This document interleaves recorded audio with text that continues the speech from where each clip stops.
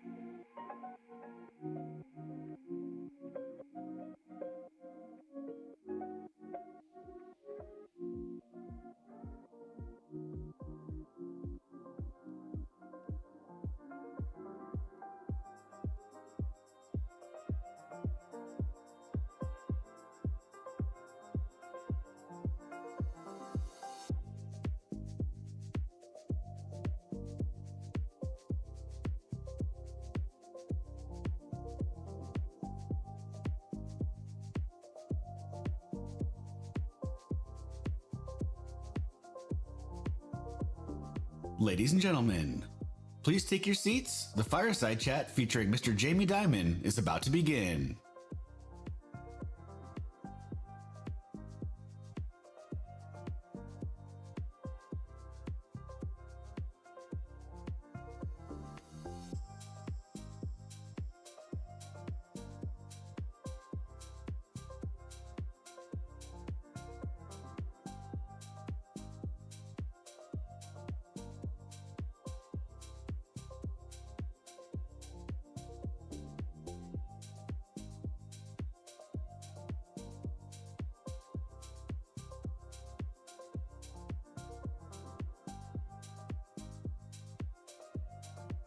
Ladies and gentlemen, please take your seats. The fireside chat featuring Mr. Jamie Dimon is about to begin.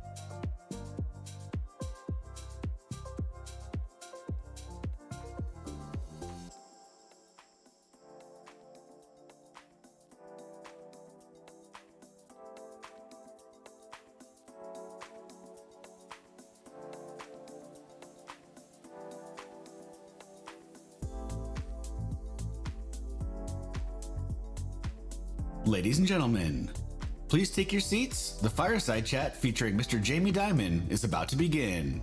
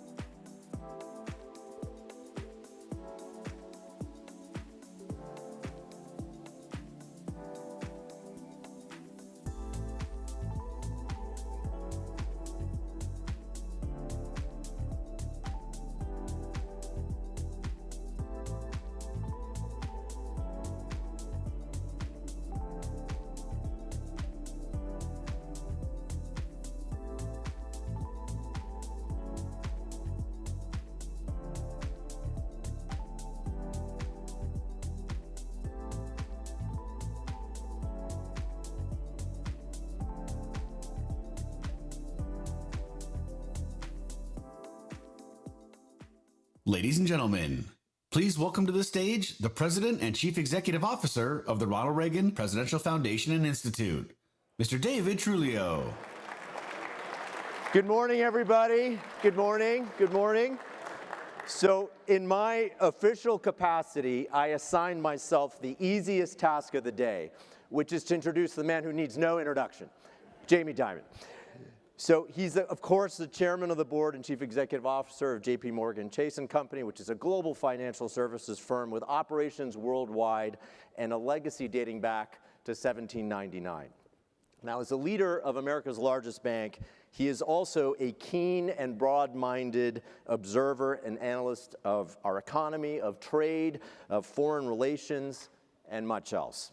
He also recently described himself as, quote, full-throated, red-blooded American patriot capitalist. Pretty cool. How about that? When Jamie Dimon talks, of course, the world listens, and so should we. He will be joined on stage by Morgan Brennan from CNBC, co-anchor of CNBC's Closing Bell Overtime. Morgan has a track record of interviewing business titans, heads of state, and thought leaders, and the conversation on this stage today certainly promises to be fascinating. So please join me in giving a very warm welcome to Jamie Dimon and Morgan Brennan.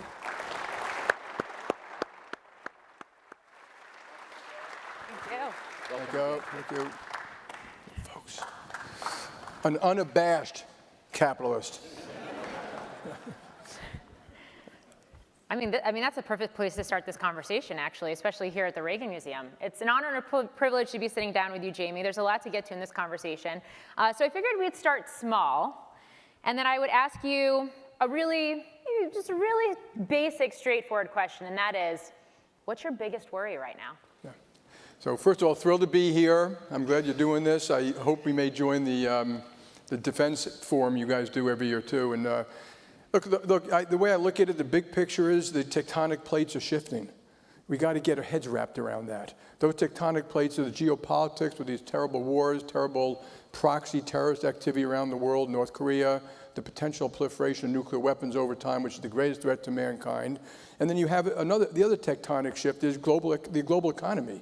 So the global military umbrella of America, and then the global economy, of which trade is a part.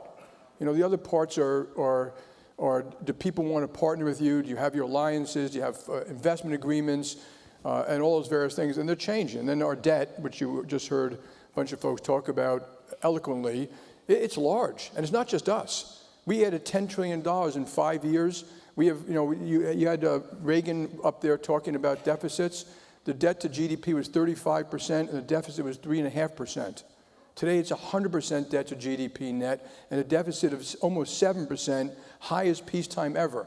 And when the CBO does their numbers, which I don't really trust, by the way, they should do the stress test. Like, what happens if we go into a recession? That 7% will be 10%. And so we have problems, and we got to deal with them. And then the biggest one, underlying both that, is the enemy within. I'm not as worried about China. China is a potential adversary. They're doing a lot of things well. They have a lot of problems. What I really worry about is us. Can we get our own act together, our own values, our own capability, our own management? What you heard today on stage was the amount of mismanagement is extraordinary, by state, by city, for pensions, and that stuff is going to kill us. And I always get asked this question: are we going to be the reserve currency? And no, if we are not the preeminent military and the preeminent economy in 40 years, we will not be the reserve currency. That's a fact. Just read history. Now I think we will be. Warren Buffett here would tell you we're enormously resilient. I agree with that. I think this time is different. This time we have to get our act together, and we have to do it very quickly. That was a big answer. There's a lot to dig into there. So the takeaway is geopolitics. I have a great right? quote for the first thing, too. Someone said, the government spends like a drunken sailor, and someone else said, no, a drunken sailor spends his own money. I forgot who said that one. So you're talking about a total realignment of the global order. We're talking about a restructuring and simultaneous reassertion of American hegemony in the middle of all this. Huge gamble afoot right now with some of the policies that are coming out and how they're taking shape. What does it take for it to pay off? Just a list of stuff. Okay, we have to acknowledge the grievances that have put us in this position to start with, and they're real. Okay, immigration, what the hell were we doing? You know, the bottom 20% of our population, you know, their wages didn't go up for 20 years. They're dying 7 years younger. You know, when administrations, you know, the Biden administration is giving all this money to EVs and cars and wasting a lot of money on green stuff, which isn't going to work, and all that. Do you think people in rural cities, do you think people in inner cities thought they were getting anything? Do you think that those people think that the American government is fair and competent and that this was in their best interest? Their schools don't work. They're not getting the skills they need, and you heard that just now. So we got to acknowledge these. And I also call it blue tape because, you know, Republicans, you generally don't like red tape. You understand the devastation of it. But, you know, most Democrats, I know, they love it. They want more of it. And they want to make it so confusing you can't even meet the rules, so you get punished and fined afterwards.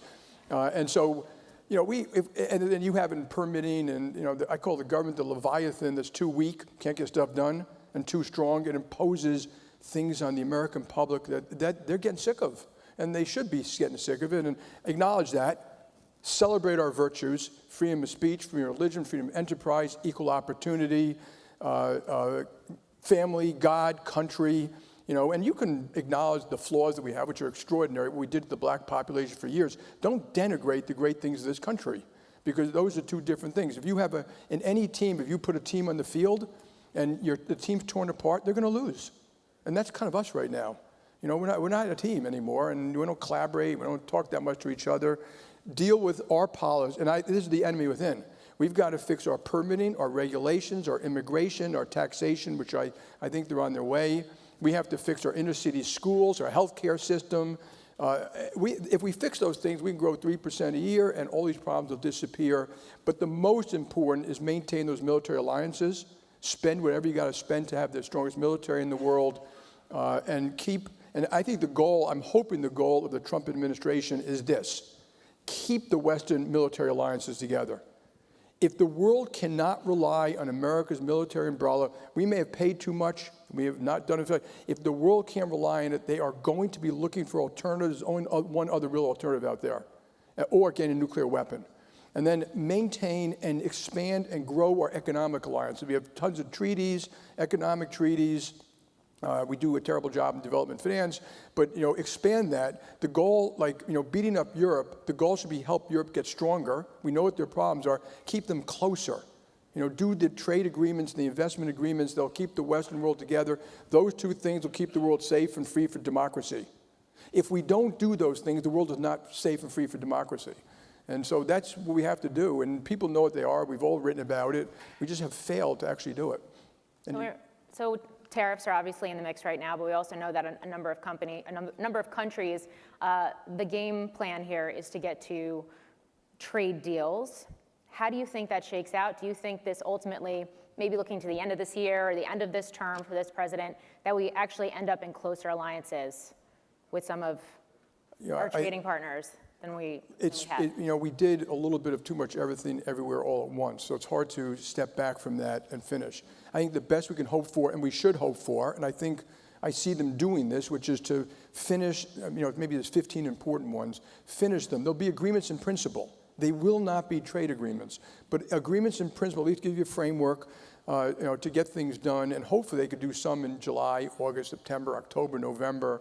I would engage with China. You know, I just got back from China last week. They're not scared, folks. This notion they're going to come bow to America, I wouldn't count on that. You know, and when they have a problem, they put 100,000 engineers on it, and you know, they've been preparing for this for years. So, but we should engage.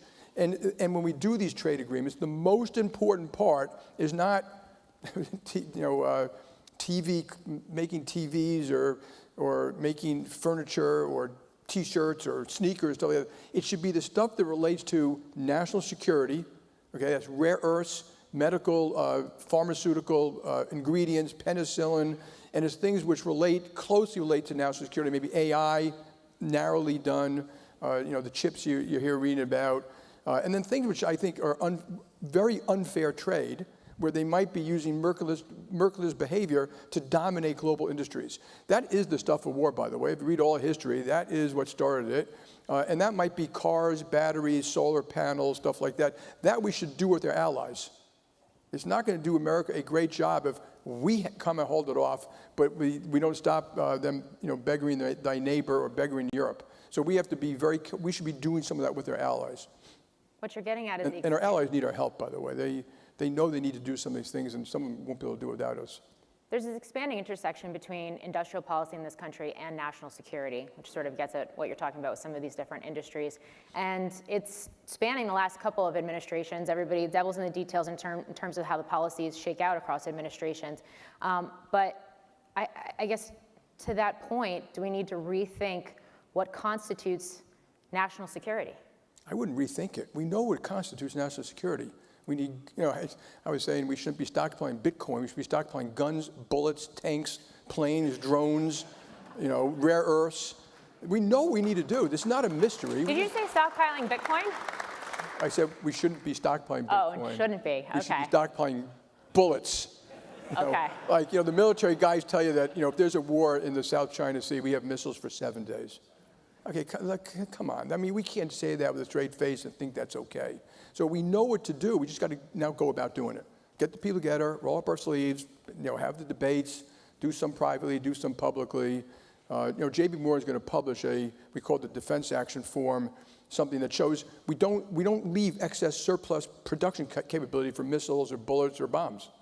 We don't have a military that can flexibly move money from, you see how quickly the software and hardware they need changes. So the military can't have a 30-year program. They've got to be able to cancel that drone program, build up that drone program, hire this person to do the software. We have to allow them to do multi-year budgeting. We essentially don't. The military tells me it costs them $50 billion a year, and we have to spend more. I mean, so I can go on and on and on. We're going to lay out all these things and hopefully help just get going there. I think they know, but I think all of us in this room know about this. It's just now we have to do it. When you talk about spending more, a lot of focus on the big beautiful I'll bill. add one other thing because it is important. I know, Jason, you've done. I don't know if he's in the room. Has done a great job getting this one big bill through. The American people, okay, they know that when they see money going to Washington D.C. and you could be a Democrat or Republican. My most liberal elite Democrats, I always ask them, do you personally believe that sending another $1 trillion down to D.C. is going to make the country better? Do you think it's going to be used for good stuff, or is it just going to go to the interest groups? But my criticism, and they don't, by the way, almost no one believes that. My criticism is there are 13,000 lobbying groups in D.C. There's only like 10 or 12 bank ones, by the way. People think banks are big. We're not actually that big. Now you have private equities bigger or stuff. And yes, we absolutely should be, I don't know if Gary's here, taxing carried interest and all that. And nor should we allow much SALT deductions, even though it costs me a lot of money. But those groups are so selfish. Cotton, corn, sugar. And when they go to D.C., they're fighting for interest groups, unions, teachers, and it's really damaging our country. So you need leadership like a Ronald Reagan type. They have to explain to the American public why you have to sacrifice, your own personal interest.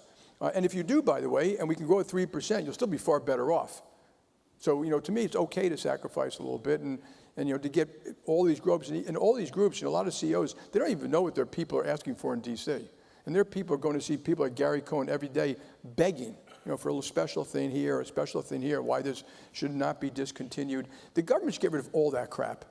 The American business community doesn't need any special tax breaks at all. They should have rules of the road, good regulations, and let the world compete. And so there's a lot to do. We know what to do. It has been done before. It's just going to be hard. So how do you see, I guess, what is your takeaway then on this tax bill as it makes its way through Congress right now? Because on the one hand, looks like it increases the debt load. On the other hand, there are stimulative aspects to it as well. Yeah, so our debt to GDP is 100%. It's going to grow to about 115% over the next 10 years or something like that. Then it's a hockey stick. And the hockey stick is Medicare and Medicaid, maybe a little bit of Social Security. So we see that train coming down the tracks. We know how bad it is. But my view is get the tax bill done. You heard the folks on stage, certainty, business growth, and then focus on other things that grow the economy, permitting, red tape reform, all stuff like that, education, skills, which are all doable. There are a lot of places that do quite a good job at this. Read Our Towns.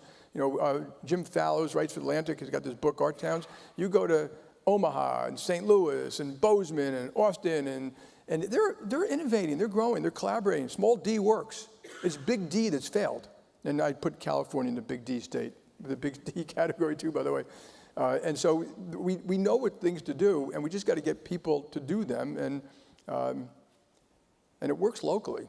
There are schools locally that do a great job training kids in cyber. Or, a teller can make $45,000 or $50,000 a year with full medical, dental, Pilates, massages. Like we take care of our people, and then the jobs go up, and we have to stop denigrating jobs. Oh, and I don't know if Paul Ryan's in the room. I would double the earned income tax credit. I would take that individual who's making $14,000 a year, and they now get a tax credit if they have 2 children of $6,000. If they have no children, they get $600. I would give them $12,000, whether or not they have children. Okay, that money, it would cost about $60 billion, would go directly into their communities, directly to help their families, directly to help their homes, and I would pay for that by getting rid of carried interest. Like take it from those rich. And so and if we don't do these things, we're going to continue to have a problem. And I think that'll grow the economy too. There's no question they would spend the money. It has the virtue of bringing people into the workforce. People who work, less recidivism, less crime, more household formation, less depression, less suicide, and that first rung in the ladder leads to the second rung, and pride. And we have to get back to that and not denigrate any job. All jobs are good. I want to go back to this notion of even cost. Journalism. We have our place. I want to go back to this idea, this notion of government efficiency and cost cutting and tackling spending by the government. Today's Elon Musk's last day working with the government. Is DOGE and the efforts of DOGE at risk here? In when they started that, should the government try to be more efficient? Well, of course they should. Should the people doing that follow the law? Well, of course they should. So people make DOGE, not DOGE. So, and then I think Ronald Reagan had an effort like DOGE, and Bill Clinton actually did have a surplus and did cut a lot of stuff. Absolutely, but my view is, running a big company, if I set up a group at the top, and then, I tell you, oh, be more efficient, that doesn't work particularly well. If I meet you each individually, I ask you who your CFO is, who your this is, who your that is, come back, report to me what you're doing, your head count, it's like, that'll work. And so, yeah, they should do it, but that's what the OMB supposedly is for. And so I would embed it in every department. Chris, thank you for being here. You have 40 departments? I mean, I don't even know. I would have every department that takes money from the American people should publish a short, understandable annual report at the end of the year. You gave me so much billions, I told you I was going to do, and here's what I did. Every one of them. And these programs never die, there's death taxes and the thing that never dies, which is a government program. So yeah, we need to be more efficient. And the government has to demonstrate its competency. If government doesn't demonstrate its competency, the underpinning of being a civil citizen doesn't work. They think we're stealing their money. Going back to the Reagan years, you think bond vigilantes are back? Yeah. These are very large numbers. You've seen it a little bit. You had the crack in the bond market in COVID a little bit. The government did the right stuff, then they massively overdid both spending and QE. We borrowed and spent $10 trillion from 2020 to today. Okay, and you heard the numbers before. We also bought $4 trillion of your securities, on top of the $4 trillion we bought in the first go-round. Those numbers are true globally, not quite as big as ours, but the QE of us was $8 trillion, the QE of the rest of the world was another $8 trillion or something like that. You're talking about huge sums of money. We don't really know the full effect of that. And the bond dealers, which Gary mentioned, inventories are much smaller than they used to be, partially because of rules and regulations. And you are going to see a crack in the bond market, okay? It is going to happen. And I tell this to my regulators, some of who are in this room, I'm telling you it's going to happen, and you're going to panic. I'm not going to panic. We'll be fine. We'll probably make more money, and then some of my friends will tell me that we like crises because it's good for J.P. Morgan Chase. Not really. I tell people when Credit Suisse went bankrupt at the First Republic, it was terrible for the banking industry. I think we can make everything better, including that, by just changing and modifying certain rules and regulations, letting market makers intermediate more in the market. But to give you a number, like just J.P. Morgan alone buys and sells $3 trillion a day. And we move $10 trillion a day of money. And we're probably a tenth. So the money moving around the world is $100 trillion a day. The money moving around in the investments, this is stocks, bonds, corporate governments, derivatives, credit, you name it, FX, sovereign debt around the world, 30 trillion. The people who set those long-term rates are those people, including you in the room. It's not the Federal Reserve. They can try to manipulate the long-term rate. They can do the, what's it called? They do the twist or whatever. It doesn't work for that long. So if you look at economic history, bad things happen. When those tectonic plates shift, it's very hard to see in real time. It is shifting, and this is one of them. I just don't know if it's going to be a crisis in 6 months or 6 years. And I'm hoping that we change both the trajectory of the debt and the ability of market makers to make markets. And also remember, there are a lot of people, going down to Washington who actually like bad markets. And the problem with the bad markets isn't that it's bad for the big banks who make markets. It's bad for the people who raise money, small businesses, asset-backed securities, middle market companies, corporations, the United States government. And that volatility scares people. And then also it happened, markets closed. And you saw that happen multiple times in the last 12 years where you couldn't sell a high yield bond. If you're going to sell a lot of treasuries, you could have had a little bit of issue. So yeah, it's coming. It's just part of all the stuff we talked about. And unfortunately, it may be that we need that to wake us up. It's an unfortunate thing. So.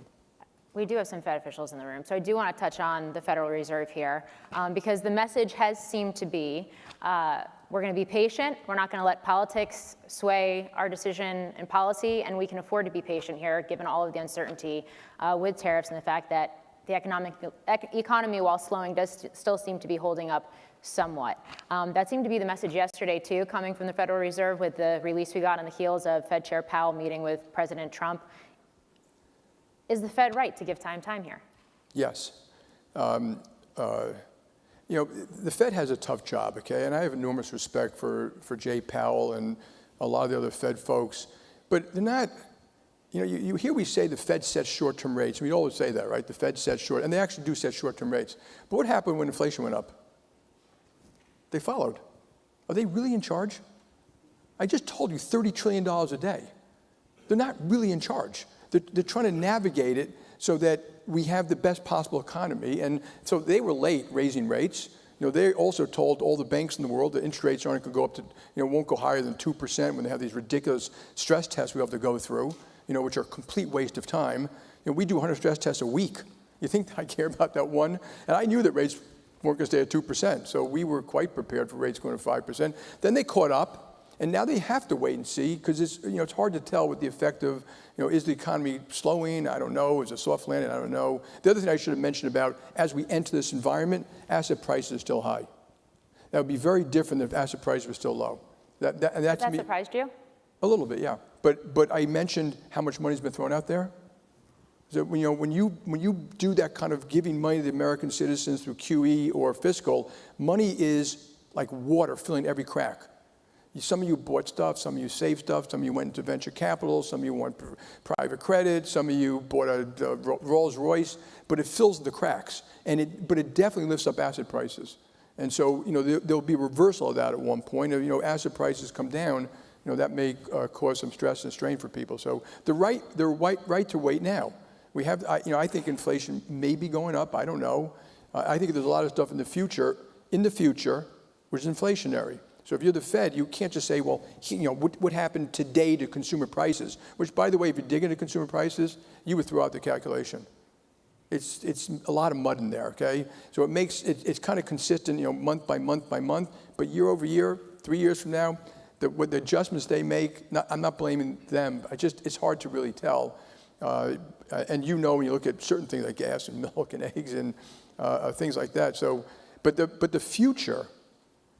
What I see is inflationary, which is huge fiscal deficits around the world.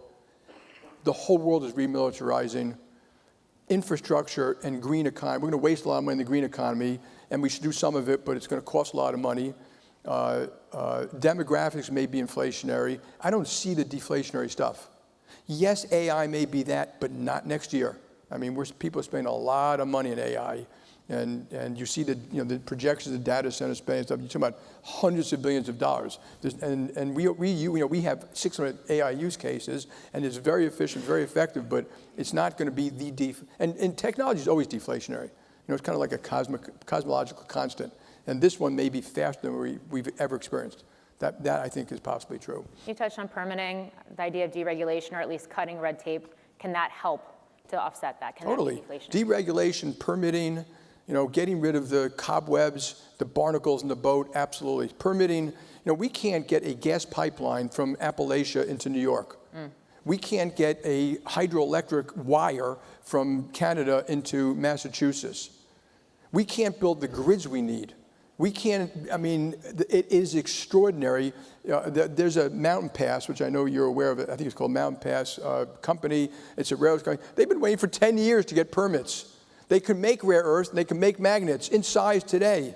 They need a little bit of subsidy to do it because the Chinese will come in and just undercut. So if you're buying it, and you're going to say, well, I can't buy it from you because it's twice what it is over here. So we do have to have a little something to make up for that. But absolutely, dereg, pro-growth attitude, getting skills right, getting permitting right, not wasting money on fake things, all would accelerate growth. I think we could be growing at 3% a year. That's the other thing I would do. We should aspire to grow.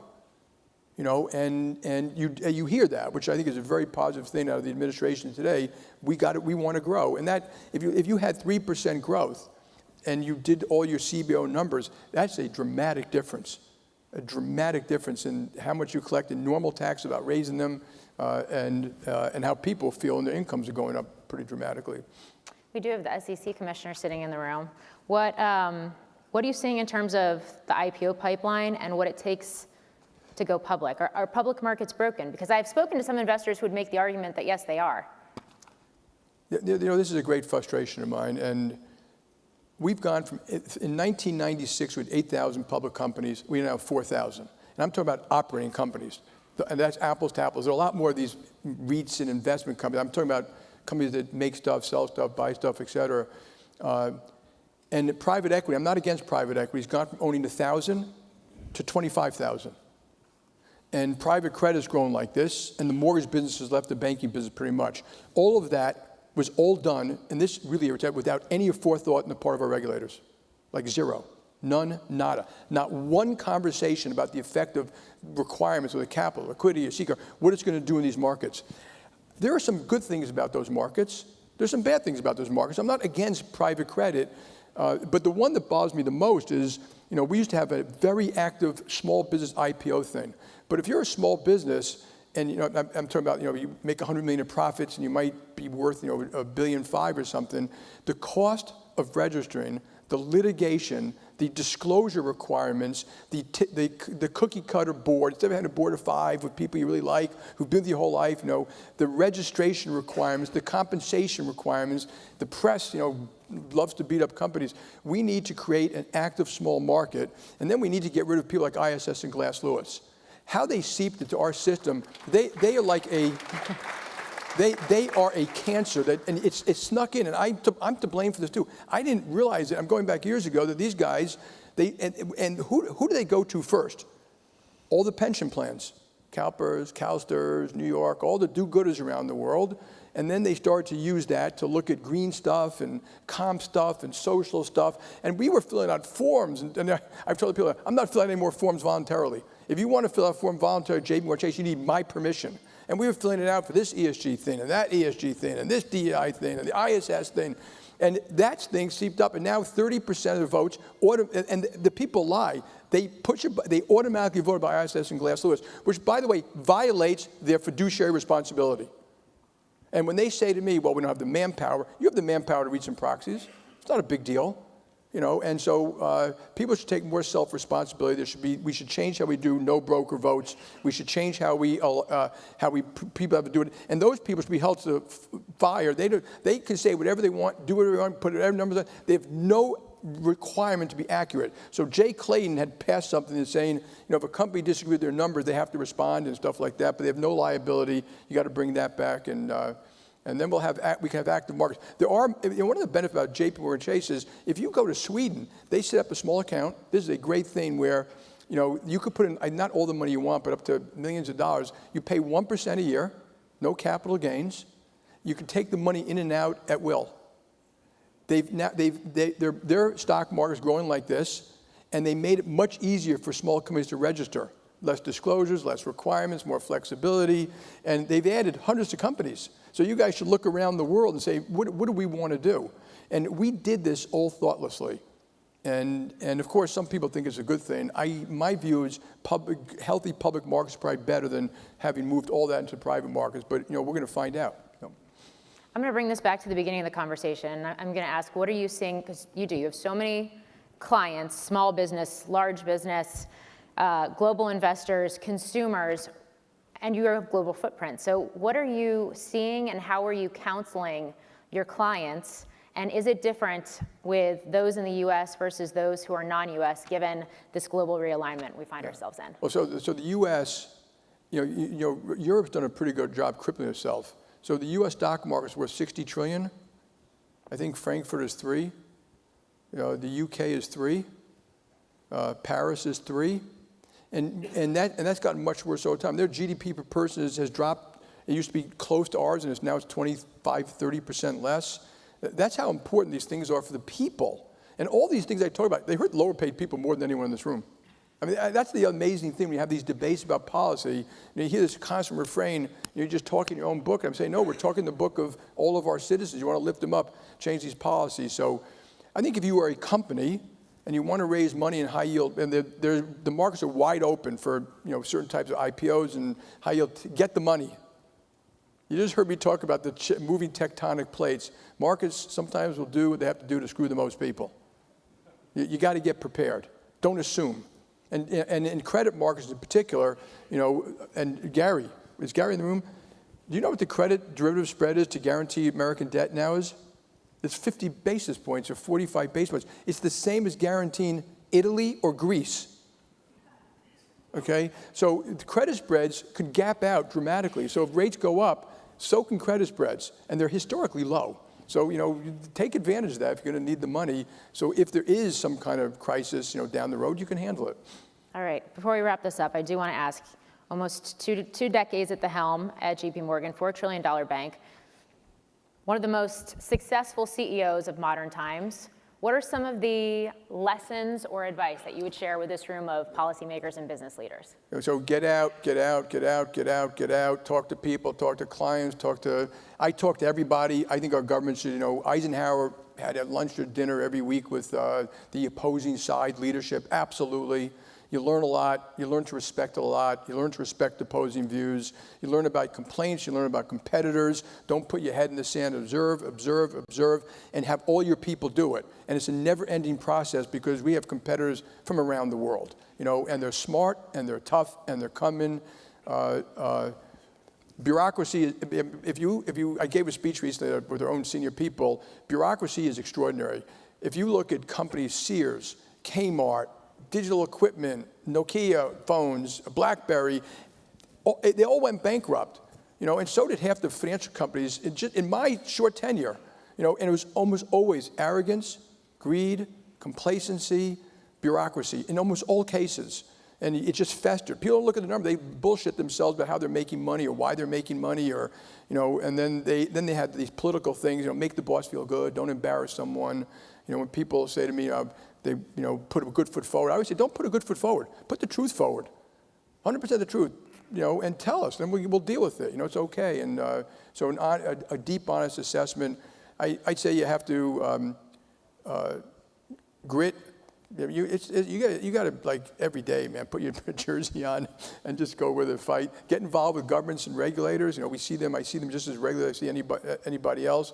And I'm going to say humility and curiosity. People don't want to work for jerks. They don't want to work for people who blame them. They don't want to work for someone who can't get on a road trip. We do bus trips. We do trips around the world. And we go to the branches, and shake clients' hands and take a complaint or two. People want to know that you have a little heart, you have a little humility, you care a lot.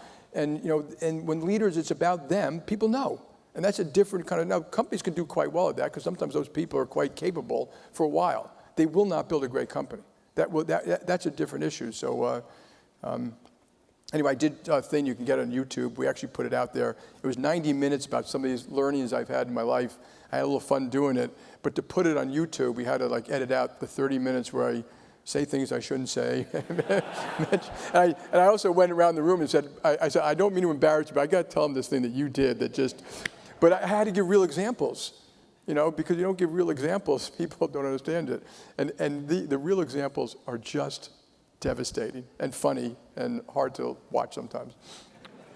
Final question for you. I'm not going to ask you a succession question. I know you hashed that out at your investor day last week. I will have a successor one day, yes. Yes. But I am going to ask you this before we get off the stage, and that is, what would it take, what would be the scenario that you would entertain to consider public service? All right, ready? I'll tell you, if I thought I could really win, which I don't think I could. Jamie Dimon. Guys. Thank you very much. Appreciate it. Thank you. Good job. Good job. Ladies and gentlemen, this concludes our fireside chat. Our panel, AI and Economic Growth, will begin in 10 minutes in the Air Force One Pavilion. And the panel, China and the U.S., will begin in 10 minutes on this stage.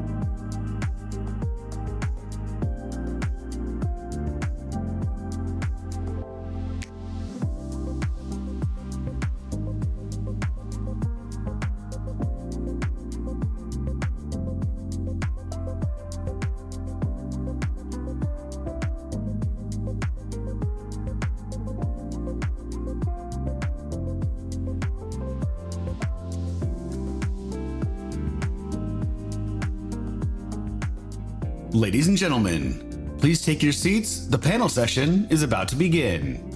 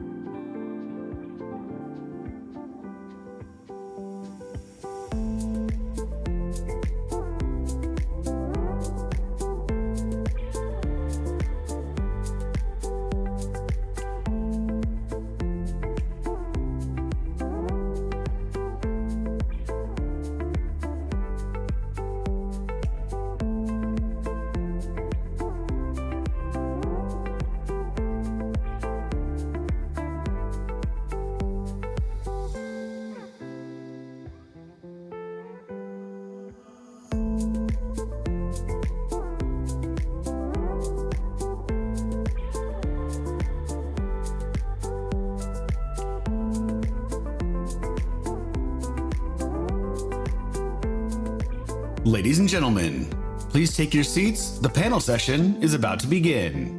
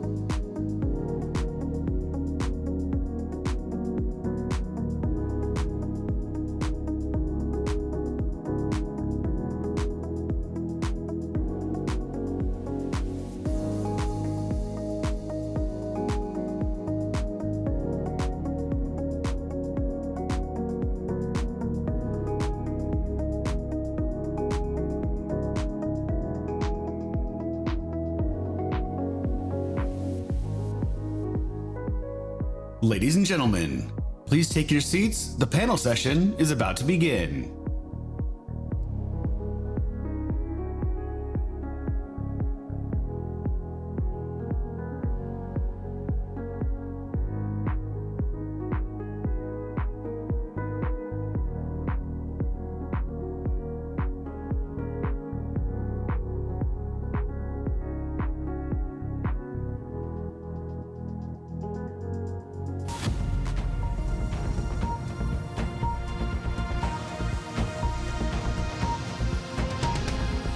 We must strengthen the boat of free markets and fair trade so it can lead the world to economic recovery and greater political stability. We seek to plug the holes in the boat of free markets and free trade and get it moving again in the direction of prosperity. And no one should mistake our determination to use our full power and influence to prevent others from destroying the boat and sinking us all.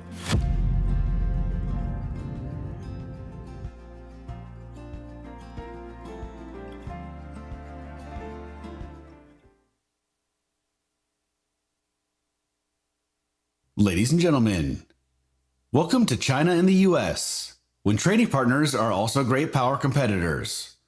Please welcome to the stage Ms. Anna Swanson of the New York Times and our distinguished panelists.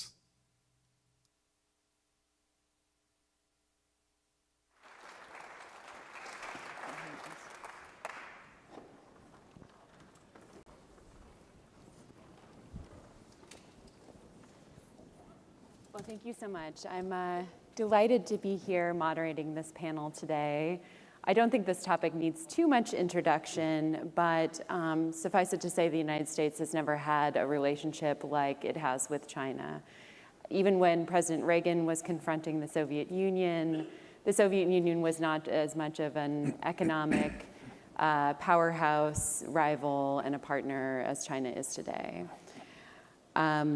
China is the largest geopolitical challenger to the United States. It's building its power, or building its military, flexing its power over global supply chains, but it's still also the United States' third largest trading partner and an essential supplier for many things we make in the United States, whether it's cars or defense goods, as we're seeing today with restrictions on rare earths coming out of Beijing.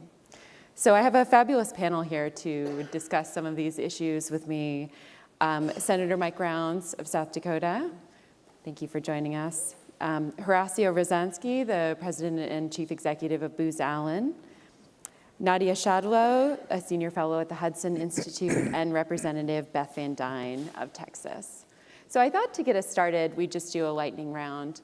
I wanted to ask you, what do you think is the most underappreciated risk in the US-China relationship right now? And what would you like, one topic, just kind of quickly, that you would like folks in the audience to walk away with today thinking more about? So Senator, let's start with you. Thank you. Let's put it in perspective. You're correct, third largest trading partner. Rare earth minerals, well over 98% of our imports of rare earth minerals come from China. We do right at about $570 billion in trade per year with them, and yet trade delegate tells us that right now they steal about $600 billion in value with regard to intellectual properties on an annual basis. That makes for some very interesting interactions that we have to be aware of.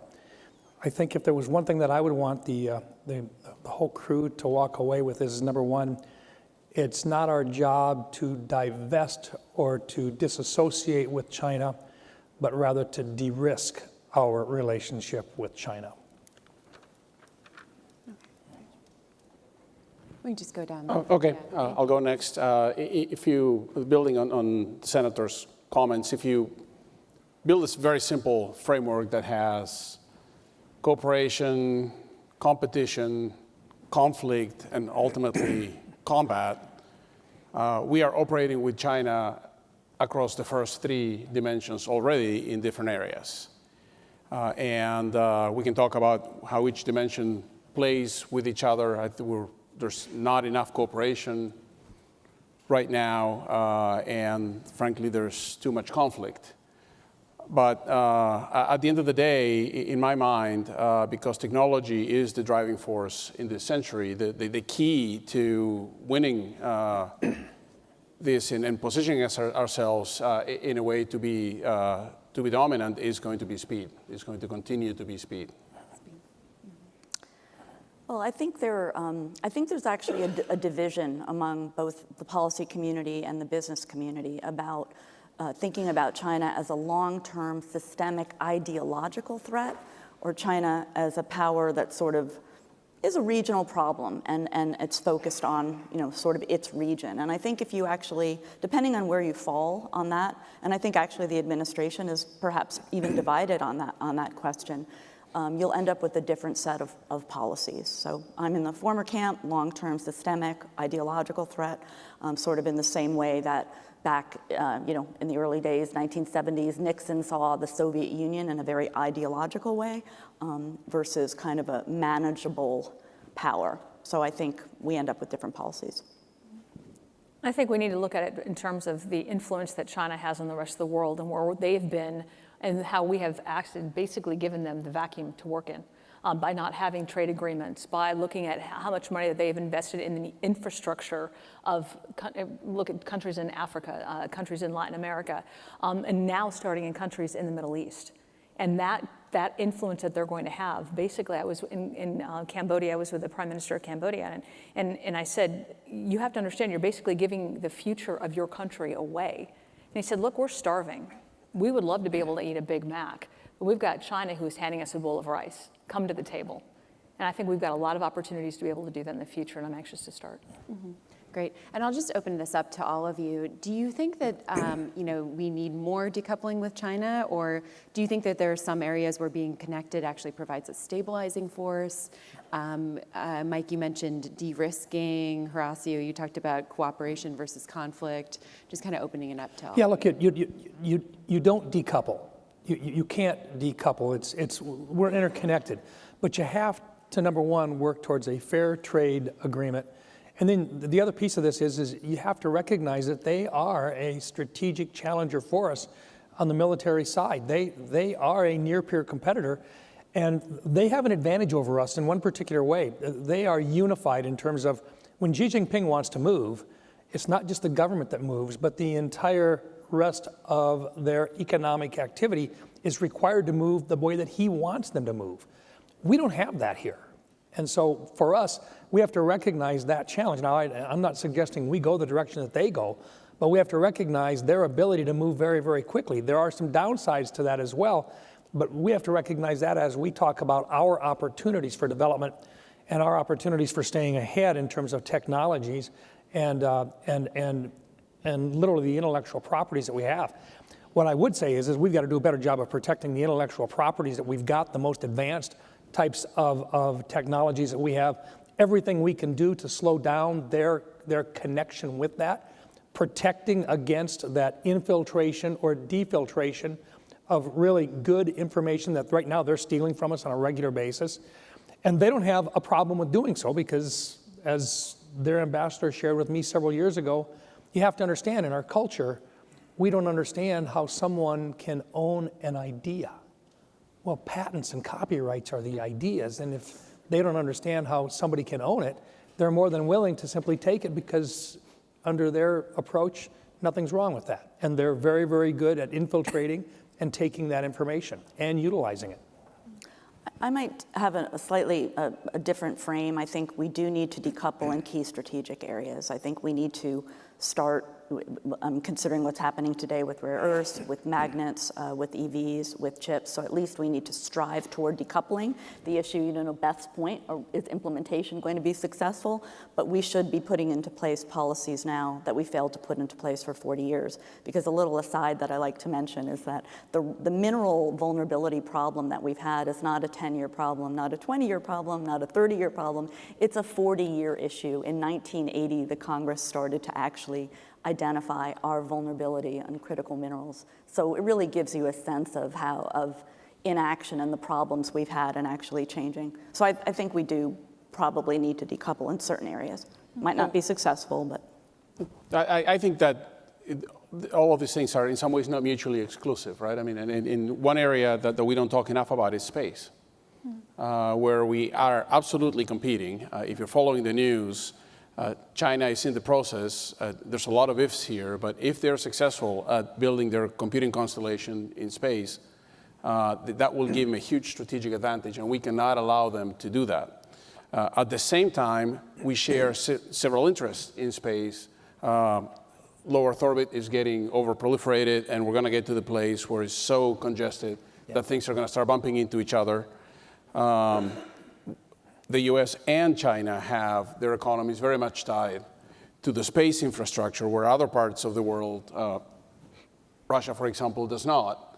And so Russia creating a disruption in orbit does not create as much problem for them as it does for the US and China. So these are areas where we could cooperate and create frameworks that allow us to operate seamlessly, while at the same time competing like crazy because we cannot allow them to take primacy on space compute power. I look at, we have to decouple in some areas. We can't decouple fully. You think about the trade relationship we have, the number of American businesses that we have that are doing work in China that use them as a market.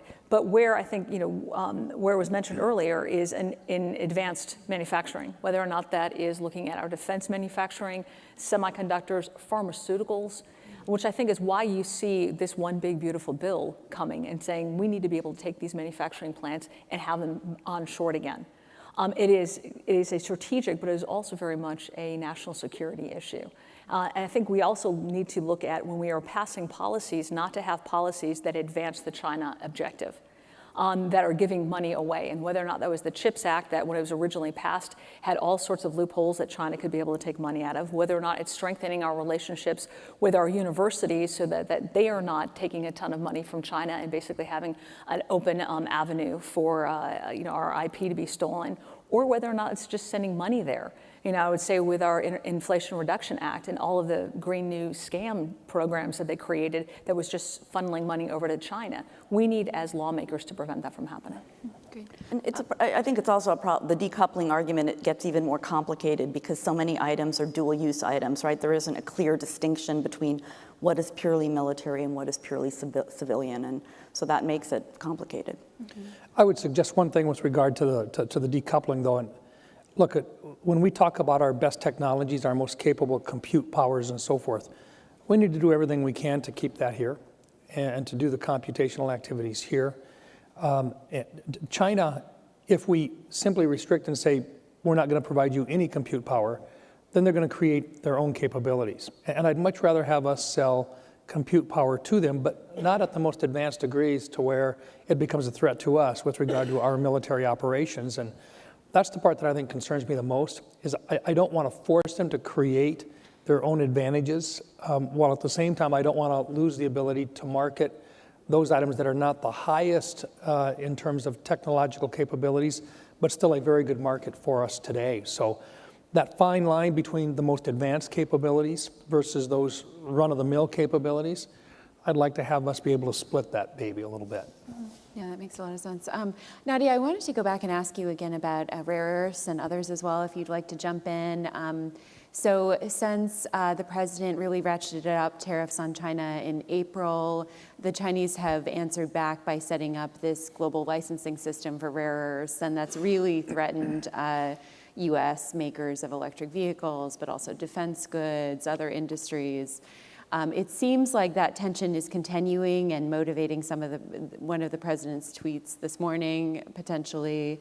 What can the United States do about this? Do you think the Trump administration is doing enough to address U.S. dependence on China? It seems like there's no real quick fix to this issue. Yeah, I mean, there is not a quick fix, right? The point I just made, that this has been a problem for a long, long time. So there is no quick fix, and I think we are in a pretty vulnerable situation now. But I think there's the misconception of just being about mining rare earths and processing, right? And so now it's actually become much more part of the public discourse. The two are related, but also separate. So we need to really focus also on the element of where can we get processing up and ready. I mean, I've spoken to companies that have told me, Nadia, we can go out and develop the contracts with companies around the world, mining companies that would be happy to sell material to us, but we have no place to process. So there are companies in America today that can do processing. We need to get money and funding to them quickly, purchase orders, maybe use the Defense Production Act, use money that DoD has now, that it can act pretty quickly. So we need to act. We do not need more studies identifying the dependencies. We have a ton of studies.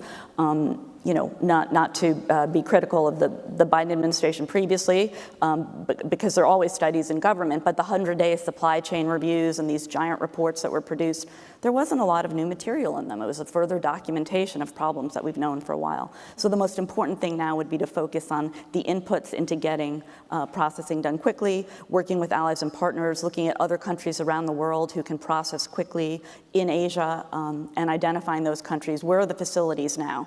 That might be a little report we need quickly, unless one exists. But I'm sure one exists, maybe some of your companies out there. I go back to the speed issue. Yeah. I mean, the challenge is we actually don't fully understand how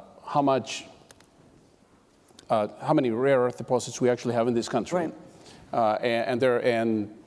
And there's probably, and with new technology, just like happened with shale and everything else, there's the opportunity to do much cleaner, much better extraction of what's here. And then the processing piece, as you said, it just takes forever to get these plants up and running. And that is discouraging investment and everything else. But why does it take so long? Yeah. Well, Right? This is a government problem. Yeah. We do it to ourselves. Whether or not it's dragging out the permitting fees or dragging out the permitting time and adding additional fees, adding additional hurdles to it, or it's allowing other people in having it brought into our country, importing it, as opposed to doing it here. Right. We do this to ourselves. I think we need. Last time I was in Taiwan, the chip manufacturers were talking about the fact that they can put a new fab up in 18 months. Yeah. And when they come do it either here or Europe, we're talking about 5 to 10 years. Yeah, EPA requirements, right? I mean, we have the minerals here. This is the accelerated we just prevent ourselves process. from being able to do it. And we're still talking about 5 to 7 years. When you read the reports about the reduction in permitting, it's still 5 years. Well, not only that, but right now, if you want to know where we stand, 85% of all of the rare earth production comes out of China. And so even if you start right now and you go to other countries that would love to do business with us, and they would love to have contracts with the United States to move rare earth production to here, we don't have the capacity, and it is us. It is the regulatory burden that companies bear when they start talking about it. And I'd much rather have the production done here under the regulatory aspects that we expect.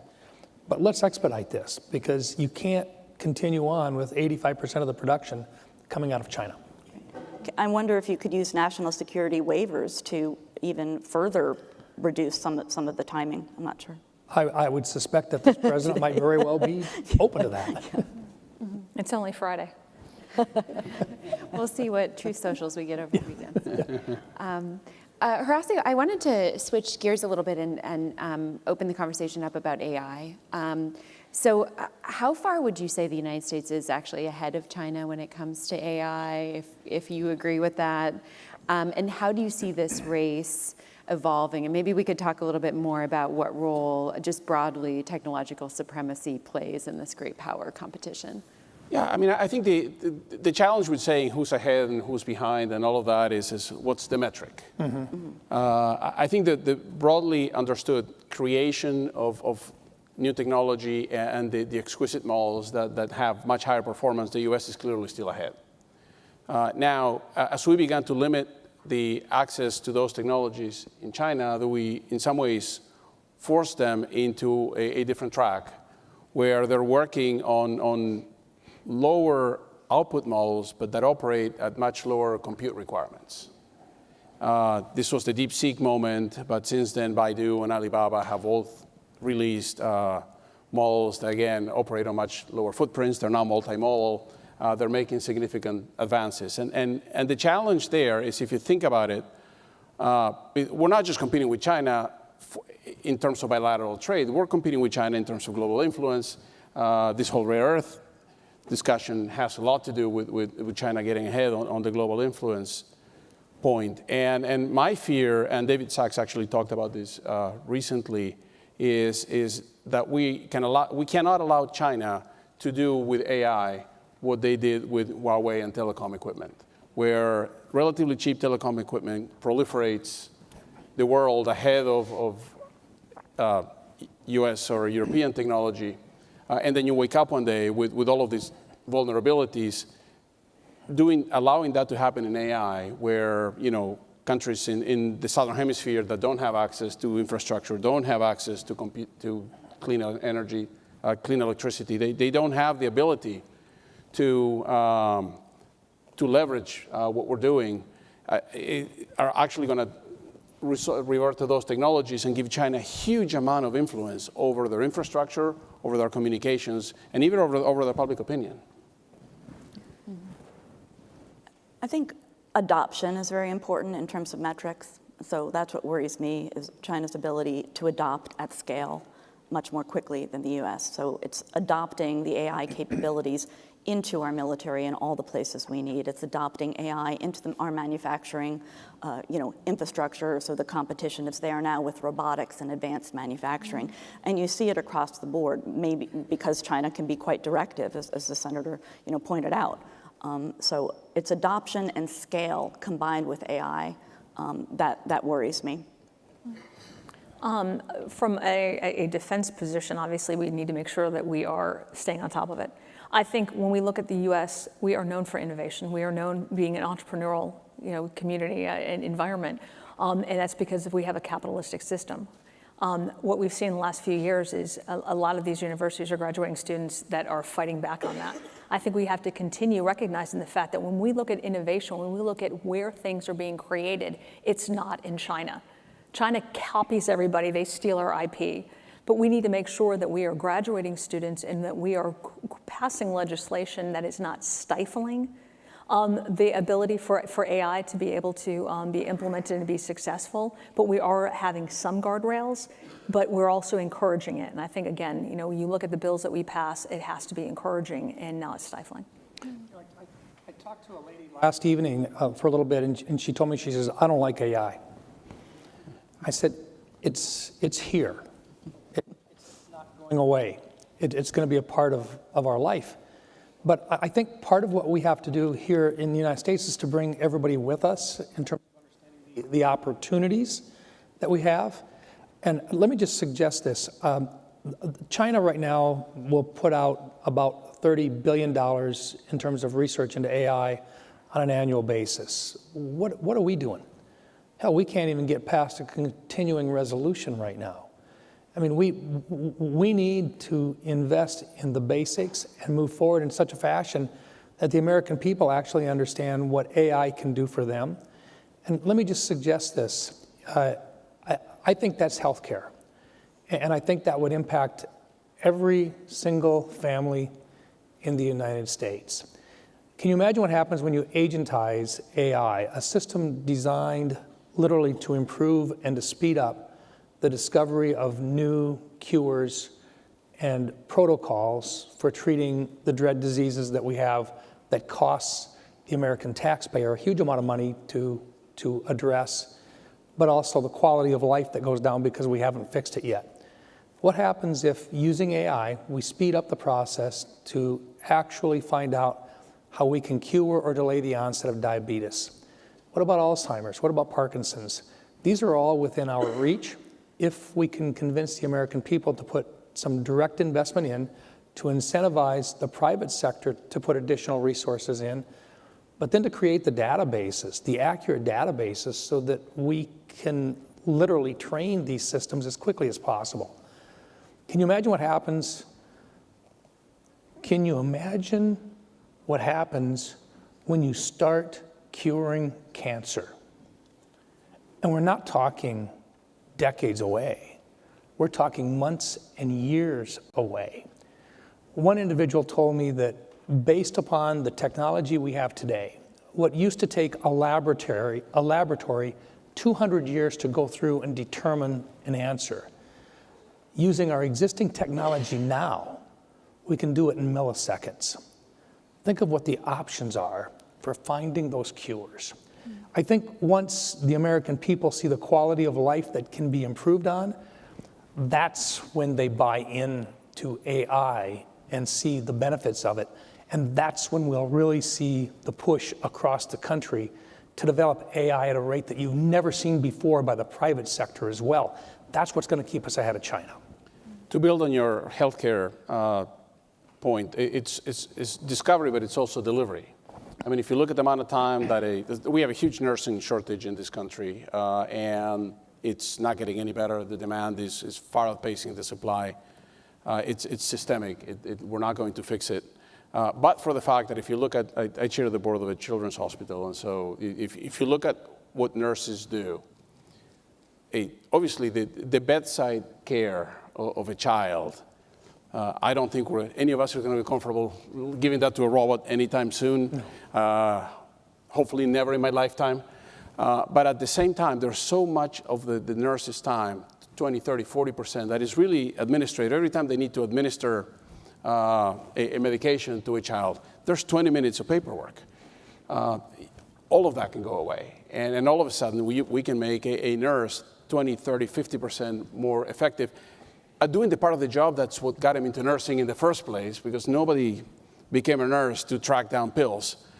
And so I think the opportunities to really revitalize the economy and to solve some of these perennial blocks are there. And again, if we get there first, much like we did with the internet, much like we did with the highway system, then we get to dictate how the rest of the world operates by the fact that they're going to be adopting our models and our practices. If we get there second, then we're going to be adopting everybody else's stuff. Mm-hmm. When it comes to setting the standards for the rest of the world, I just wanted to follow up on something you said, Mike. You said you were implying that it's a good thing for the rest of the world to use U.S. systems, to follow the U.S. example. Do you think that export controls have backfired at all in terms of kind of cutting that off? No, look, I think we've done the best we could, but I think we've learned. And I think part of it is China's very good at cheating. And they will go to other countries where we think that the product is being delivered someplace. We can go in and check and make sure that the systems are set up.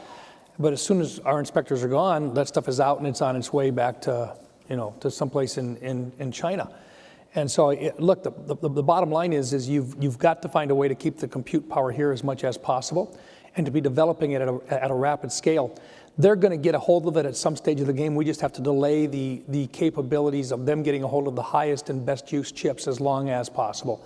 Our system is not perfect, but until such time as we find a better way to retain that here while at the same time still encouraging the rest of the country to use our products, the better off we're going to be. So that there is a risk involved in it. But a bigger risk is not providing that assistance to the rest of the world and having them go to China for whatever they have. Because the rest of the world is recognizing how critical AI is in the development of their countries as well. The one other thing that I'm just going to, we talk about AI like it's one general item here. It's not. It's a whole bunch of things. Earlier today, you had a little bit of a discussion on this, but if we don't get ahead of the energy shortage that we're going to have, the energy shortage here is going to be huge.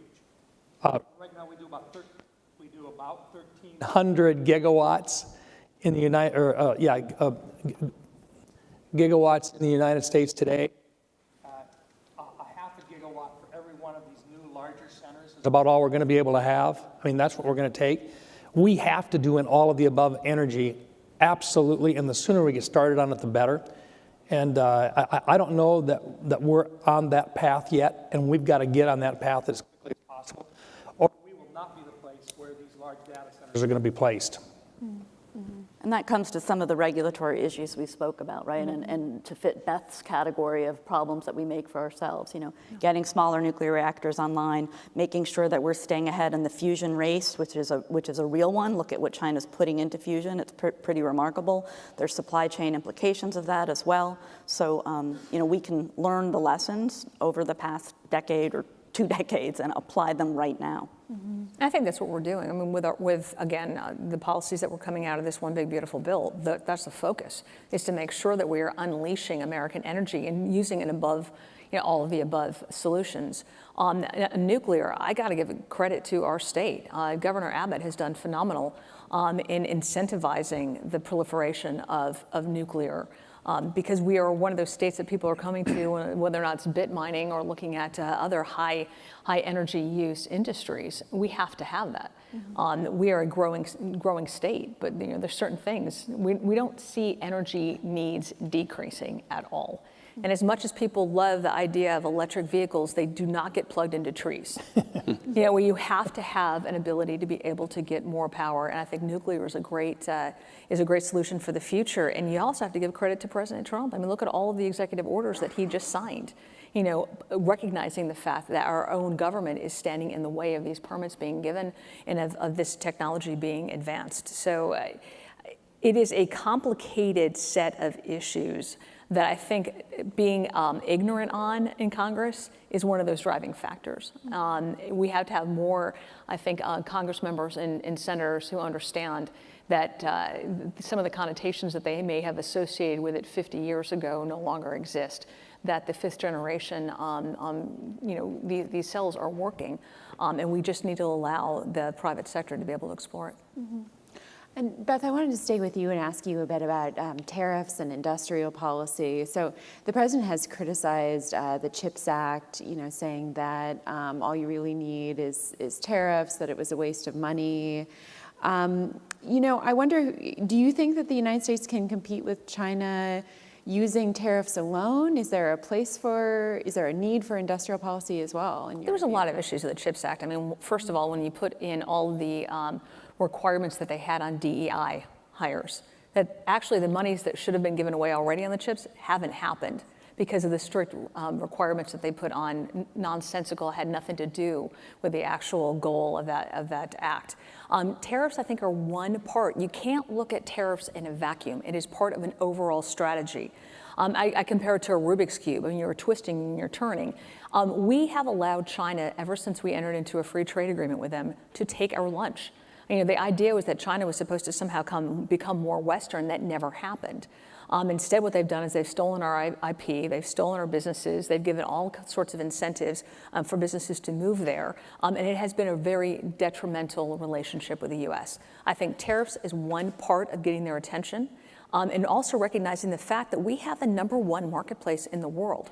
Countries want to work with us, and we've been giving it away for free. We're now putting $1 of value add on that.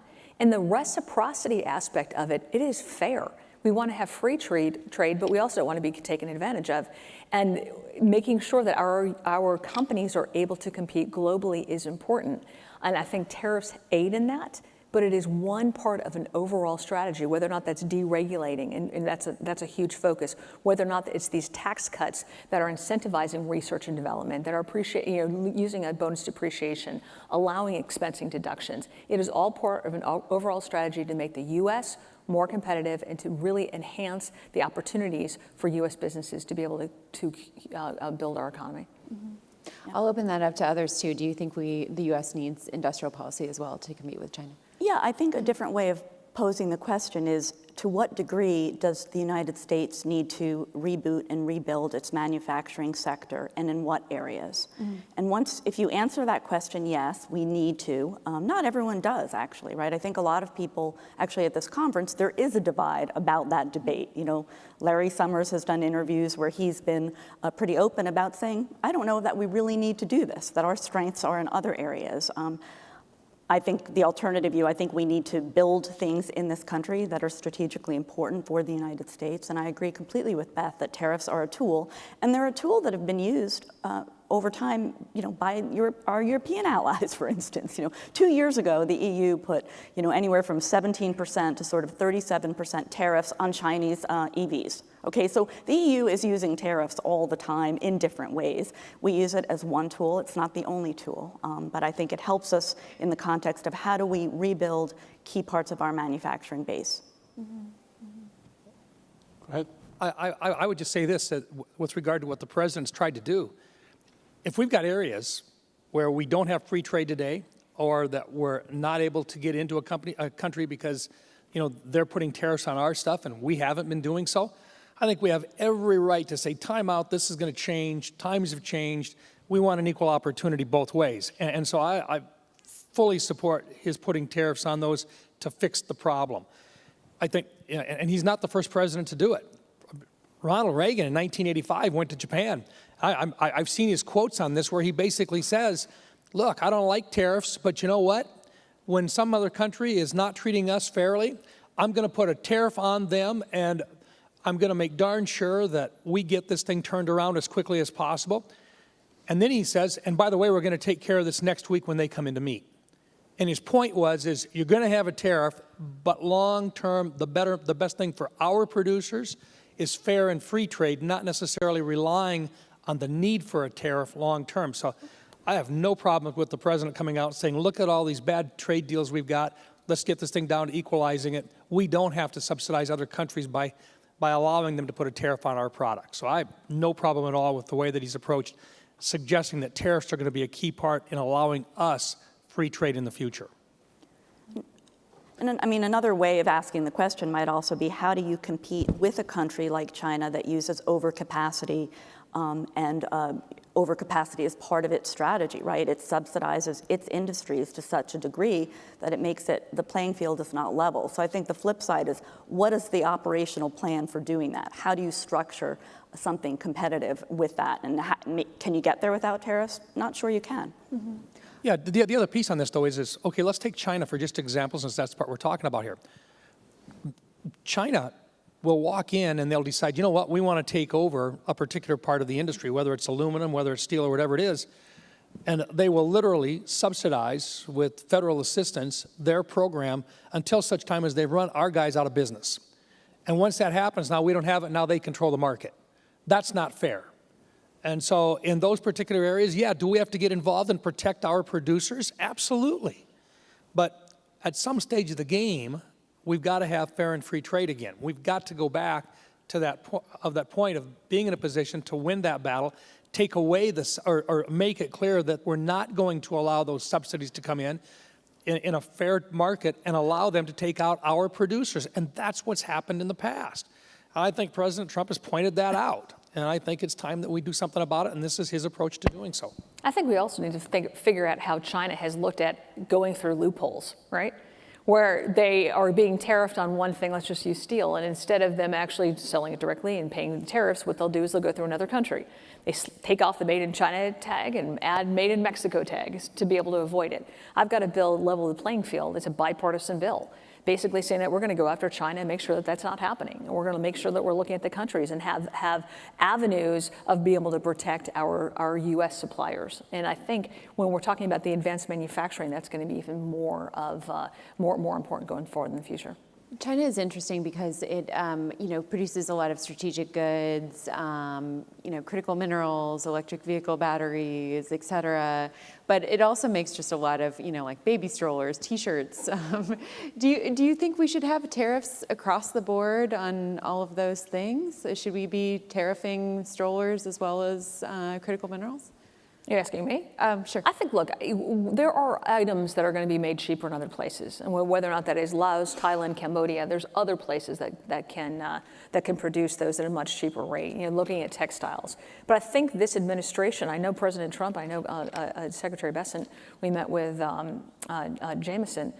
Greer, in front of Ways and Means, they've been very clear. This is a strategic tariff fight. We are not looking at T-shirts. We're not looking at strollers. We are looking at advanced manufacturing that has to do with our national security. And I think they are dealing with each country in an individual capacity, but they're also looking at the overall strategy of saying we have allowed China to take over way too much of these properties and hurt our country. And so this is a mix. Yeah, we want to have fair trade. We want to have free trade, but we also don't want to be taken advantage of. Mm-hmm. Mm-hmm. Great, and we had an interesting audience question submitted here. Businesses are really under pressure to either kind of tack towards the United States or to China. A lot of them are still trying to straddle that divide with varying degrees of success. Do you think the businesses should be forced to choose? Let me just suggest this. I think businesses will choose, and I think they'll choose us once they realize that if they're going to choose China, then they're going to live under those standards. And part of it is under their laws right now, what you have is made available to the Chinese Communist Party, to the government of China. So you may have trade secrets, but they're no longer your trade secrets. So if you want trade secrets and you want to keep them secret, you can't do that in China by law. If they want information from you regarding your information about other countries, you're required to give it to them. The standards are what's critical. And I think the vast majority of companies that are out there will tell you that they would much rather have the markets here in the United States. They'd much rather be working out of the United States or one of our allies as opposed to China. But China is a huge market. The question is how do you keep your trade secrets? How do you work here and yet be able to market to China? I think they're going to find a way to do that because that is a huge market out there.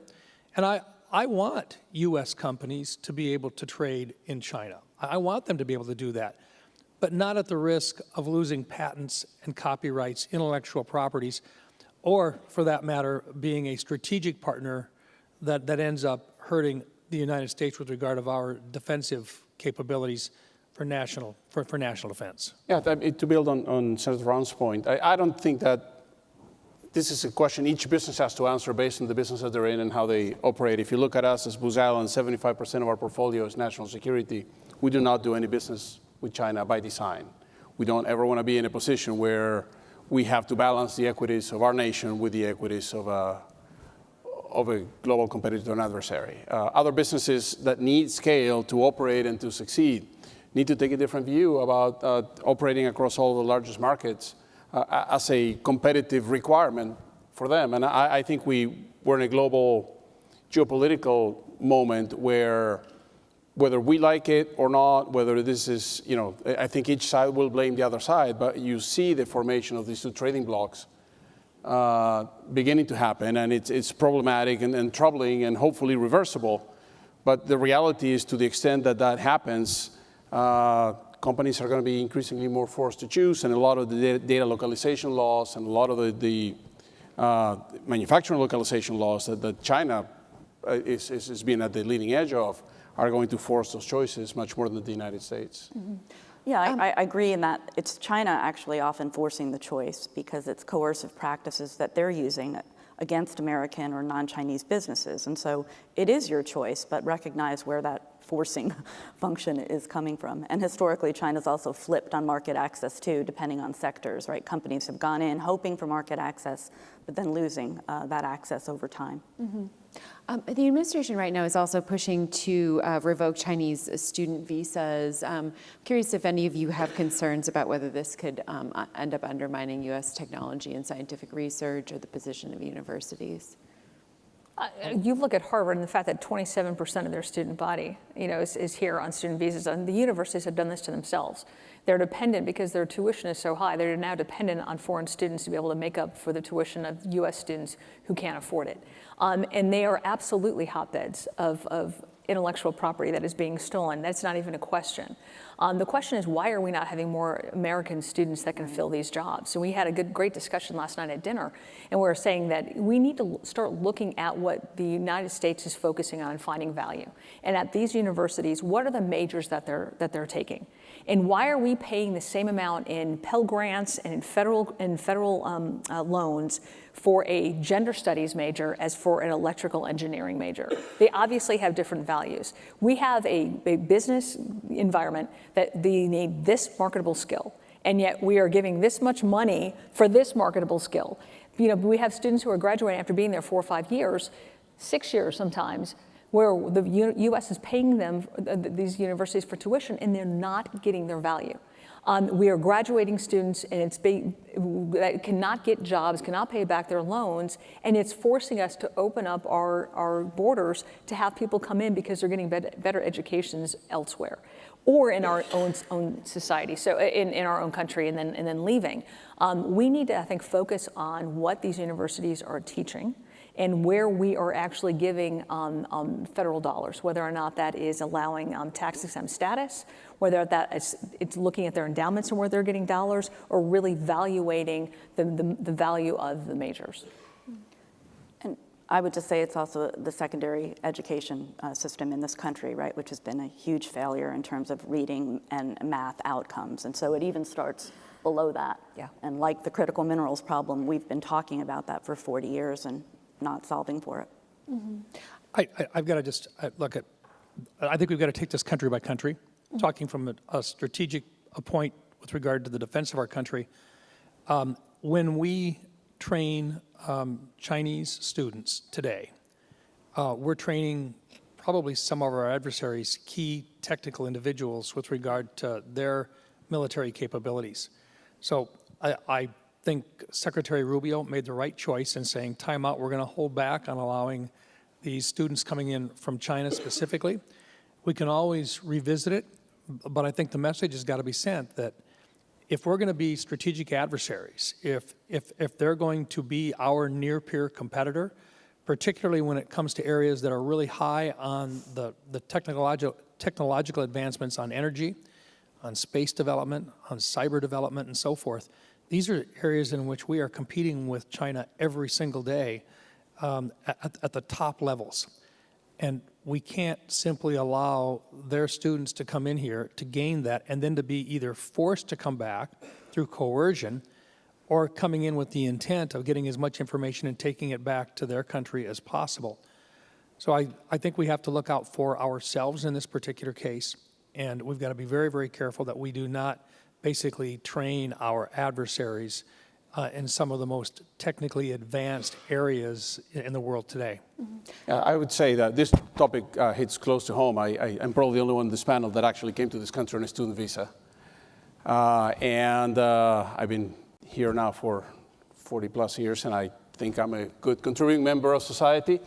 And so I think this is one of those topics. And there's a large number of people that have come to this country either to go to school or to start a business, and who've been, especially in the tech sector, part of the engine that have put the U.S. in this supremacy position. And I think this is something we want to preserve. And at the same time, as Mike points out, in certain fields, in certain areas, at certain levels, because getting an undergraduate in computer science here is not the same thing as getting a PhD where you're doing your dissertation on quantum. We need to be very thoughtful about, especially with people that are geopolitical adversaries, how we're going, whether we're going to allow them access to that training, how we're going to get all of that done. I think this is one of those areas that very much calls for a scalpel and a very targeted approach, but a very targeted approach is also needed. Great. And I do want to ask about what role the rest of the world should play. So maybe Mike, sticking with you, how do you think the United States should go about involving other countries in this competition with China? And is there any concern that an America First posture or more aggressive use of tariffs could kind of push other countries into China's arms? We have to be the world leader. There is no question about it. Our adversaries want us to lead. They want us to treat them with respect. They want us to treat them fairly. They want an even, opportunity to negotiate with us and so forth. But in the great power competition that is going on today between China, Russia, Iran, North Korea, and the United States and its allies, we have no choice but to lead. And we don't do that very well if we don't keep our allies with us. So we negotiate good trade deals, and we respect our allies, and we do everything we can to strengthen those relationships. We give them expectations, but we also give them love, so to speak. And I think that's going to be critical. I can't overemphasize enough the fact how deep we are into this strategic competition right now. You got 5 domains: air, land, sea, space, and cyberspace.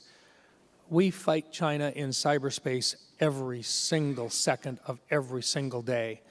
And in space, we fight China and we fight Russia every single day. They are there, they are for real, they're looking at all of our weaknesses.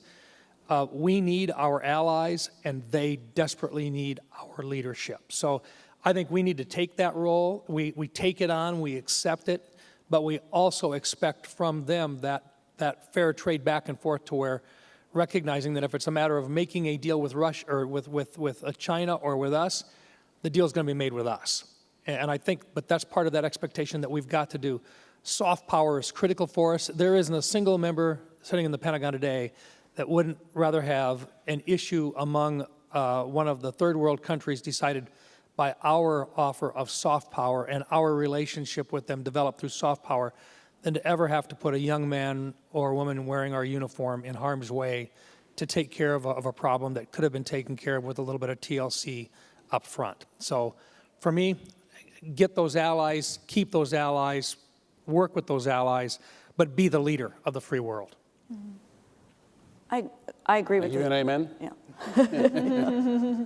I agree with the senator, but I think we're having this broader debate on the degree to which, these aren't new terms, the shared responsibility, the rebalancing. And I think our allies need to recognize that they are as much a part of the competition, but they're part of the competition. And so far, some of our allies have been more reluctant about kind of rolling up their sleeves and saying, we're in this with you. This is a competition. We need to get serious too. And I think that that's what President Trump is trying to do now.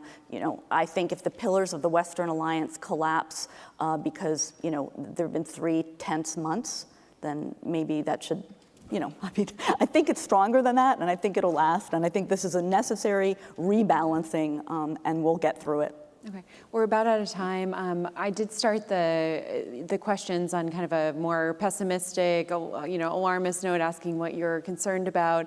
I wanted to ask you each to sum up in just a sentence or two if there's any reason for optimism about America's competitive advantage. I mean, what makes you hopeful, just in brief, to close? Well, let me put it in defensive purposes, or within the defense thing. I think General Mattis said it best when they asked him what keeps him up at night. And he says, you don't understand. We keep other people up at night, and we need to keep it that way. I think the key competitive advantage of this country is its people. People who were born here, people who came here from other places, and I think that is an endless source of optimism. I'm optimistic too. I mean, America's a great country with great opportunities, great people, and a great constitution, and I'm optimistic. You need to be optimistic. Absolutely optimistic, and I'll leave thinking of what Reagan said. We have to fight for it. We're always one generation from losing it. I think we've got an opportunity right now to fight. I think we have an opportunity in a generation to move forward with what we're doing with our taxes, what we're doing with our regulatory reform. But we have a generation that really needs to understand that our country is the reason why the rest of the world is working as well as it is. When the U.S. does well, the rest of the world does well. We don't have people who are fighting to get out of our country. We have people who are fighting to get here. Exactly. We need to respect that, we need to fight for it, and we need to move forward. Great. Fascinating conversation. Thank you so much, all of you. Thank you. Thank you.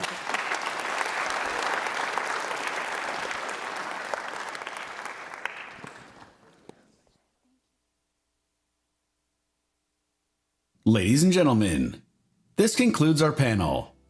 The Economic Freedom and Financial Innovation panel will begin in 10 minutes on this stage, and the Powering Tomorrow panel will begin in 10 minutes in the Air Force One Pavilion.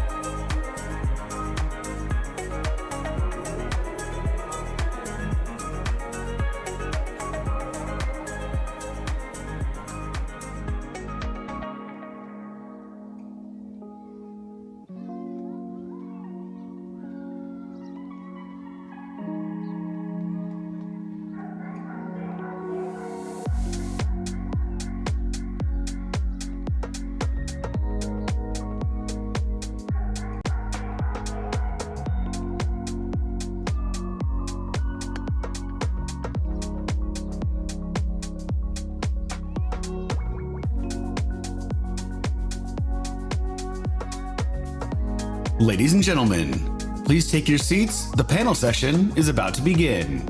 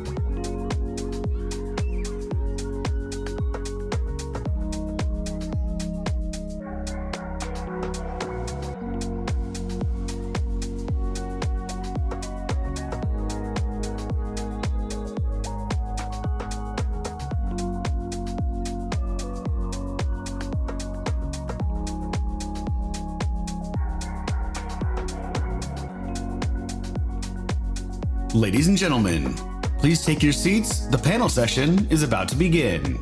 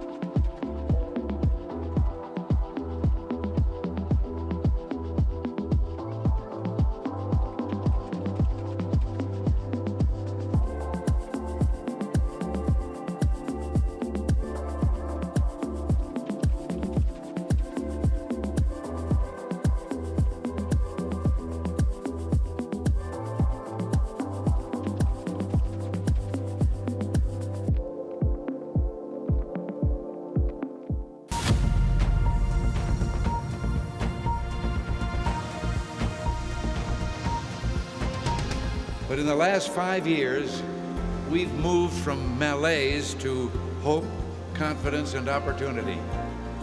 We knew that malaise for what it really was. Government, with its high taxes, excessive spending, and overregulation, had thrown a wrench in the works of our free markets. In essence, government was trying to run the economy, but was ruining it instead. Those tax cuts helped re-energize the stock market, with the volume of shares traded hitting record highs and more Americans than ever before participating in the market. An enormous rush of new equity issues, venture capital, and new investment became the driving force behind an economic expansion as strong as any we'd seen in more than 20 years.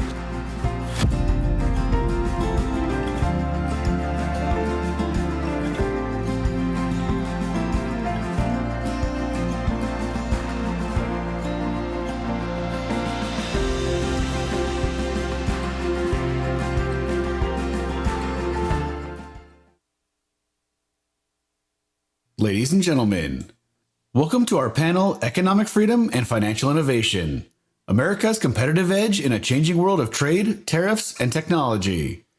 Please welcome to the stage Mr. Greg Ip of the Wall Street Journal and our distinguished panelists.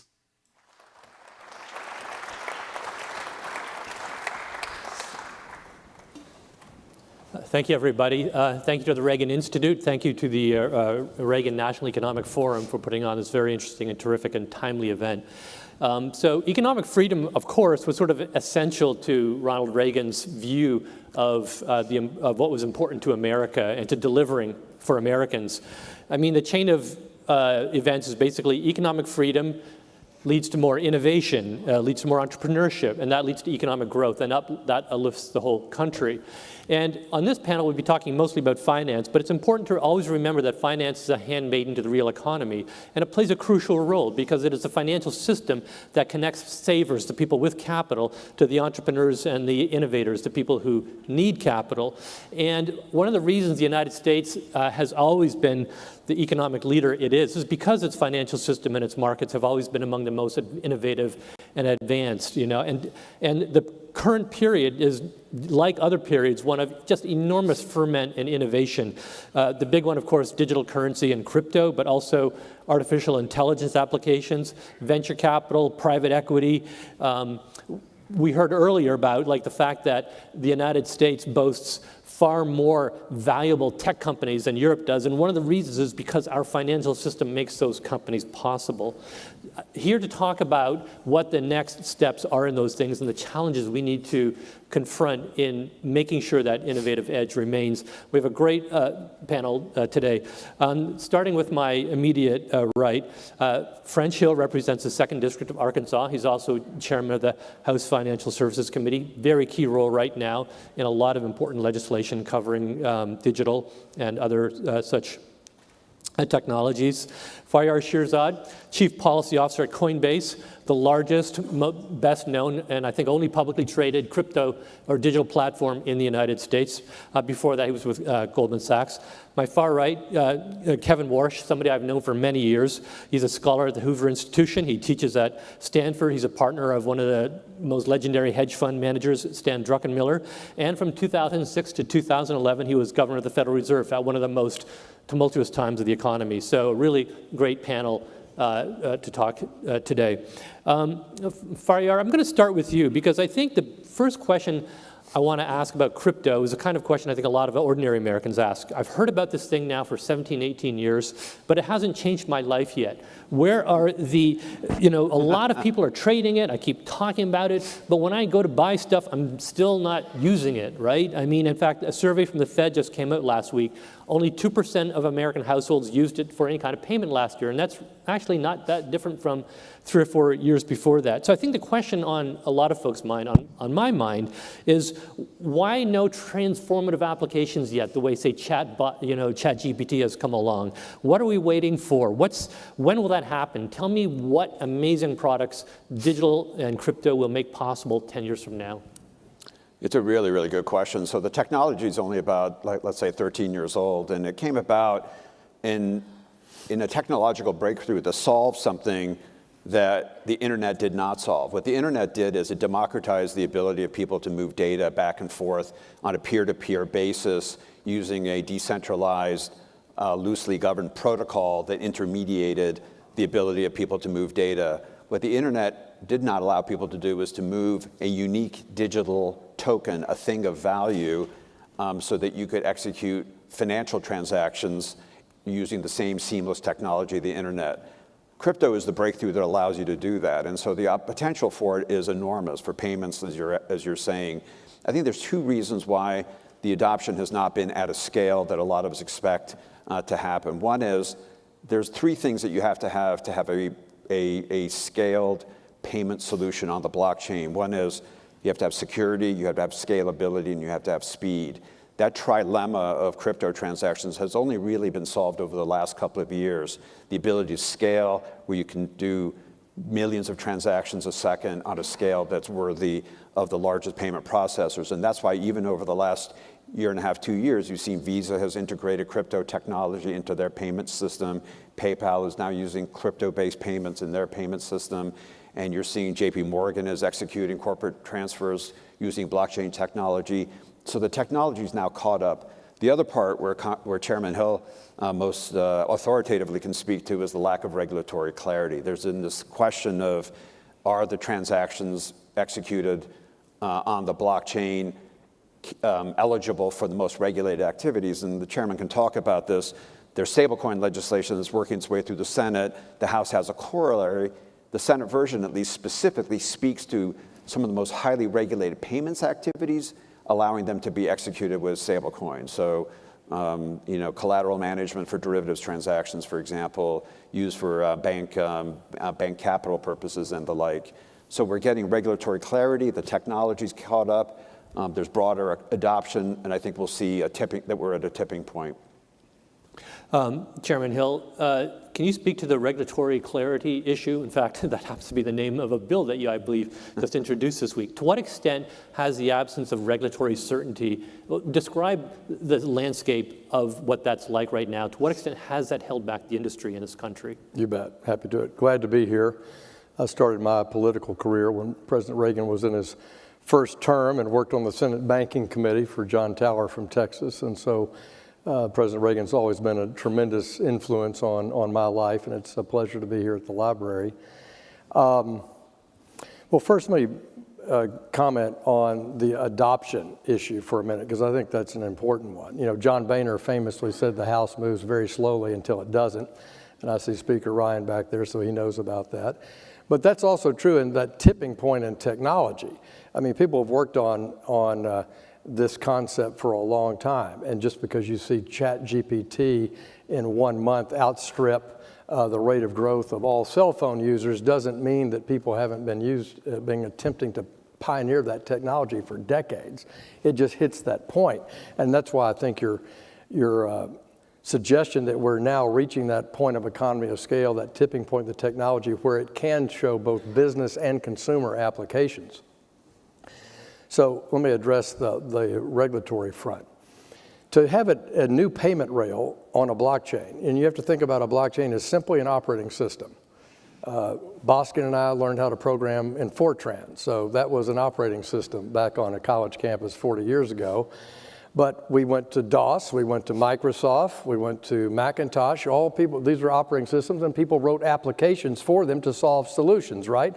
Lower cost, faster, more accurate. A blockchain operating system it's an operating system.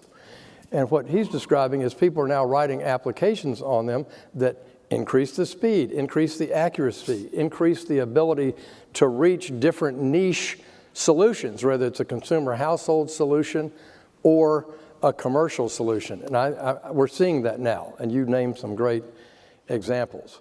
So I believe that a dollar-backed payment stable coin will be a new payment rail in global society. It's there now significantly outside the United States, but I think you'll see it adopted, particularly in a Web3, web-based environment. So I don't plan on going to CVS and use it personally, but it certainly might be there at that point of sale, brought to you by a stablecoin issuer or by a merchant or by a consortium, just like you can write a check today, pay in cash, use a debit card, a credit card, send an ACH, call your bank to send a wire transfer. This will be a blockchain-based payment rail, and that tokenized payment will be a dollar-backed stablecoin for commercial purposes or for retail purposes, and I think you'll see its adoption.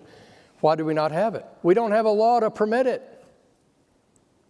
New York authorizes the creation of a stable coin, but it's not adopted across the ecosystem. It's not accepted at banks. You've had 4 years of the Biden administration that showed crypto and payment stable coins and blockchain advance the Heisman. They said, we're not doing it. We're not going to advance it in any way, shape, or form. But in Congress for 5 years, we have advanced regulatory framework for a dollar-backed stablecoin with high standards, and for the market framework, which would be how do you custody a digital asset? How do you own it in a self-custodied wallet? How do you exchange it with someone else? How is it taxed? How is it held? Who regulates it? And that's what these two bills do. They're both introduced in the House, and both the House and the Senate have a stablecoin text. My college pal from Vanderbilt, Bill Hagerty, carries the Genius Act in the Senate, which is a dollar-backed stablecoin bill. And Brian Stile, who's in the audience today from Wisconsin, has the Stable Act in the House, which is a stablecoin bill that's dramatically similar in scope. So how long, once these, and I'd point out that you have significant cross-the-aisle sponsorship on both those bills, right? So we do. Both are bipartisan. Presumably, once those bills become law, how long before we start seeing that causing things to happen in the industry? What are people like sitting there like just champing at the bit ready to do? Well, first, I think private business, whether you're Jamie Dimon, who has an army of people programming in this space inside JPM, or a great startup in Menlo Park, they will now both have the rules of the road. And we're going to have presumed regulatory authority for people to experiment and start to advance that with some safe harbor process while those rules are written. But because I think New York has successfully authorized dollar-backed stablecoins, I think you'll see that relatively adopted by bank and non-bank participants under the rules over a course of a year or so. And I think that market framework will settle in probably in a little bit longer time on that, but you ought to ask Farrar for his view on that too. Yeah, I mean, the other thing I was going to say is to remember, we're just coming off of 4 years of an administration who was at war with the industry. And so think about it, the banks were put under enormous pressure. Jamie Dimon actually talks about this quite publicly, to debank crypto companies. Yeah. Even members of my own team couldn't get mortgages, home equity loans, auto loans, because they were being squeezed out under political pressure from the Biden administration. So the investment in the technology is happening. It's a kind of a crazy thing to have had a giant 4-year battle over. It's just an information technology solution. The adoption of it is going to occur rapidly, particularly as Congress moves to provide clarity, and you don't have an administration that's trying to destroy the sector. Kevin, I want to turn to you. There has been a lot of talk over the years that, well, you know, why should we not have a digital dollar, right? Should the central bank issue a digital currency to circulate alongside the dollars that we hold in our wallets? And people have advanced a variety of arguments why this would be democratizing and so on. Other countries, China most notably, have done that. What's your view? Should the Federal Reserve get into the game of issuing a digital dollar? And if not, what is the Fed's appropriate role in this space? So in a word, no. In several words, first, it's an honor to be here. I always wondered what the shining city on the hill looked like, and it's pretty cool to see it once from my own eyes. For French, this is a little old home week because he served at the time that the president was in office. For most of us who came into government, guys like Farrier and me and some in the crowd, you know, Reagan was our hero when we were kids, and I would say, and for many of us, we wouldn't be here, we wouldn't be in public policy without his example. Right. I'll say one other thing that I promise I'll come back with a longer answer than no to Greg's question. This is our Reagan moment. It was 44 years ago at a time like this. President's in office, the media's giving him hell. He's shaking up the establishment. He inherits a mess. People don't like what he's doing. There's some gauzy history about how easy it was. French can speak to it better than I. It wasn't easy. And this is that moment. This is that hinge point in history that we see every couple of generations. Doesn't make it going to be easy. Doesn't mean that every decision's obvious, but it's super exciting. So that's my thank you to the Reagan folks. On Greg's question, the idea of a central bank digital currency works well for the CCP who want a 5-year plan to control their people. I think it's ahistorical and frankly anti-American. The central bank has plenty of responsibilities in the United States. I, for one, would like them to be a narrowly focused central bank, making sure that we have stable prices as a condition precedent to full employment, not wandering into other areas. And there was some impetus for the central bank here and in some other Western countries to establish this.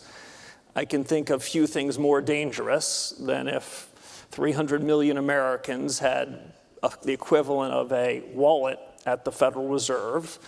The next crisis happens, Congress acts slowly, lobbyists come to Washington, and a bunch of politicians say, well, we really can't fill those wallets. Why don't you guys just do it?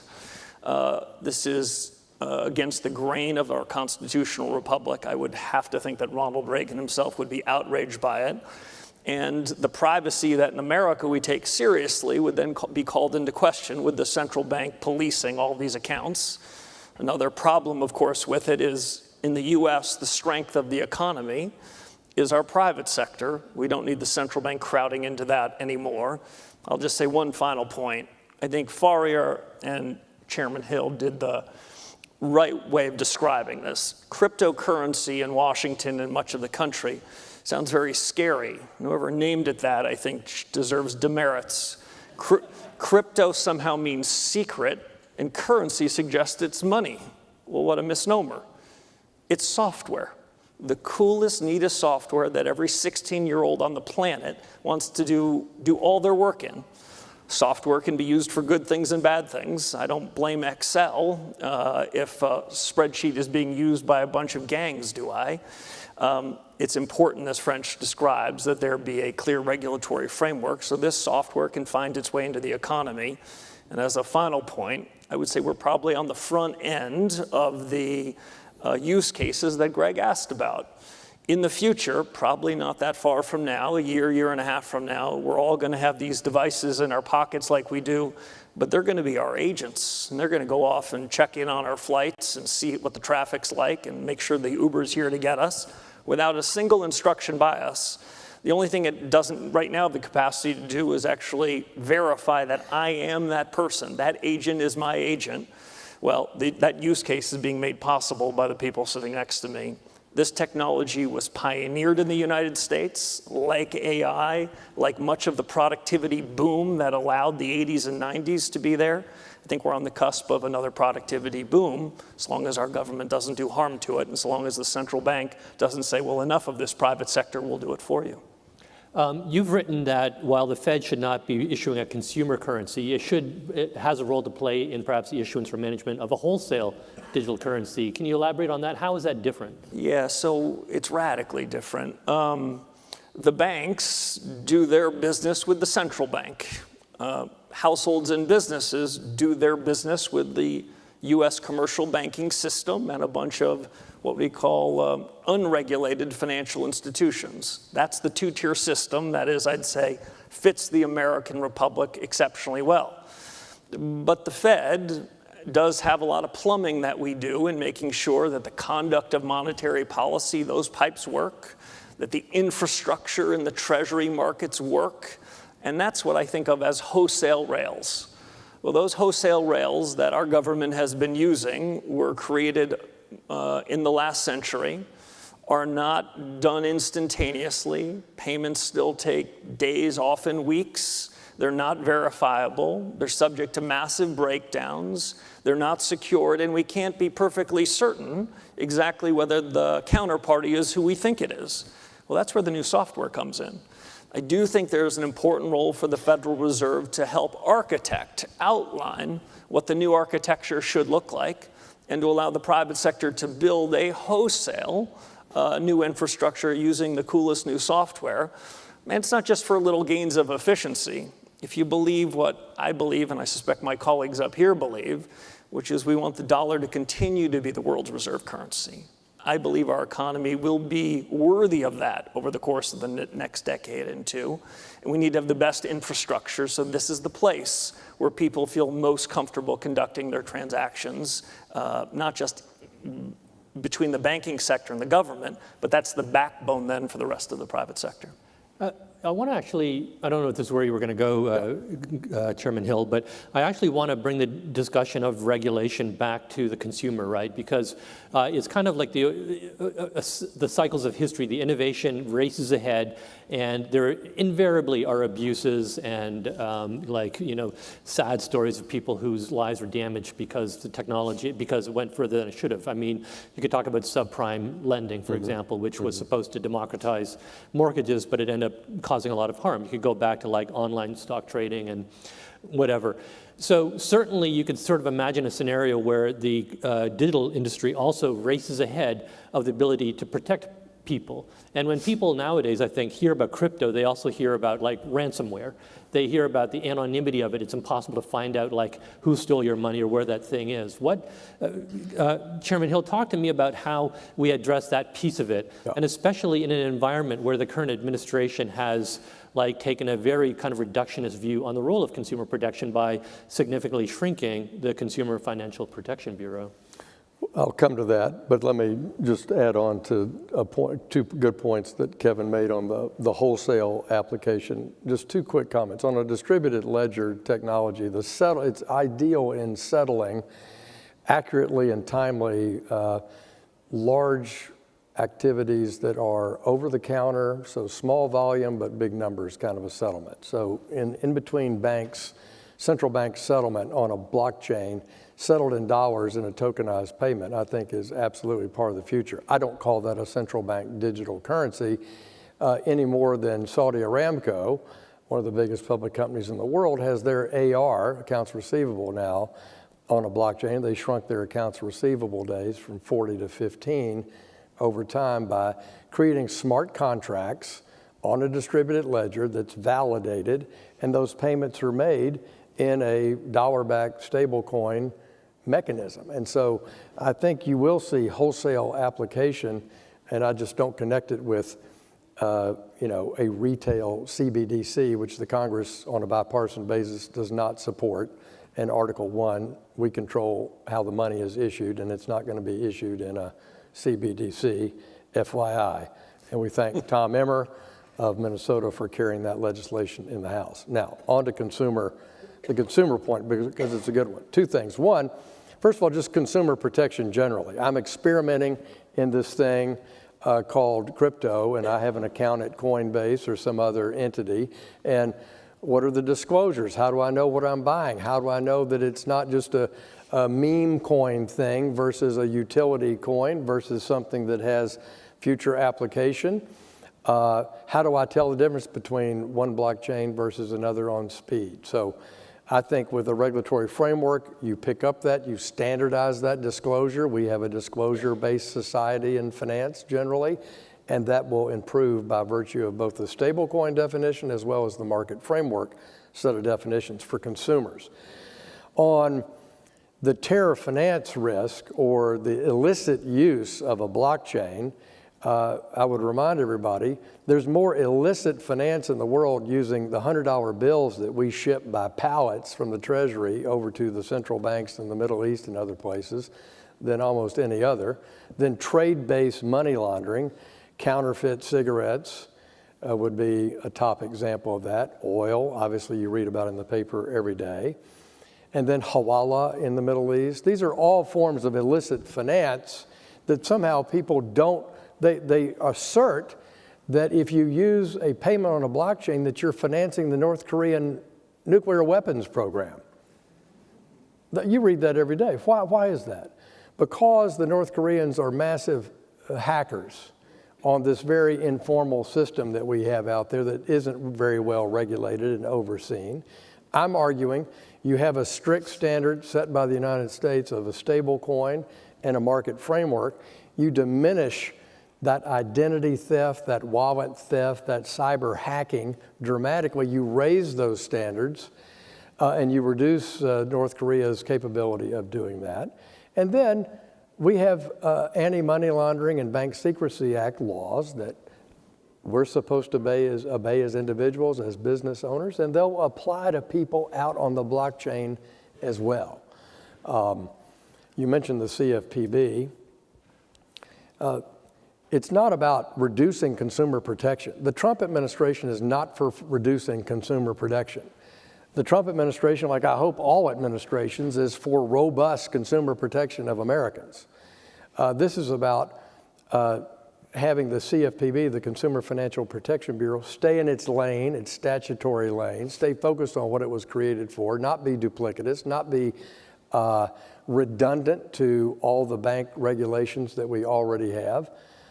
And so it's more narrowing the scope, focusing the entity, making sure it's following its statutory obligations and not out as a political arm of the Democratic Party. Chairman Hill, I'm going to hold on to you just for 1 second because I do have to ask you this, of course. I mean, this administration has been very supportive of crypto. President Trump was very supportive of it. He had a lot of support from the industry users. Now you have a situation where he and his family are also becoming very personally involved, you know, where Trump's company is about to raise money to buy Bitcoin, where the Trump family, where the Trump family wants to do that, where Trump himself has sponsored his own meme coins and invited buyers of that coin to meet with him. This obviously raises a lot of questions. People on the other side of the aisle have complained about this on your own committee. Does the president and his family's level of personal interest and investment in this, in crypto, create a problem, either a perception problem or a political support problem? Well, look, we've worked for 5 years in the House, particularly, to have strong bipartisan support for stablecoins and a market framework. And in 2023, we got 71 Democrats to vote with the House Republicans to advance the market framework bill, the predecessor to what we introduced yesterday. So our members in the House and Senate have done their homework on both these issues. They're pro-innovation. They want to bring these jobs back to the U.S., the investment back to the U.S., We want the U.S. to lead in this aspect of fintech, financial technology, and I think we have a bipartisan consensus on that. With that said, and it's absolutely fact, and I've witnessed it, as has Brian Stile, my subcommittee chair on digital assets, for sure, in the House. The Trump family engagement in the meme coin world, has made this work more complicated because it has distracted, I think, our members, both Republican and Democrat, from what we need to do. And if you're concerned about meme coins and whether they have no value or what the purpose of them is in society is, then you need to help me pass a stablecoin bill and a market framework bill that will lay out these rules of the road quite clearly as to how digital assets work in our economy and how they will have utility and the ones that won't. And just like in our public markets today, I don't recommend that you buy a junior gold mining over-the-counter stock that is thinly traded, that's traded on an exchange outside the U.S. with companies that don't report quarterly and have weak, information, weak disclosure, right? That'd be a risky, maybe it's under $5 a share, maybe it's a penny stock, but it is out there and you may buy it, right? In a highly regulated market. So when we have a more developed market, there'll be more information. I think people will have the information they need to make good decisions about digital assets. And that's why these rules are important. But yes, that engagement has made our work more complicated because it distracts our members from the goal that I have which is promoting American innovation. Faryar, a few weeks ago, your company, unfortunately, was the subject of a hack and created a lot of hardship for your company reputationally and for your customers. How did that happen, and how can you assure all the people who've heard about that and hear about all the excitement about crypto, how are you going to prevent that from happening again and hurting me?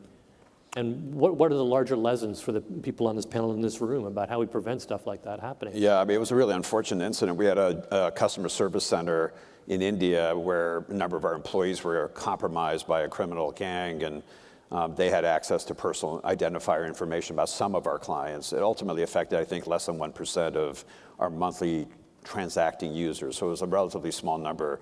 What they were not able to do was to touch the blockchain-based system that we operate. So no client assets were touched, no funds were taken, nothing of that sort happened. So it was a very bad situation. We immediately disclosed it. We were actually subject to a ransom demand by the folks who said that they wouldn't, that if we paid a ransom, they would hold the information back. In the end, we obviously went to law enforcement.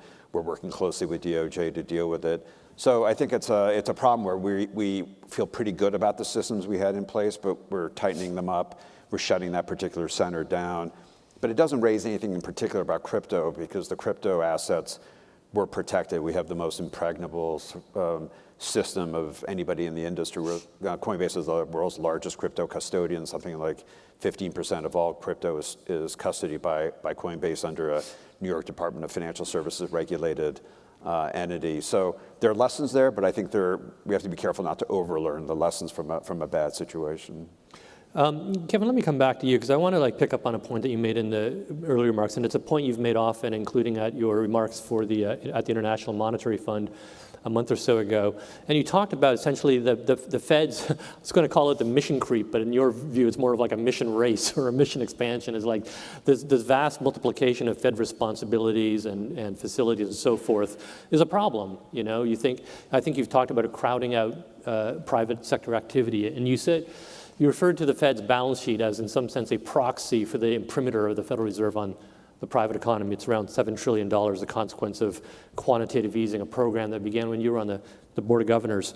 Do you believe that the Federal Reserve, through that mechanism specifically, but in general, is posing a serious financial freedom and stability risk to the economy? And what should be done about it? I mean, what do we do about that giant balance sheet? What should the Fed do?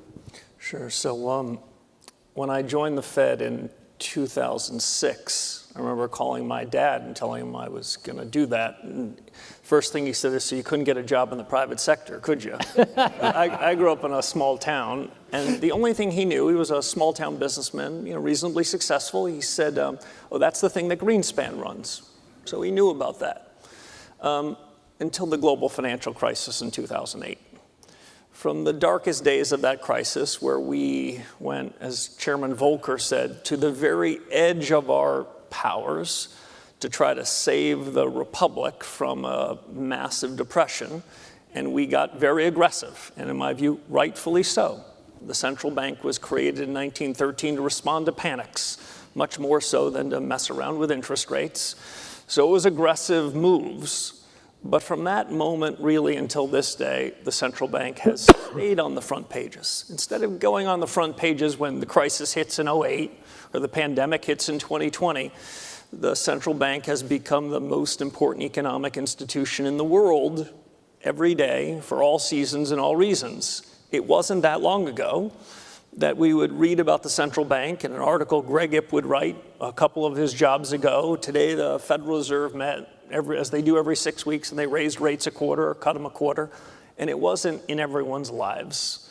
This central bank has now decided, probably with the best of intentions, that they are going to play a more permanent role in the economy, in the business of banking, and I would also argue in the fiscal business of the country. I'll use an example of that to tell the balance sheet story.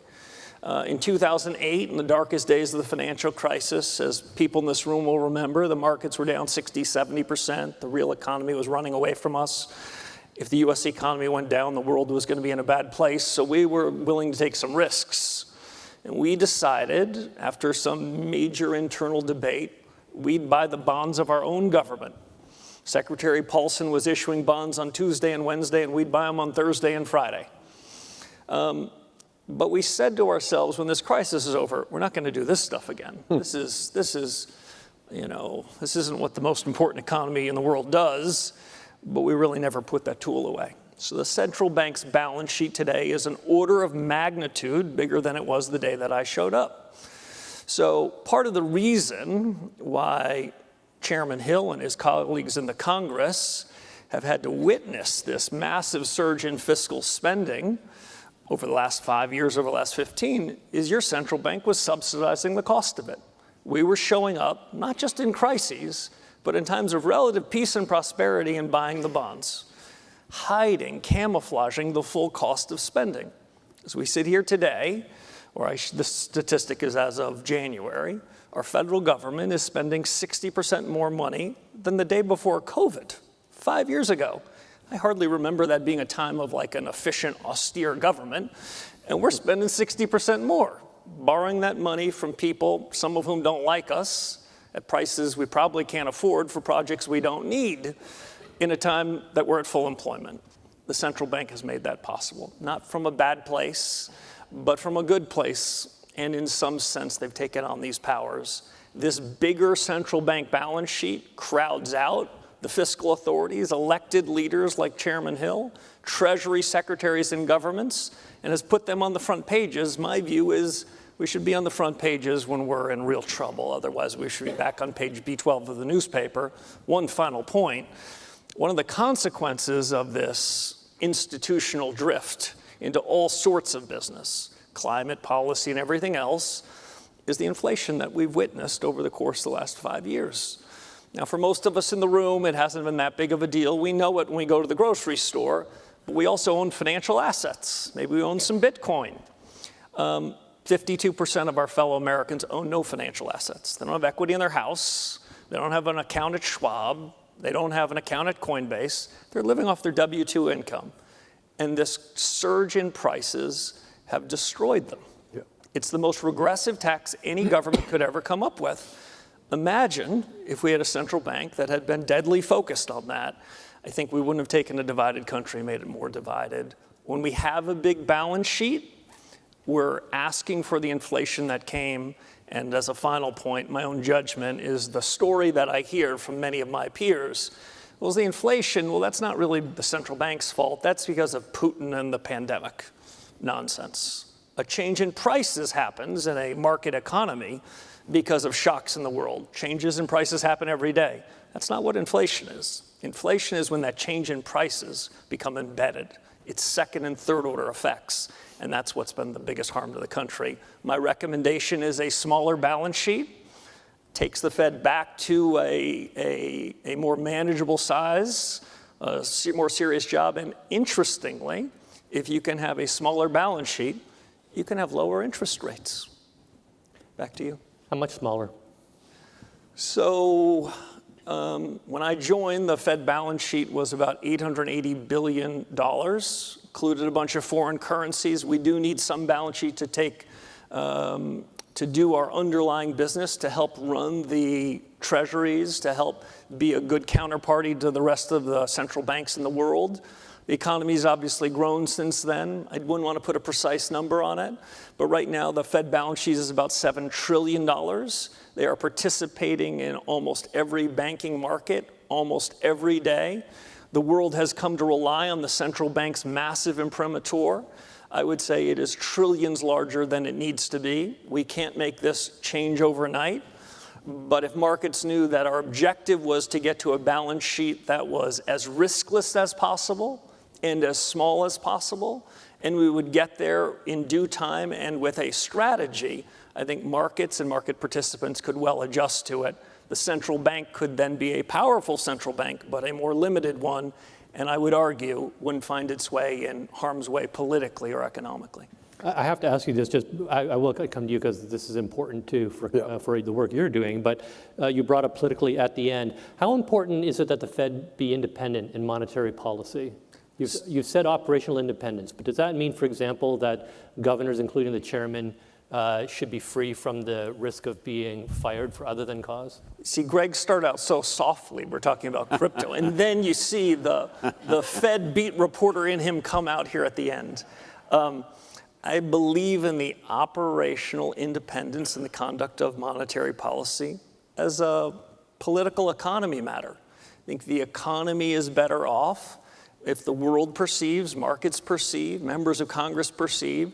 You got central banks that are calling it the best they see it. Being a central banker is not a prize for the perfect. These are hard jobs, lots of uncertainty. The data is a mess. But the world's better off if they think they're doing their level best to call balls and strikes.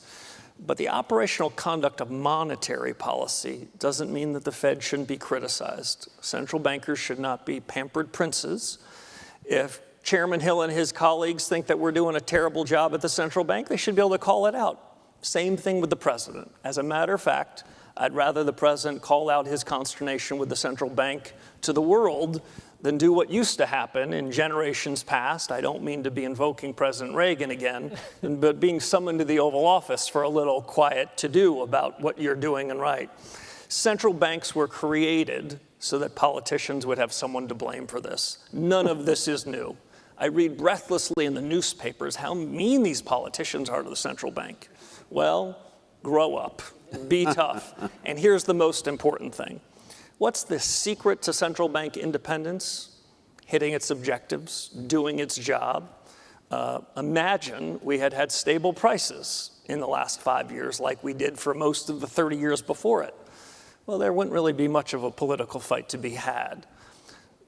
Doing its job and having stable prices is the Fed's plot armor. It is how we can succeed and thrive. I call it plot armor. I learned this from Mark Andreessen, who's going to be our lunchtime guest. He introduced the expression to me. I'm a big James Bond fan. I watch all the movies. But James has plot armor. We know they're never going to get him because we want to watch the next movie. The Fed's plot armor is being good at its job. And so my own judgment is the failings in its job, not just in achieving stable prices, but wandering into things in which they have no business, like climate, suggest that the politics are happening somewhat closer to home.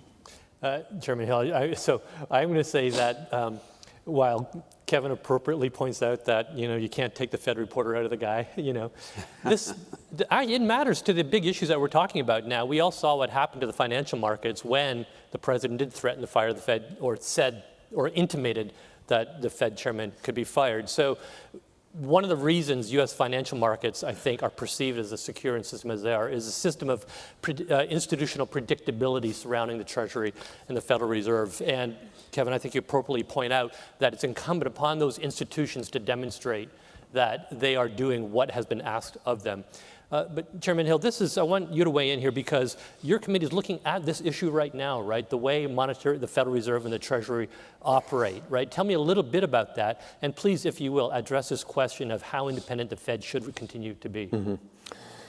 Well, Kevin's outlined it quite well. The Congress created the Federal Reserve in 1913, and being independent, it doesn't mean you're immune from criticism. So let's leave it at that. I think the Fed chairman is independent of being fired by the president. I think the courts have indicated that. Is that a good thing? I think it's a perfectly fine thing, sure.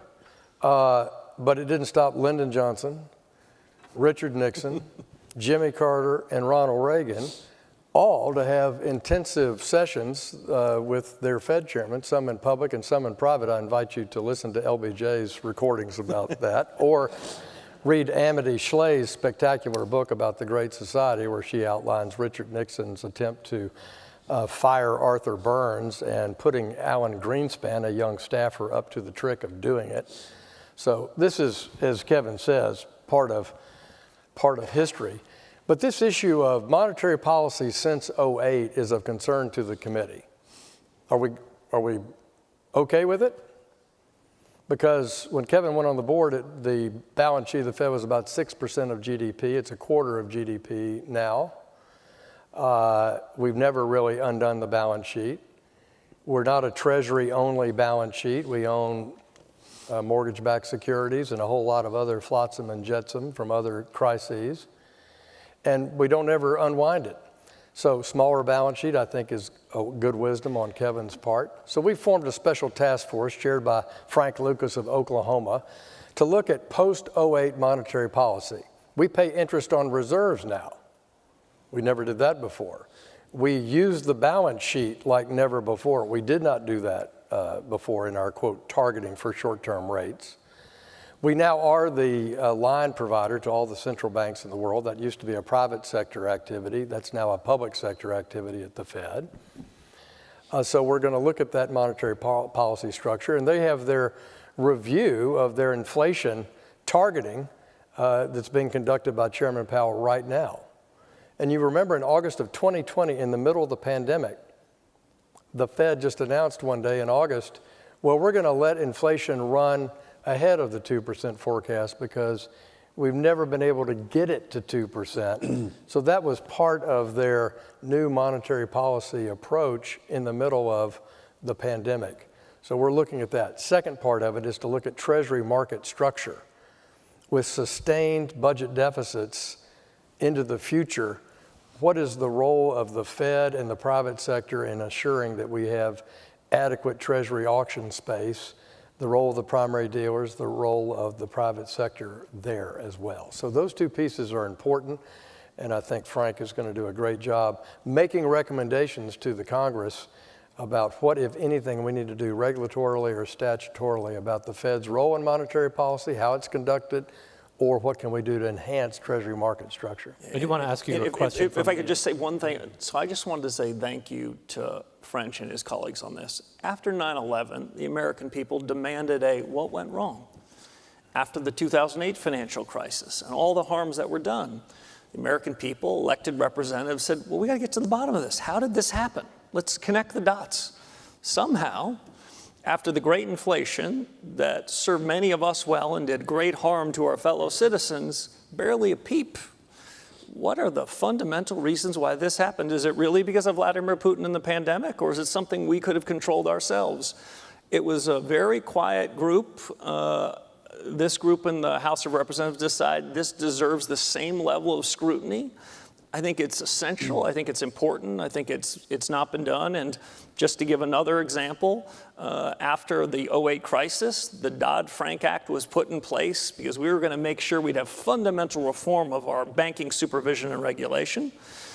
That thing had been running for 15 years. All of our bank regulators said, great news, we've got a safe and sound banking system. Until February of 2023, 2 relatively small banks, hardly ones that we thought were systemically significant, had a bit of a run. The regulators thought everything was just swell until they weren't.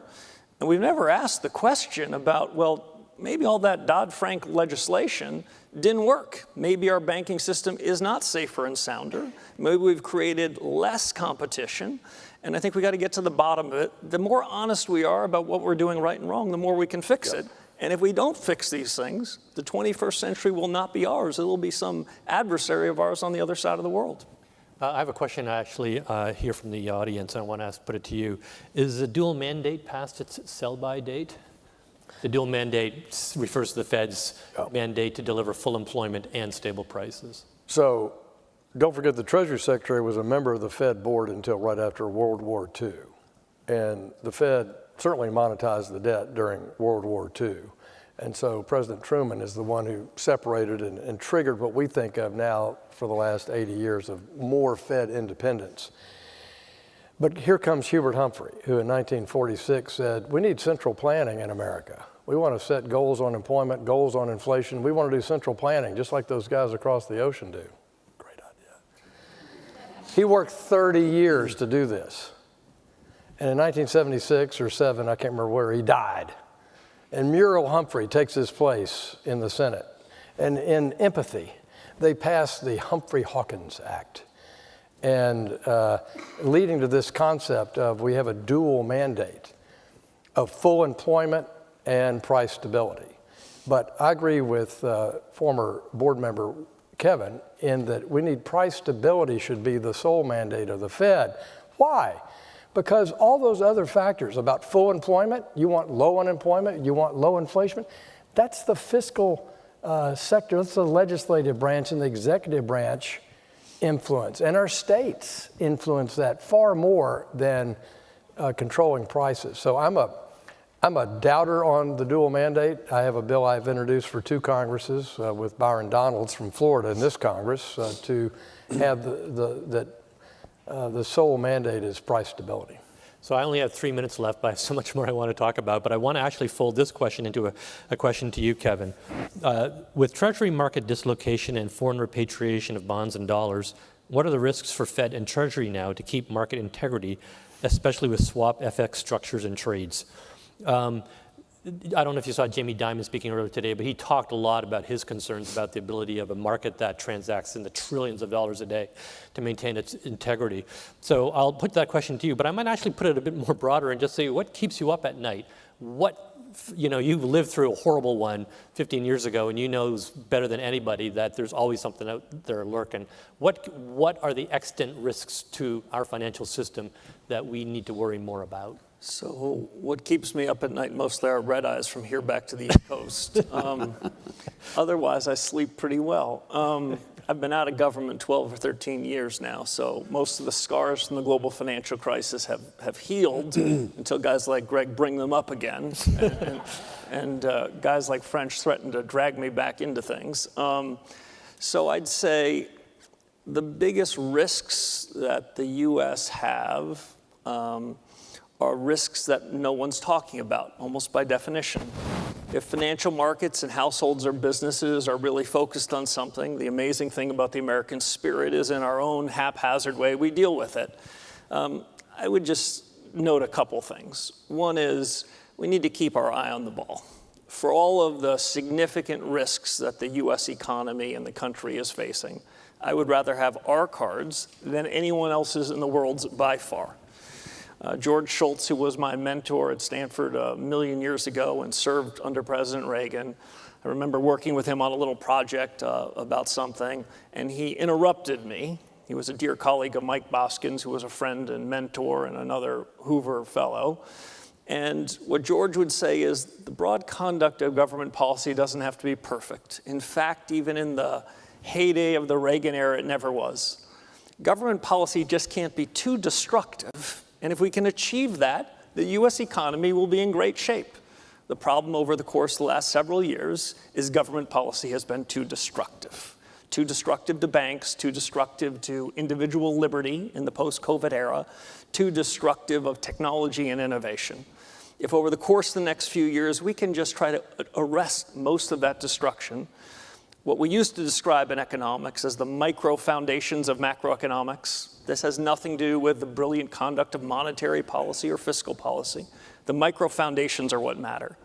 And what is that a fancy word for? The culture of this country. The willingness to work hard, take a risk, have it fail, and try again. Everybody, no matter where you're from, there's no stigma associated with your station. You try to make it, and other people don't say, well, you're too big for your britches. This is not an American birthright, but it's why the US economy has chronically outperformed from 1946 until this very day. But if we do harm to those micro foundations, we decide we just want to try to hold on to what we've got. We let some of the things that are most important, like stable prices, eat at the conscience and the integrity of an opportunity society.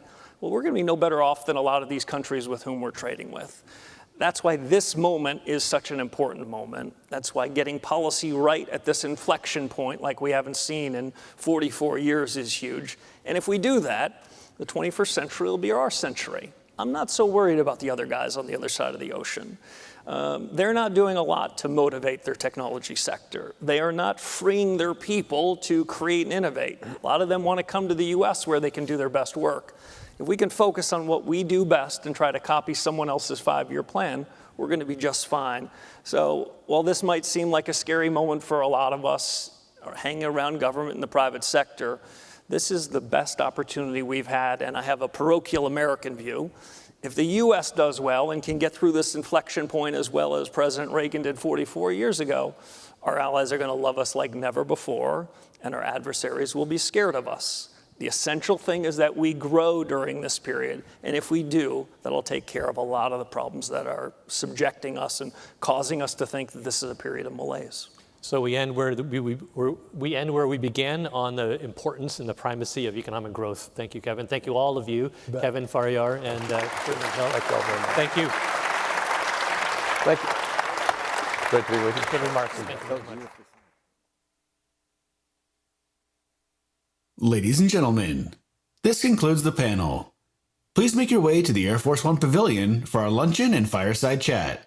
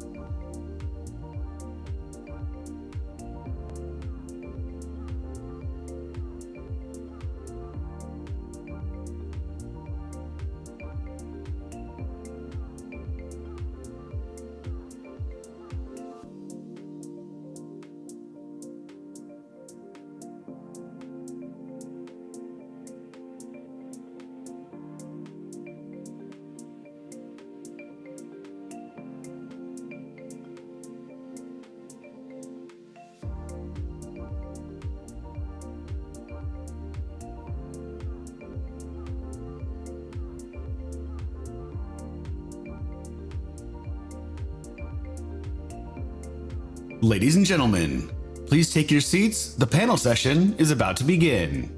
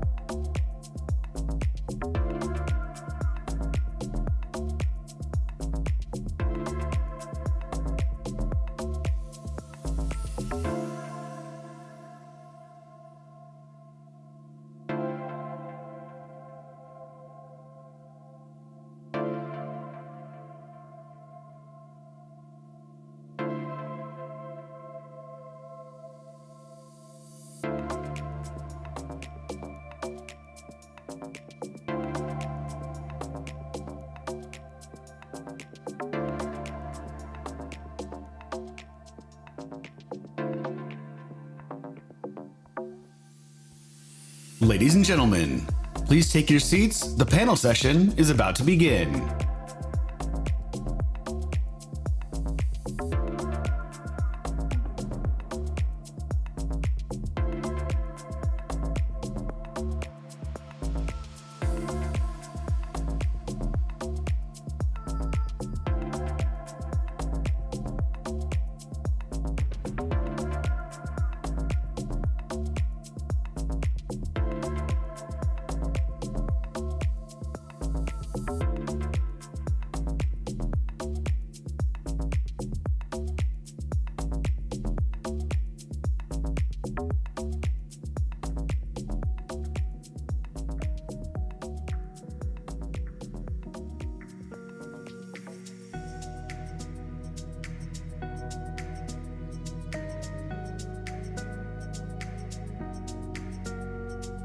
Ladies and gentlemen, please take your seats. The panel session is about to begin.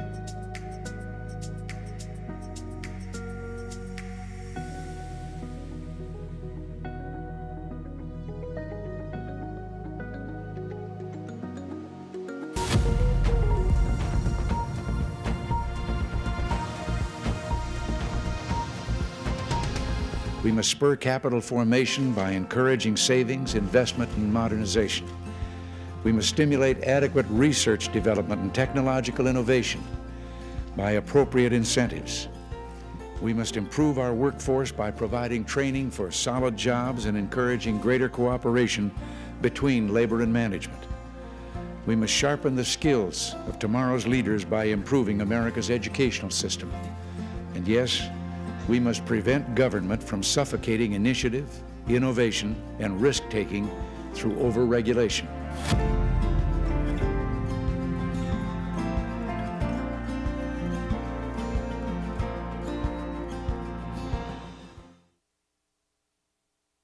Ladies and gentlemen, please welcome member of the Board of Trustees of the Ronald Reagan Presidential Foundation and Institute, Mr. John Momtazi.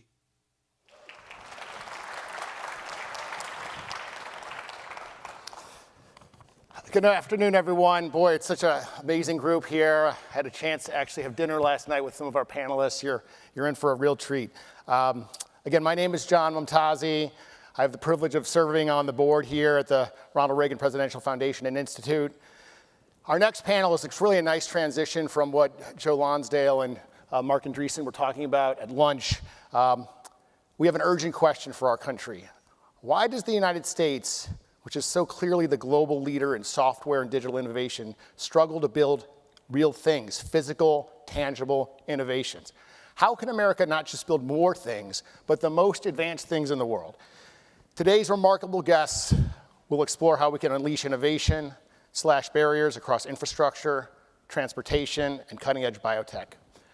Chris Power is the founder and CEO of Hadrian, building the next generation of factories to accelerate advanced American manufacturing. Patrick Collison is co-founder of the ARC Institute and CEO and co-founder of Stripe, whose bold mission is to increase the GDP of the internet.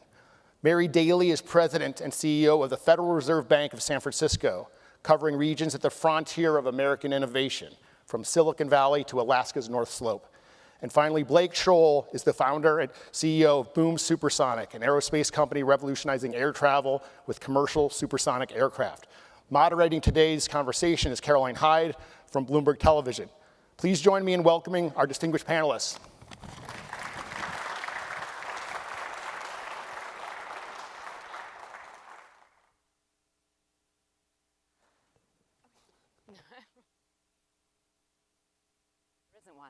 We are God today. And we are going to be a smidge more optimistic than the conversation before. We're also aware that you've just had maybe a little carbohydrate-heavy lunch. So let this be ready for this to be your digestive, but I'm not talking about absinthe. They asked for it to be spicy. So this is going to be a spicy margarita after your lunch. Please get involved. This is audience participation. I want to see a lot of questions coming up on this hereby bit of technology that is not made in America, because I want to see what your questions are to the panelists. Go into the app, you see a little question mark when you're looking at this particular event, and you can put your questions to the panelists. But it's a playful kind of panel, because the question and the name of it in its very point is meant to be mischievous a little bit, because are they mutually exclusive? Do you have to code less to build more? But I'm going to put that first to our coder in residence, but also builder in residence. You publish books. You're thinking about allocation of capital to science. But Patrick, do we need fewer coders? Well, I see it. We need to see where that question went. It's very offensive. I think, well, the two versions of the question. One is, what's the optimal allocation between software engineering and the bits and the internet and so forth, and the physical world, and then I suppose the other version is to what degree is the practice of software engineering about to change because of AI and everything entailed there. But generally speaking, I think the you asked for a spicy panel. Throughout. Okay, so I think the premise is misguided, where I think that. One, I think that maybe implicit in the framing of the question is we've, maybe part of the reason for the stasis in the domain of atoms is we've done too much in the world of bits. Yeah. But not only do I think they're not in tension, but I think they're actually strongly complementary.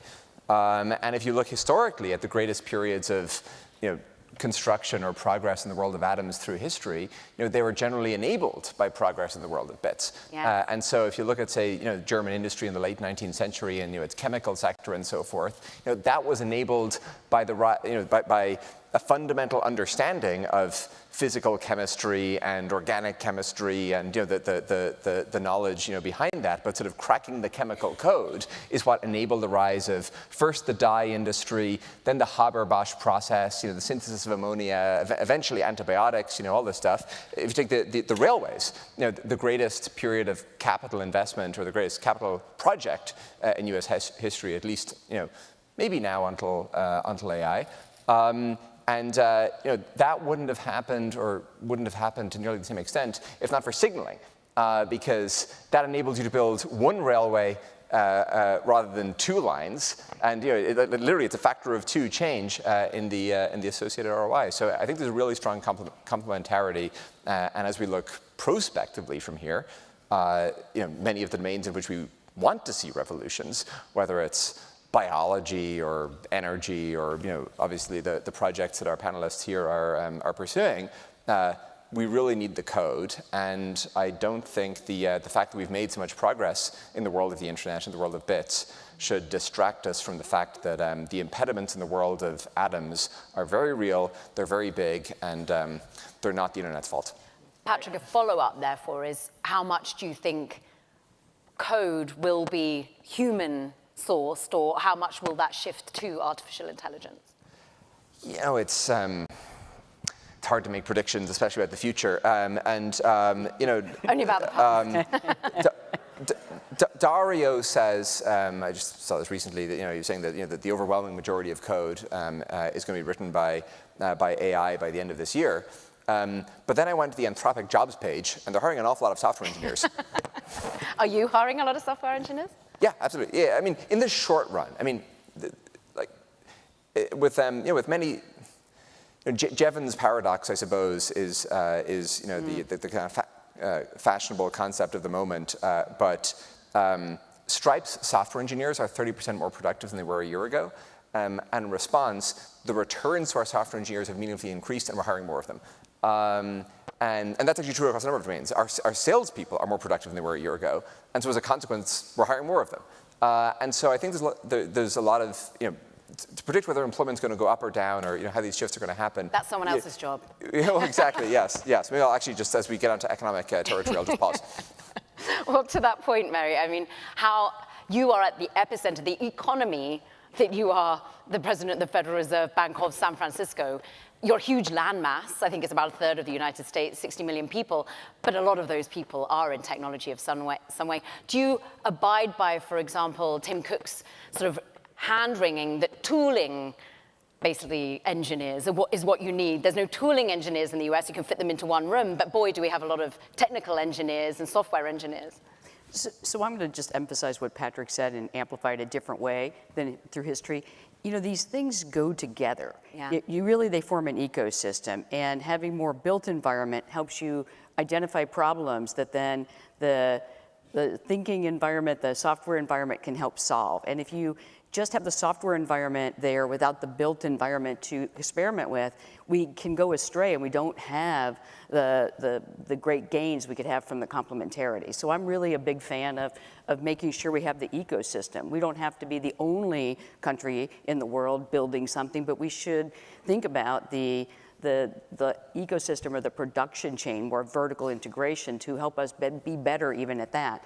And in terms of jobs, one of the things that I keep encountering is people say, oh, the technology will be the end of all jobs. And I always want to remind people, in history, any point in history, there's been no technology that has decreased net employment. It simply rearranges the kind of composition of employment. So you might have fewer coders as we label them today, but all the things that this will eventually be able to do will take people to push the frontier. And so those coders will get different jobs. And they might be doing things that were influenced by what they learned as coders, but they won't be doing the things that now we can get AI to do. And I think that ultimately is growth opportunity for not just the United States, but for all the people there. And the final thing I say about this is I don't think it's an either or, because we need all of the people to be fully engaged in the economy and the world. And where the missing piece right now seems to be that part that, you know, if you want to work in the built environment, your opportunities are fewer than if you want to work in the technology or software environment. That equalization will help the country and the economy, but will also help the people having a more inclusive economy. And I'm excited to get into some of the research you've been leading about how many, particularly men of prime working age, are currently just not within the jobs market. And it's interesting that you're echoing what Gary Cohn was sort of saying a little bit earlier, that look, when he was first in banking, there was someone who brought you a piece of paper to tell you which meeting room you're meant to go to. That doesn't exist anymore, but those people are gainfully employed in another kind of skill set. Exactly. And to that point then, Chris, I mean, you are here building the manufacturing at the moment. You have come over from Australia with the idea that Americans' industrial base needs to be made over with automation. Thus far, have you seen that shift in the skill set that are able to come and build with you? Yeah, so for background's sake, I think what people miss about advanced manufacturing is that it is mostly a very highly skilled trade where software can make a real impact. A lot of the machines that people make stuff on just have really dumb computers on them. and there's no chain of events that you can actually then auto-program stuff. So about half our company are sort of software and robotics engineers, but people miss that most automated factories is mostly a software problem, like not a robotics problem. Like the expensive bit is not like picking up a block of metal and moving it. What we've seen is two interesting things economically. One is the biggest problem with kind of reindustrialization is that you always start with the very low skilled stuff and then you offshore the higher skilled stuff over time. So the last remaining manufacturing in the US is basically SpaceX, Tesla, and the defense industrial base. That's kind of it. Which are the most advanced companies. So the people that work there have the highest kind of skill set, right? In the US, primarily in industries like tool and die and everything like this, because we offshored everything in the 80s and 90s, and the jobs went away, all of the skilled talent is basically 62. And there's no new entrants to the workforce because the jobs suck because the industry wasn't growing and so forth. What we've seen is, so to solve that problem, apart from automating so that we can be faster, cheaper, better, more scalable, you have to automate because you just can't go find 2,000 tool or die engineers in the United States.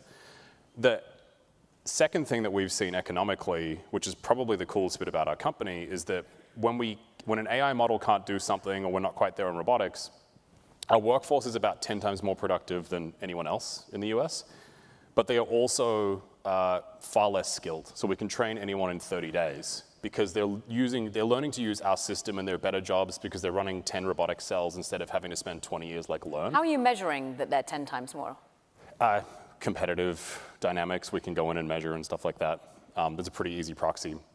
But the interesting thing that we've seen is we've now got most of our workforce never set foot inside a factory before. They're coming from like a hospitality retail background or a nursing background. And they're actually better jobs. And then through our equity programs, they're kind of in the Silicon Valley software economy because they get to work with software engineers day in, day out. And that's kind of our version of kind of like the rebuild the middle class from the bottom up. And I go back to what Jamie Dimon on this stage was saying a little bit earlier, is that that's what you're already building what in many ways he wants to see brought back from a manufacturing perspective. It's defense. Yep. He was saying bullets and bombs. We can also say drones and it's aerospace. But what about the medicine and the other part? Which, from your perspective, are the areas that US should be manufacturing? So I think ultimately it's an ecosystem. And to the Tim Cook Apple point, it's like software engineering. If there were no software engineers in the United States, like Patrick can't just go and train like an AI engineer. It'd take like a whole skill base.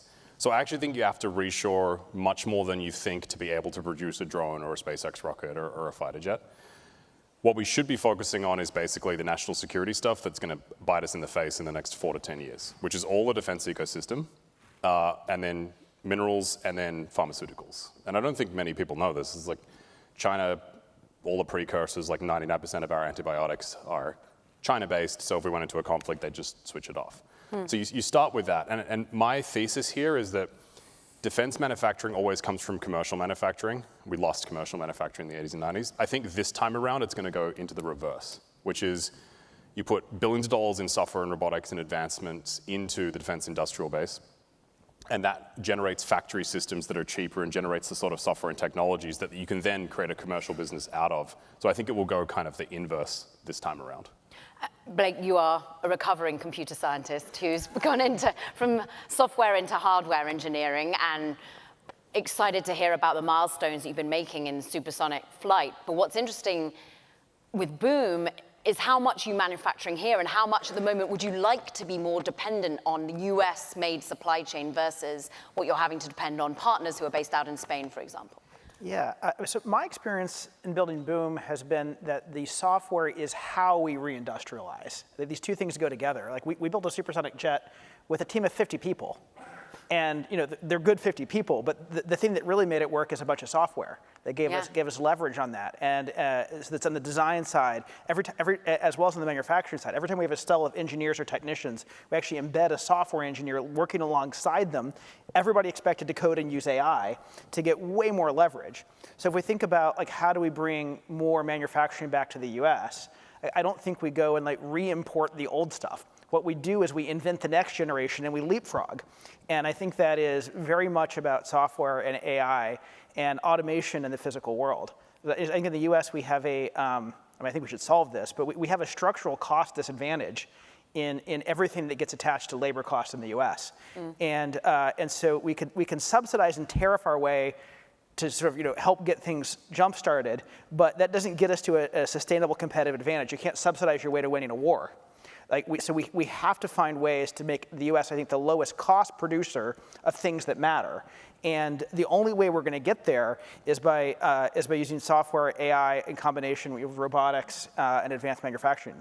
So it's about making your skilled labor even more productive. Thus far, what have you been able to show with the investment in AI that you've done for your workforce, and what other ways in which have you managed to jumpstart their own productivity? How are you sort of benchmarking it with a group of 50? Yeah, so we have a rule we call Project 10X at Boom, which is we will never, we will put a tenth of the people traditionally required to solve any given problem. And and it's working super well. I'm starting to think I should have called it Project 100X. Sure, your labor force would love that. Well, I mean, it's actually Jevons law applies here as well. There are certain things we can do that we just never could have done without the leverage. So for example, there's at some point we're going to reveal the passenger cabin in our supersonic jet, and I think people are going to drop their jaws at what we managed to do inside a relatively small airplane.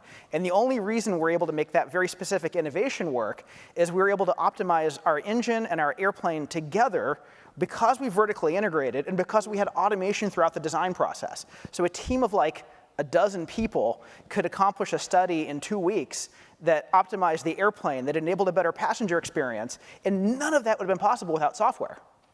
I love that Jevons law has now come up twice. If I could get just $1 for every time I've heard it over this year, I'd be a wealthier lady. But Patrick, it dovetails into what you've been saying, is that, look, you're enabling your team to just get ever more productive with investments in AI. We're not going to see a sudden drown out in jobs in software engineers. There is actually, thank you audience, you are giving me questions, and one of them saying, look, are we going to see sort of a layoff theme among your part of the economy, the fintech or indeed the technology-based companies? It seems as though you'd say no, because we're just going to create ourselves yet more work with the people that we've got.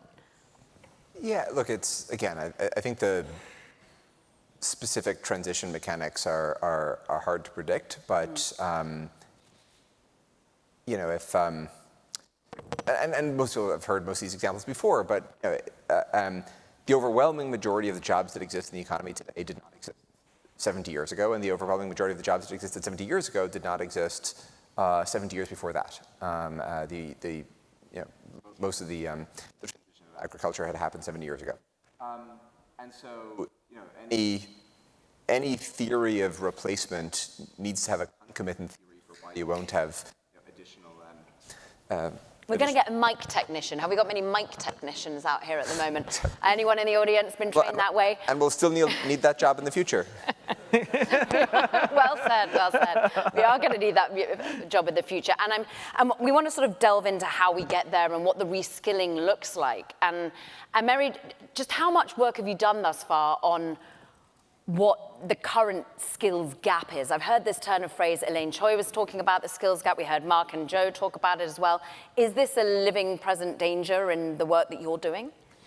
Well, yes, I think if you look at the labor force participation rates in the United States of men and women, they're both lower than they are in other industrialized nations. So that's a competitive disadvantage right away. And that's between 25 and 54 years old. These are not people at the tails of the age distribution. And then if you dig into it, it's really men who have been hardest hit and been declining in terms of their participation in the labor force for 3 decades. So then you go in and dig, why do they, you ask the question, are they being pulled out or pushed out? And one of the things you learn quickly is pulled out would mean you're going to go to school, you get trained, you take care of families. That's a fraction, but a lot of it is the pushed out factors, right? And by pushed out, it's like the jobs that match their skills aren't there. So then you have 2 solutions. You can bring back the things that they used to do. That's a possibility. Or you could help them get to the things that we will be doing. Mm-hmm. And what happened I'm an economist by training, and what's really interesting, if you go back and look at the history of commentary from economists, you will see that we always think that globalization benefits everyone. That's the theory. But what's the caveat to that, or the second sentence, is that happens if you take from the proceeds that the winners get, and you redistribute them to the people who were displaced. And I think that's the opportunity we have here, is to engage our workforce in a way that allows them to enter. And there are universities or colleges out there trying to do this. There's Utah Valley University. I'm on a mission to visit them all in my district. And we have colleges, Utah Valley University, College of Western Idaho, been to both of them. There are many examples of this in Cleveland, Ohio, et cetera, where they're doing, they're serving 30,000 students, but that's a scalable model if we have the intention. So you ask them, why are there challenges in putting this everywhere? And it comes back to something we've already heard, which is you have to believe these are intentional industries that we want to bring back. If we don't have a commitment to the built environment along with the bit environment, then I think you can promise people they'll get jobs, but they don't believe you. And so it's that ecosystem we're trying to create. And you've been out there and giving commencement speeches, I give commencement speeches at these places, and you see these graduates walk across the stage, and Utah Valley University had many of them. College of Western Idaho, I just gave 760 people walked across the stage to get their diploma in everything from welding to machining, to tool and die, but they're all using technology in their journey. They're not simply doing the work there, they have technology that's embedded. And I think this is potentially the future. So I have a lot of hope, but it is going to take, it can't just take our aspirations, it will take our intentions, and we'll have to scale this. And it takes money, which we're going to get onto. I'm so pleased that we're all sipping from the same spicy margarita cup, because we are as one. The audience questions are all about, what about the money, what about the regulation, which we're going to get to now. And I just want to bring up this chart, which the Reagan Institute did some digging. They had a great survey done, really to understand what are voter preferences right now for how public money should be allocated. Now, overwhelmingly, no matter which particular way you vote, you want advanced manufacturing, infrastructure, and energy innovation to be where the allocation of money and funding is given. You can see it now up on your screen. I'm sorry, innovation is software, digital platforms, artificial intelligence. It seems as though they think the private market's got that, but public funding should be going to this. And Chris, the intention you brought up, that's what Mary references, the intention has to be there, what industries are fostered, but also by whom. And from your perspective, you've been busy fixing it from a private capital perspective, but how much public money should be allocated towards it? So I have two very differing opinions on this. Good, give us both. It's a slight lead into tariffs. So there are only two ways to fix this. One is you subsidize national champions like the CCP does. Not hard to say, like, go make a antibiotics facility and give a contract to someone and there's $1 billion and like leave it idle, right? But to Blake's point, it'll be no more efficient because it's like a strategic stockpile sort of pharmaceutical factory. The second issue is, and this is kind of like for chips, the kind of Mike Pompeo and bipartisan Democratic thing for chips was like, let's go subsidize Intel for a bunch of dollars. The like Trump version of this is let's go like raise the tariffs and then force people to build plants on shore and give them economic incentives, right? And I think the second one, regardless of your political thing, the second one, creating a market force that forces people to innovate and automate, is the only way to do it. Otherwise, you end up with a bunch of like very lazy national champions. In terms of the money, it's a bit of a chicken and the egg problem, because most of advanced manufacturing, apart from the software investment, like one of our investors is Mark Andreessen's fund, and the thesis is, okay, let's go get the smartest possible software engineers and a bunch of really smart manufacturing engineers and go automate it and scale. And if we can provide a service to customers where we are cheaper and faster, like they should buy, that's a great business. At the national scale, the problem is, frankly, how the capital markets underwrite CapEx. And I'll tell you why. Is because in the way the defense budgeting works, because this is the only industry, apart from regulated energy and stuff, but they only buy like once or twice a year. So none of the CFOs of the primes or startups can actually underwrite a 10-year CapEx curve to build new plants, because there is no like long-term demand signal that you would get from like a consumer market or a commercial market.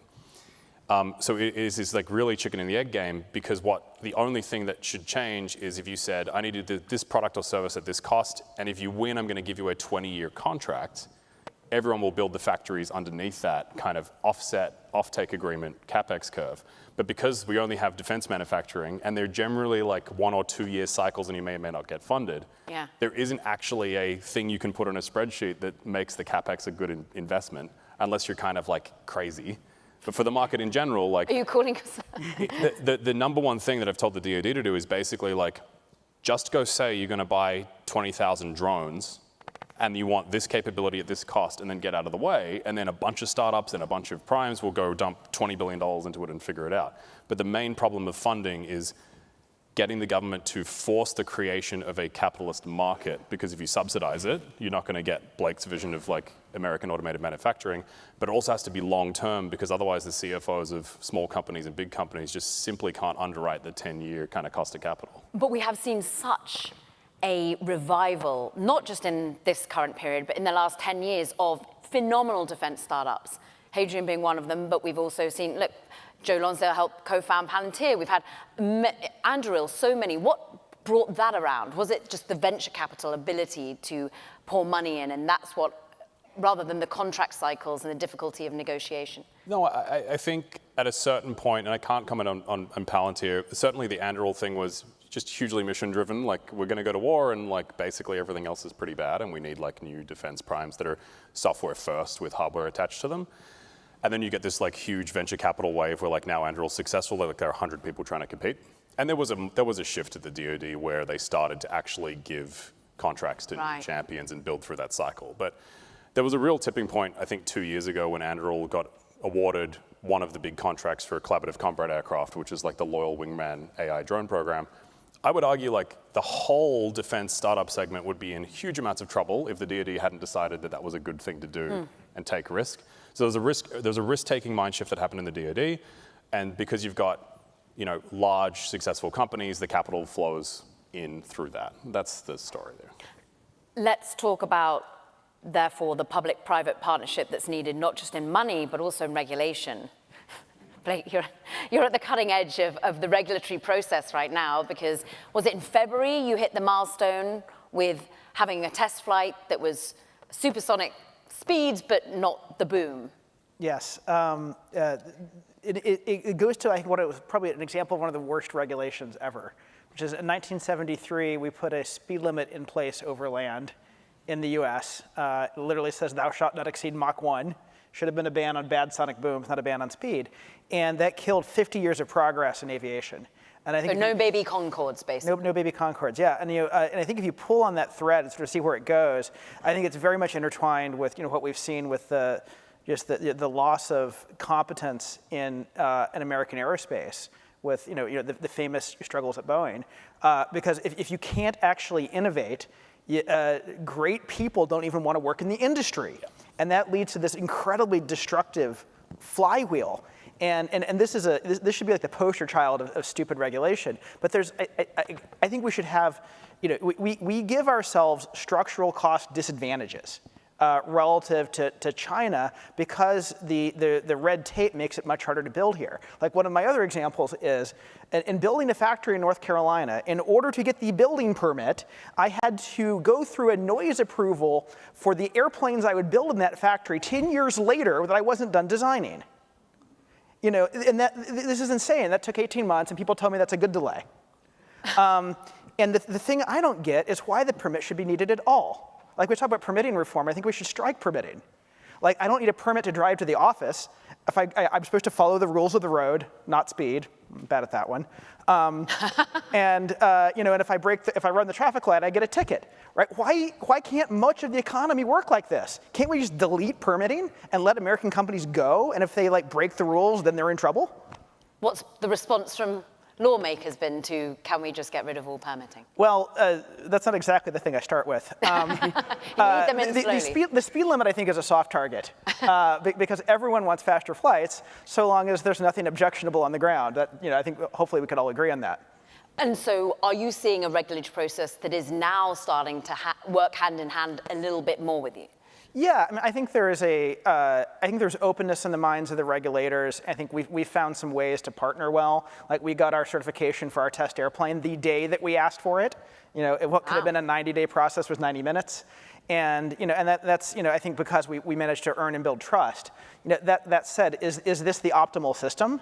You can talk about tweaking the system around the edges, but I think we need to look very holistically and say, do we have the optimal systems? What's been interesting about optimal systems is, Patrick, you think long and hard about basically optimizing for science, for discovery. You've done incredible thought leadership all the way back since 2018, 2019, often with co-authors, Title Cohen being one of them, about the studies of progress, ultimately. But you also did something phenomenal in COVID with partners about trying to get money into the hands of scientists quickly to discover basically a cure. And it worked. You took a different blow-up approach. Do we need to do the same thing now for science, for discovery, for automation, for manufacturing? Well, I just maybe highlight the point that that Blake just made about the feedback loop between the restrictions in any given sector and the nature and the composition and the quality of the talent that chooses to allocate itself there. We fortunately, I mean, we're in the Reagan Library, and you know, maybe he might have believed that the country is you know, somewhat more protectionist or socialist than he would have liked, but it is not a fully centrally planned economy, and nobody has to go work in any given sector. And you know, I'm very struck by, you know, when France decided to build high-speed rail in 1976. The first high-speed rail line opened in 1981, so 5 years later. And that was a time and a place and a polity where, you know, a smart person, it was a good sector to allocate yourself to. You know, in California, of course, we passed our high-speed rail ballot measure in 1996, and the website used to say that the first high-speed rail line would open in 2037, but they've actually recently taken that down. And so I guess just indeterminate how long California high-speed rail is going to take. But I mean, the important point, or one of the important points, being that what ambitious, high-agency, effective, you know, smart young person would go into the high-speed rail sector. And in fact, SNCF, the French high-speed rail company, or one of them, recently decided that they would cease their work in California and instead go to work in Morocco because they found it a more effective policy. And by the way, Morocco recently built and successfully launched a high-speed rail line. And they have good skills. Skilled labor. And so you asked about science. I think there's been a somewhat similar challenge in science. So people don't really realize this, I think, but the federal government didn't become the majority funder of U.S. science until the 60s. So, you know, everything important before then, general relativity, special relativity, quantum mechanics, I mentioned the Haber-Bosch process. Yeah, exactly, yeah. You know, all this happened before, I mean, the NSF, the NIH, there are lots of wonderful you know, discoveries to their name, or that, you know, they were some part of funding, but an awful lot of stuff happened before then. With the advent of NIH, NSF, large centralized government science funding programs, I think you know, we transitioned to this world of, you know, we often complain about monopoly, but in science we transition to a world of monopsony. There is one buyer of science and scientific research, and it's the federal government. And this, I think, I mean, there were, you know, be good reasons as to, or at least there were some optimistic visions undergirding that transformation. But I think we've ended up in a world, inadvertently, of institutional stasis in science, that when something new happens, like there's a new pandemic, we find ourselves with organizations that find it very difficult to adapt at the rate that's required, because, again, why would a brilliant, high agency, creative, whatever person go work at the NIH, given the evident rate of change of the NIH? It basically hasn't changed in the last 40 years. And it was bureaucracy was the thing that spawned you to galvanize during COVID. Yeah, I mean, look, we weren't, we, like many others, were just struck by the exigent need. And actually, maybe the thing that was interesting about Fast Grant, so this is the COVID funding program you're mentioning. Now, the thing that's maybe interesting about it is we didn't start it until more than a month into the pandemic. And so it wasn't, lockdowns happen and, COVID goes viral, so to speak. And, the next day we're like, hey, we should start this thing. It was more like 5 weeks later, we're like, all the virologists we know on campuses who want to repurpose their work and go, figure out how to do more efficient testing and more efficient therapeutics and all the rest, all those people, even 5 weeks later, they're not even getting their grants denied. They just haven't heard back from the grant-making agencies. And so as after, we're all sitting cooped up at home, and after, the first day is maybe kind of fun, the second day, okay, whatever, but like in the 5th week, it's getting pretty old. And so it was extremely striking to us that these bodies, and you kind of have one job to stimulate the scientific discovery with the highest rate of social return. It was very striking that none of that was happening. But again, I wanted to kind of tie it back to Blake's point, which is that I think there's a very close coupling between institutional stasis. There's a three-way coupling between overregulation, between institutional stasis, and between sectoral talent allocation. And it's a pernicious feedback loop. And I think the challenge for all of us and everybody here and for the country as a whole, I think, is for some of these sectors where it's really taken hold. How do we break out of it? And sometimes you said that the three vibrant parts of U.S. manufacturing are defense, SpaceX, and Tesla. Well, 2/3 of that can be attributed to one person. Yeah. And so it's I guess there's maybe good news and bad news.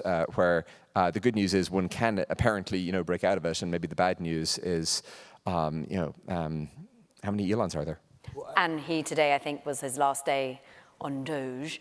I'm interested, therefore, on the Fed's perspective on. Is it for the government to help with the reskilling? You're talking about these universities that have they privately enacted this? Have they got public funding to enact this new way of retooling the skill set that we need? So I think they saw a need, and they worked with their usually local funders to say that public-private partnerships are the only way forward. For one important reason, the private sector drives a lot of the activity in most locations, and they know what they need. And so they can come and say, this is what we would need. If you do it vice versa, if you have professors and academics or even policymakers say, this is what we should have, well, then you're solving a problem. You're supplying things and hoping demand comes. I think the equation has to be flipped, and I've seen those examples work best when they go out into the workforce. I actually participated in a roundtable of their board of advisors at the College of Western Idaho, and this is just one example that I recently visited. Their board of advisors were people who have manufacturing plants, people who have an auto plant that produces automobiles, and they come and they say, here's the people we need. And then they also say, if you build those people, you train them, we'll take them. And then we'll have return visits to your college to reskill them. You can do this in any of the skill sets we have. You can do it in advanced manufacturing, you can do it in more traditional manufacturing. You just have to have I think we're filled constantly, in terms of my time here at the Fed Reserve, I've worked here since 1996, I'm trained as a labor economist. There's a lot of aspirations and good intentions, but the real thing that matters is to put dollars into smart changes that actually build on themselves. And so back to Curtis, back to Blake, back to Patrick, you have to know where you're going and then get the people. And I can't emphasize enough what we heard just a moment ago. People come, there's two ways to get people to come to your work: money and opportunity. And a lot of people will come for opportunity. And if they think that they're not going to be in a growing sector, they just won't even train for it. So having that model where we have an aspiration and then an intention to get there in 10 years, I think we could use it in more than defense. It's like, we're going here, so why don't you train for it? Young people want to work. So you just mentioned that Elon, today was his last day, formally as part of Doge. So now there's a lacuna, there's an opening in the White House. If you guys were conscripted to be the SARS of American manufacturing, and as Trump says as part of the big beautiful bill that we can jam anything through Congress, what are the specific policy changes that you guys would push for? Do you want me to go first? You can go first, yeah, sure. Okay. How long we got? They have a lot to say, I know, because I was in the green room. I thought you mean like writing a lot of this policy, which is very interesting, which was, okay, so the first thing is for manufacturing, and maybe people don't know this, but if you draw a competitive chart of costs of China versus the US, we're like 2 or 3 times more expensive based on like labor and the kind of fair cost of energy.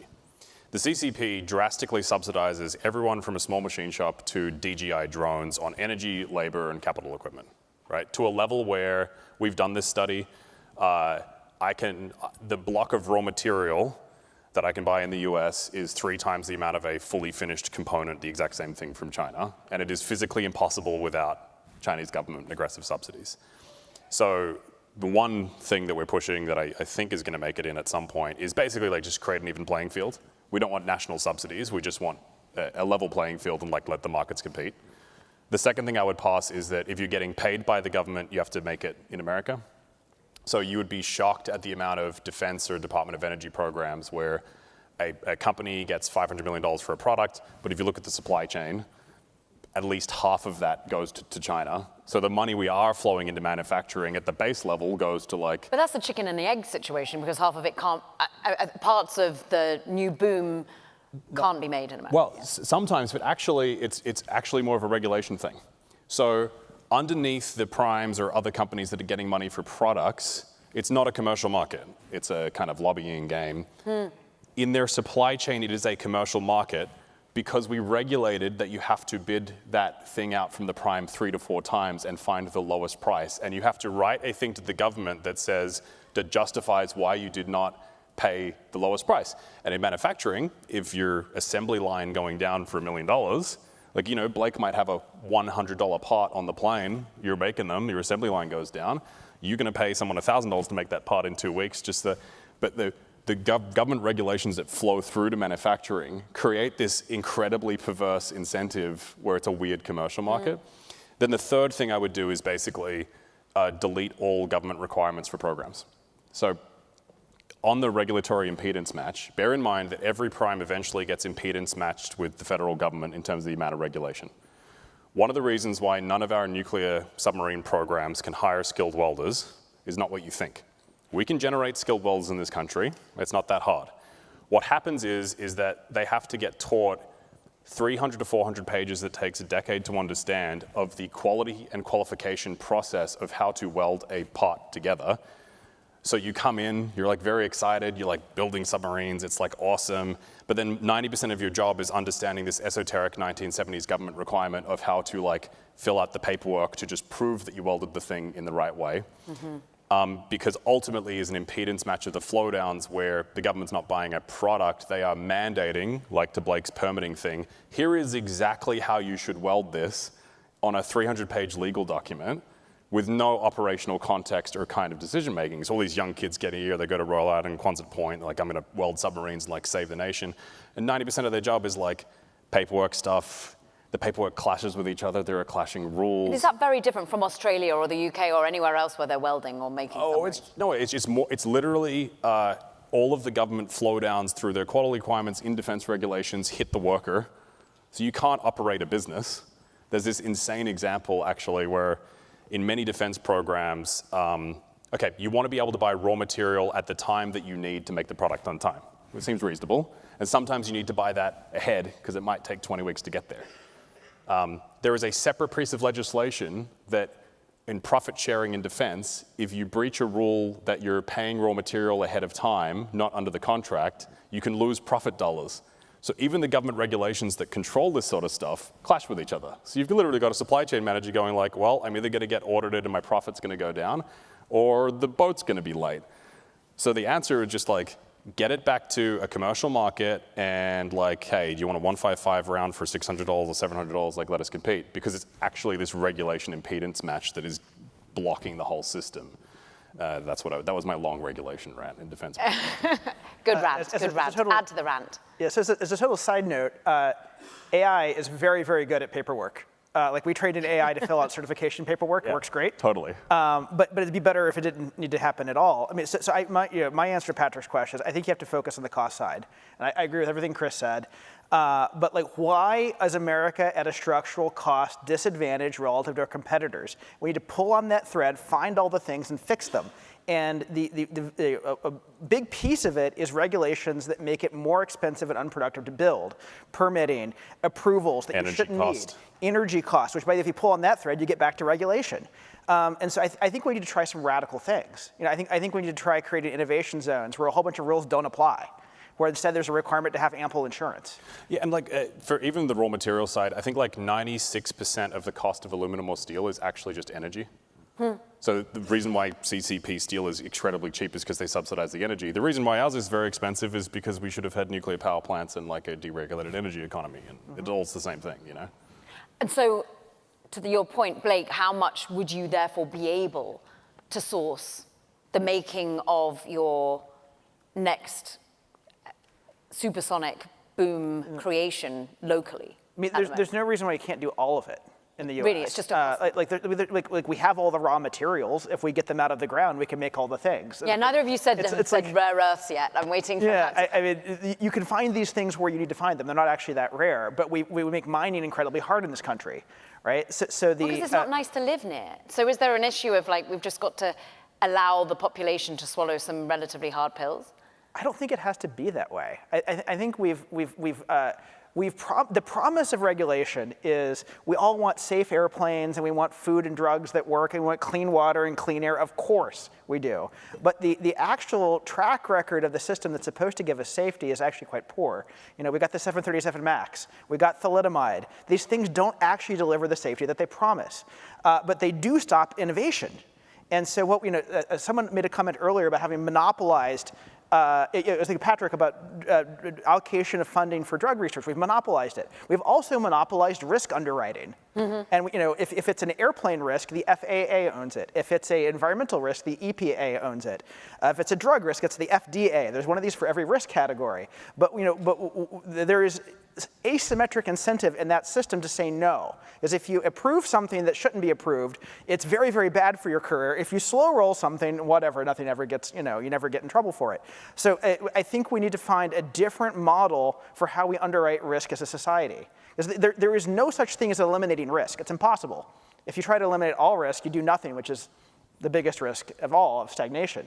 But I think we have to experiment with different models for how we decide what risk we can and can't take. And the monopolistic model has failed. And does the risk capital, have to be venture largely to back businesses such as yours? That's a question from the audience. No, I think actually there's a really cool, now I'll go on the opposite side. There's a really cool thing happening in government.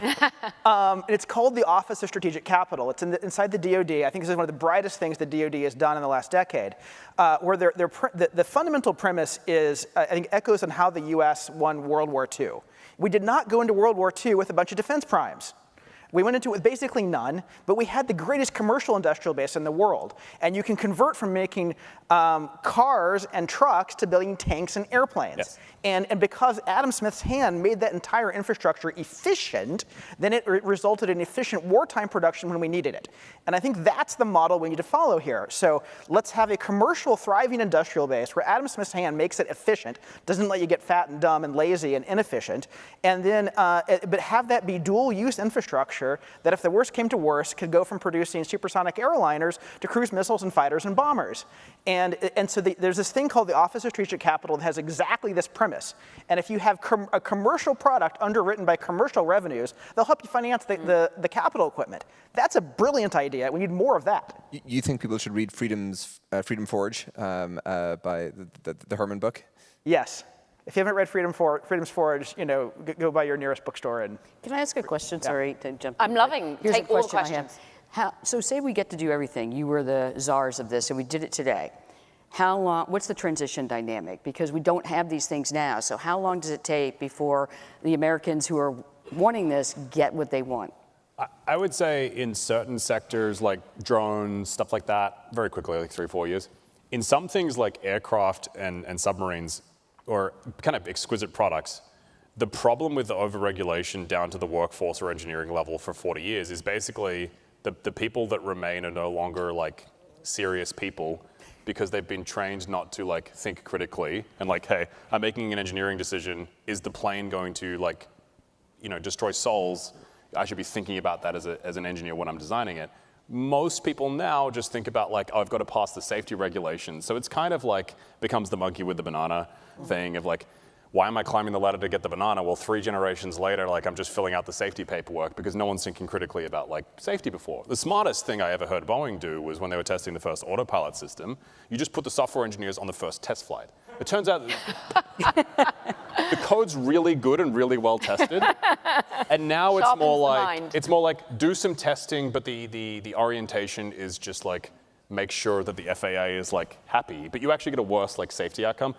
In these big exquisite industries, my thesis is that like, you know, SpaceX doesn't get Starship until they do like Falcon 1, Falcon 9, and there's some like learning reps to go through. So like maybe Blake is the next Boeing in this scenario because it's like the only credible aircraft company with the engineering chops that can like get there over time.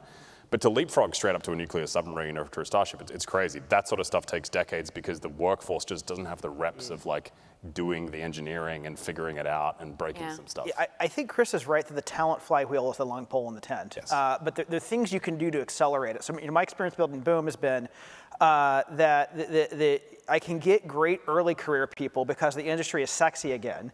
But from America or immigrants? From America. And they haven't been taught the wrong things by That's right. Like we have a whole thing where we pull people out of Boeing early in their career before they've been corrupted. Yes. And then we've got this mechanism we call the talent distillery. And the idea of the talent distillery is we get some great young spirits in just a little bit of oak, which are the handful of people that are senior and experienced and not corrupt. And those are a very precious commodity in this country. Yes. And then we basically accelerate aging of the spirits. And so we're trying to build that next generation workforce that does end up being the long pole in the tent. But also it's why software and AI is so important. Because when talent is the limited reagent, getting leverage on the talent is a key part of how you actually accelerate the reindustrialization. And you got to let them fail. Oh yeah. You got to let them go fast and like slam into some walls. Yeah. Yeah, Mary, that's right. I mean, Mary, you speak for a living to CEOs such as these two next to you, and you're out there asking the community. We've got about a minute or so left. Does this give you optimism around an economy? You're saying at the moment that the labor market is solid shape, but have we got the labor market that we need to satisfy what our future looks like? You know, as a Federal Reserve official, we don't make policies that change these things, but we certainly hope that others do. And I'm walking away with a little more optimism than I did at lunch here because I see this is you all are trying to build this, and you know this solves so many problems if we innovate in this way. We have a balanced economy. We have higher productivity. We have downward pressure on inflation. We have a more inclusive economy, and the pie expands at a rate that satisfies people. And that's not an equation we've seen for several years and even for several decades if you think about employment. And I think this is a good thing. So I'm going to leave this panel feeling optimistic and signing up for tours of the factory. Pop quiz for the other three. Are you leaving more optimistic or pessimistic, Patrick? Well, I'm Irish, so we're constitutionally pessimistic.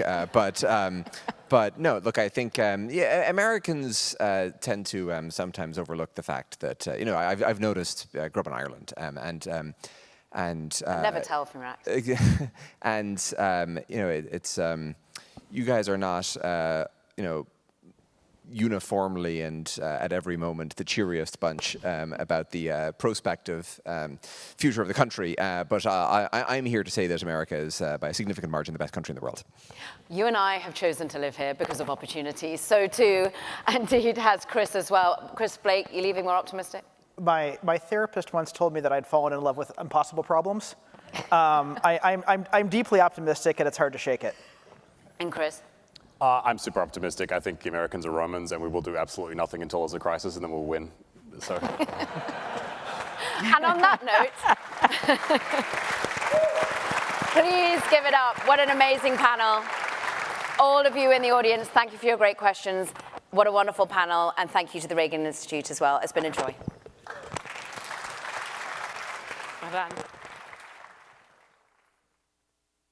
Ladies and gentlemen, this concludes the panel. Our next panel, Why Can't We Build Enough Homes?, will begin in 10 minutes on this stage.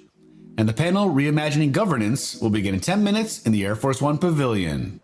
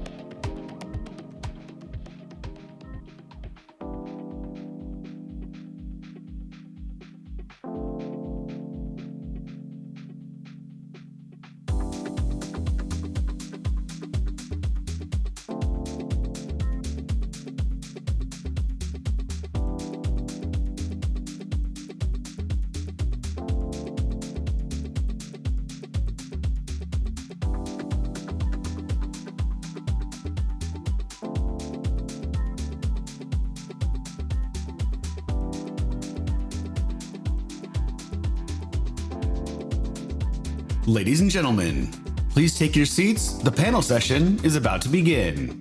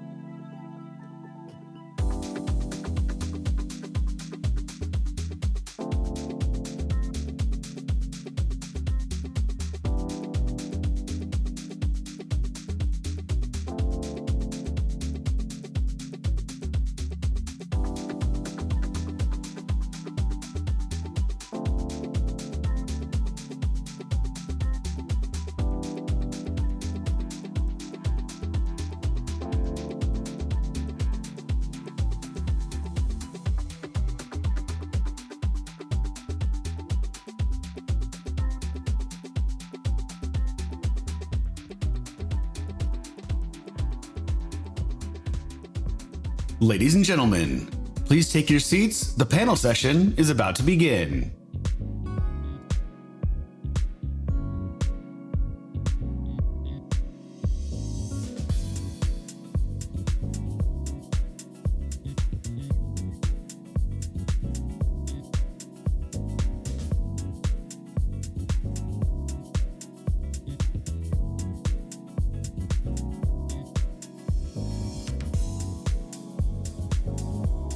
Ladies and gentlemen, please take your seats. The panel session is about to begin.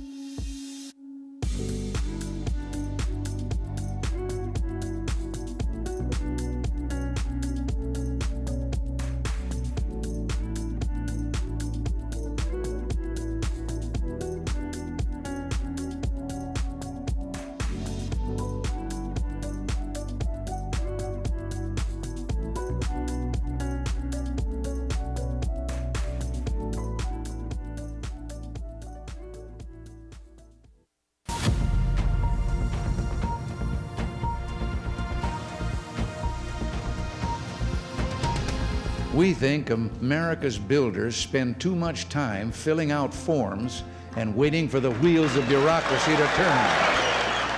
We're determined to bring you relief. These are days of new hope for housing, hope for millions of families that dream of owning homes, and hope for millions who make their livelihoods from building them. We still have a long way to go, and housing is still hurting, but confidence is returning and America is on the move again.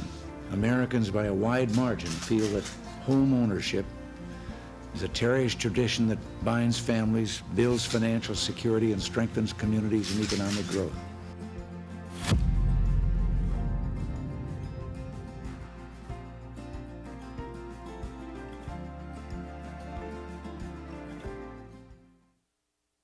Ladies and gentlemen, welcome to our panel, Why Can't We Build Enough Homes? Please welcome to the stage Ms. Jerusalem Dempsis of The Atlantic and our distinguished panelists.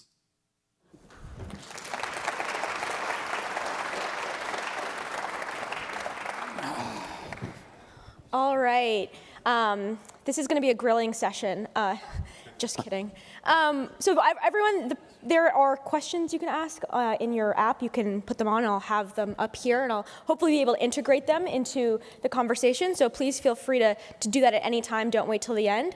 But I want to start by talking about why it is that Republican-led states have been so much better on the issue of housing production and supply in recent years. I mean, there's been a lot of conversation. We're here in California where the housing crisis has been astronomical for my entire lifetime. And while there have been a lot of bills passed, there's nowhere near the flurry of activity in terms of impact on the size of the bills that places like Montana and Texas have been able to produce. So, Governor, I'd love to start with you and ask you, why do you think that is?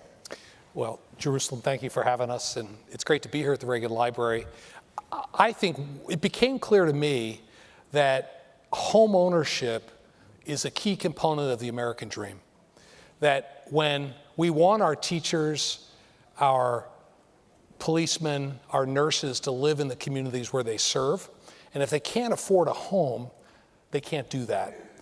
Also, when people own homes, they build wealth for their family. It roots them in the community, makes them more a part of the community. So it's really, why is housing important? It's because our job is to help, get out of the way so that people can prosper. And housing, home ownership is such an important part of the American dream.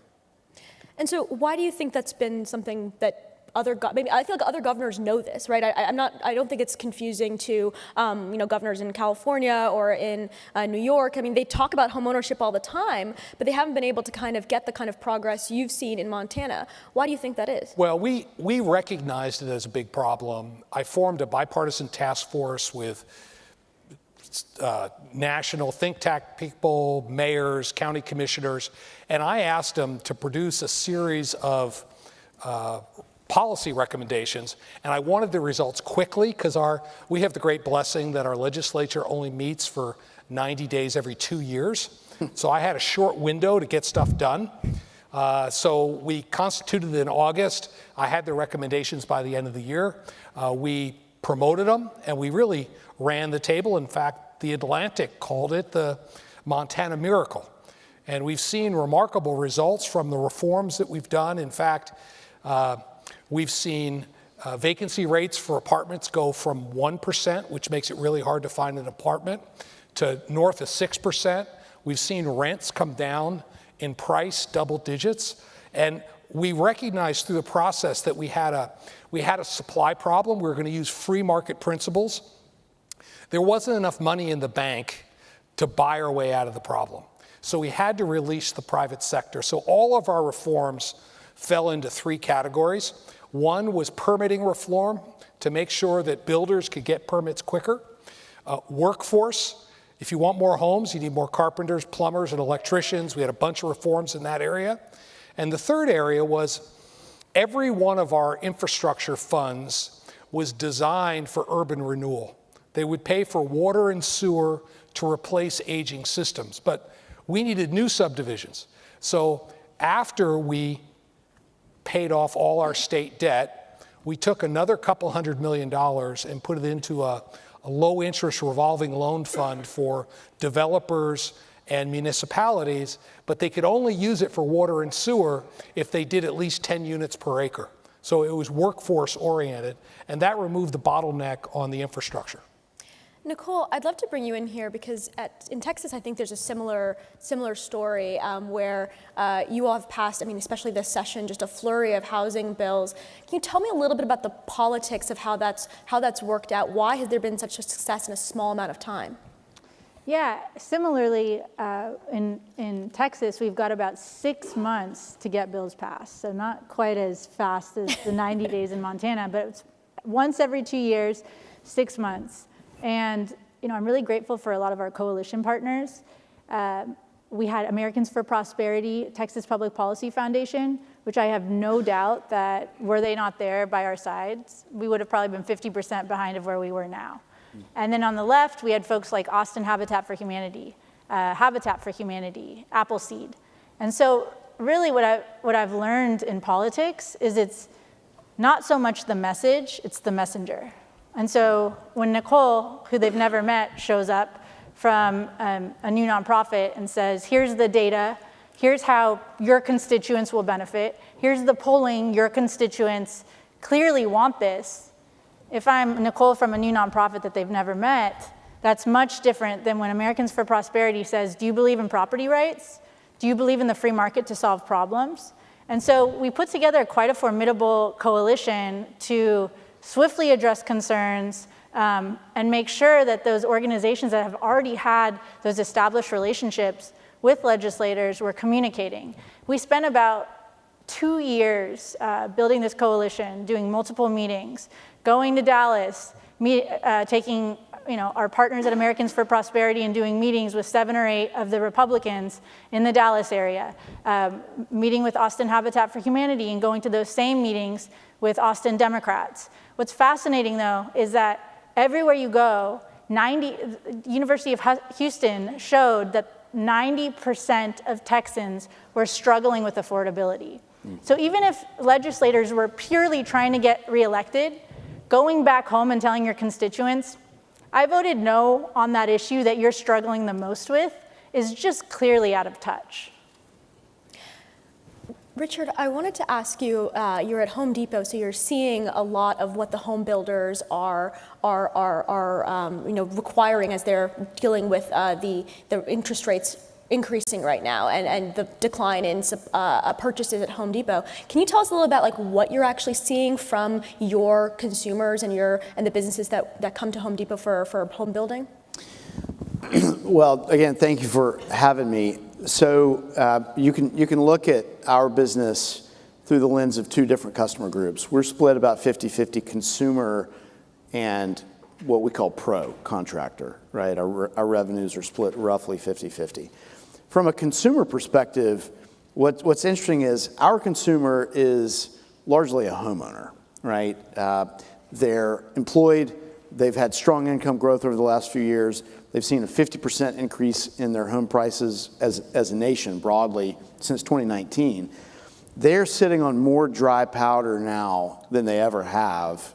We think it's somewhere around $11 trillion in tappable equity. However, the interest rate environment made them take a pause in 23 and 2024 as they looked at larger projects, the ability to withdraw that equity. You saw HELOC rates spiking up to 9%. It wasn't that our customer didn't have the means to spend. It's just they felt it wasn't the right time. Now, when you think about home building, the interest rate environment has constrained that as well. It's more a mover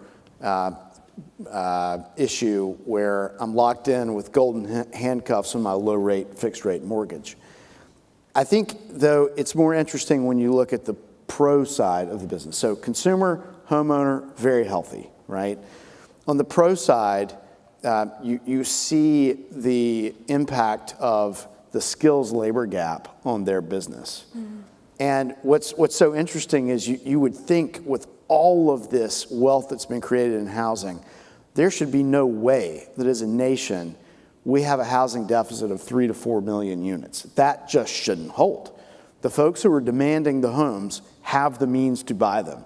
We literally cannot, as a nation, build them fast enough. What our pros tell us, there are things we hear about more indirectly: the cost of permitting, the difficulty of permitting, zoning regulations that are becoming more onerous. But the direct line we hear from them, and by the way, we think we have about 9 million pro customers in the United States. These are small businesses.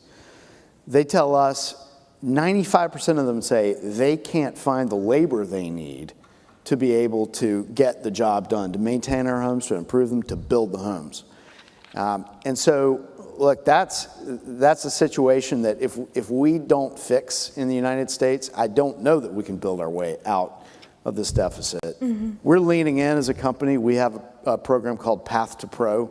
It's a digital platform, but it's designed to bring people into the industry, to learn the basic skills, in many cases to certify them, and then to allow them to network with construction firms. We've placed over 300,000 people in the skilled trades, but that's a small thing that we can do.